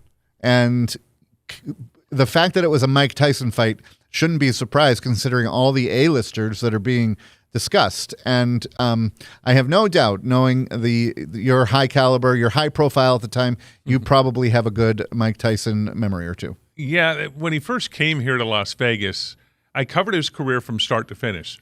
So mid to late 80s, I'm going to say 86, 85, 86, he comes here. We hear about this undefeated kid from Catskill, New York. Oh, yeah. He was unstoppable. He was 10-0. He was beating everybody in first-round knockouts.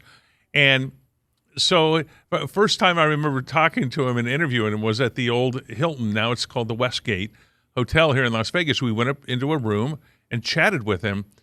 And he starts talking about boxing history with all of us in the room, the media people in the room.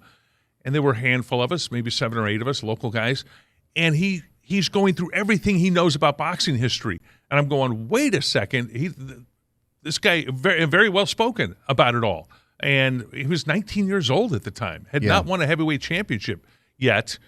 He then later did, a year or two later, and fought here early and often and won fights. And Don King was not part of his promotion then. Don King became a major part of his promotion. He was part of the other fighters sometimes and had an ancillary role in the promotions.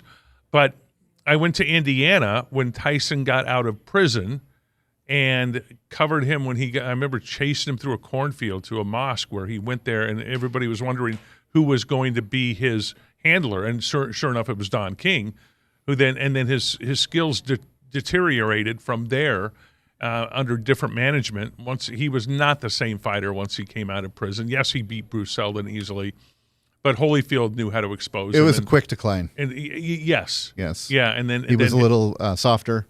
Oh, he absolutely was, and lost those 3 years of prime time making money, and also Vegas in the fight game. It was very profitable. When Mike Tyson fought here, a lot of people made a lot of money in the casino industry, and a lot of people, just regular folk, did, just because there was a lot of money being thrown around and tips and that sort of stuff. So it was interesting. And Mike had a bipolar personality. There were times where he'd tell me, hey, Ron, you want to come over and bring your kids by the training camp and come see me work out at Johnny Toco's Ringside Gym on Charleston? I never did. I should have. You should have. I should have. No. And then other times when I'd ask him a question and be a bit of a smart aleck, and he would counter, well, why are you always such a smart ass all the time? And so you could trade paint with Mike a little bit as a reporter. And I did that a few times with him, but he was always enjoyable to cover. It was lightning when he came to town. But he had a temper. Oh, yes. And I'm sure he turned that on you because you were not afraid. No, you were not one to back down. And it was, in fact, for this fight in particular when he got on me. And it was at a. I'll tell the story real quick. You've got a minute. The news conference was being held for the Bruce Seldon fight. Was being held. We were going to be a family town once for about 5 years. Vegas was going to be a family town. We had a theme park, MGM built, where there's convention space now, but a theme park was built there like Disneyland, a small Disneyland. And so they had the news conference there, and they were talking about how excited they were, Don King was, about how excited they were that they were giving this fight away on free TV. It was on Fox. Oh. Free TV. It wasn't pay-per-view. So I asked, the second or third question I asked Mike Tyson, because Don King was acting like it was being done out of the goodness of their heart.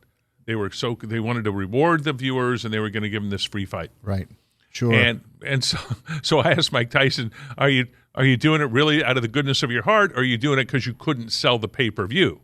Which, of course, was the answer. They couldn't sell the pay-per-view for this fight. Yeah. And nobody heard of him in a while. That's when Mike was unhappy with me asking that question and countering him on that. And then I got a great answer out of him after that. And then his other two handlers, Rory Holloway, John Horn, whisked me away when they saw Mike was angry and said, your time's done. Interview's over. Amazing. And Ron Futrell, thank you so much for joining us today, and we'll see you down the road. Of course, on the show with George Knapp, The Mystery Wire. It's the world is watching that as well as this trial. When's The Mystery Wire on? It's on Thursday nights. Drops at 7:30 in the evening, I believe, every Thursday night. But you can go on this app that you're watching now and rewatch the episodes. It is, I'm going to get off topic here a wee bit, but it is sure fun working with George Knapp. Oh, I can't imagine he's on my team. Wealth of knowledge that he has about this city and about the topics of mobs and the unknown, the paranormal. I learn stuff every day sitting down with him and going over those shows, and I hope the viewer does as well. A good reason to download 8 News Plus for free, which we're hoping you do after watching all this exciting trial coverage and talking with Ron Futrell. Ron, and what you say about learning is really something, because today we learned about boxing and the role that it played in this, but we've also been learning so much about the hierarchy and the inner workings of gangland Los Angeles at the time, bleeding into Las Vegas perhaps during the time in 1996 of the Mike Tyson fight with Bruce Seldon that led to the Tupac Shakur murder, for which Duane Davis, Keffe D, is on trial. And we've also learned about the $500 million enterprise of Death Row Records and what that has to do. And all roads not only leading back to Las Vegas and to Keffe D, but to that man right there, Suge Knight, who yesterday we talked about quite a bit in court, or was talked about quite a bit in court, because he was, related to Tupac, who law enforcement testified might be leaving Death Row Records, and then that might give motive to someone else other than Keffe D to kill the rap icon. But also Keffe D on numerous occasions, both in a book that he wrote and in one FBI interview and another LAPD interview, saying, detailing his role or his nephew's role and what he did, and even identifying the type of gun and the caliber, a .40 caliber. And, then the jury seeing gruesome photos of the aftermath of Tupac Shakur, who did not ever recover from his injuries and died here in Las Vegas, and the shooting almost 30 years ago to the day. So here are some bookkeeping matters. One, at 7 p.m., we will be back to wrap all of this up and tell you everything that happened in a very exciting day 3 of the Keffe D murder trial. Duane Davis accused of orchestrating the murder of the rap legend Tupac Shakur. In addition, we will be covering this all month long, as we expect it to be a 4-week trial. So even though today was only a half day, it was full of fascinating information, accusations, and otherwise. And we will be here to discuss it all with you every night this month at 7 p.m. and all day, every day during Gavel-To-Gavel coverage here on 8 News Plus. We thank you for being with us, and we hope to see you at 7 p.m. Ron Futrell, thank you very much. Kyle Payne, and for Sasha Loftus, we'll see you then. Thank you.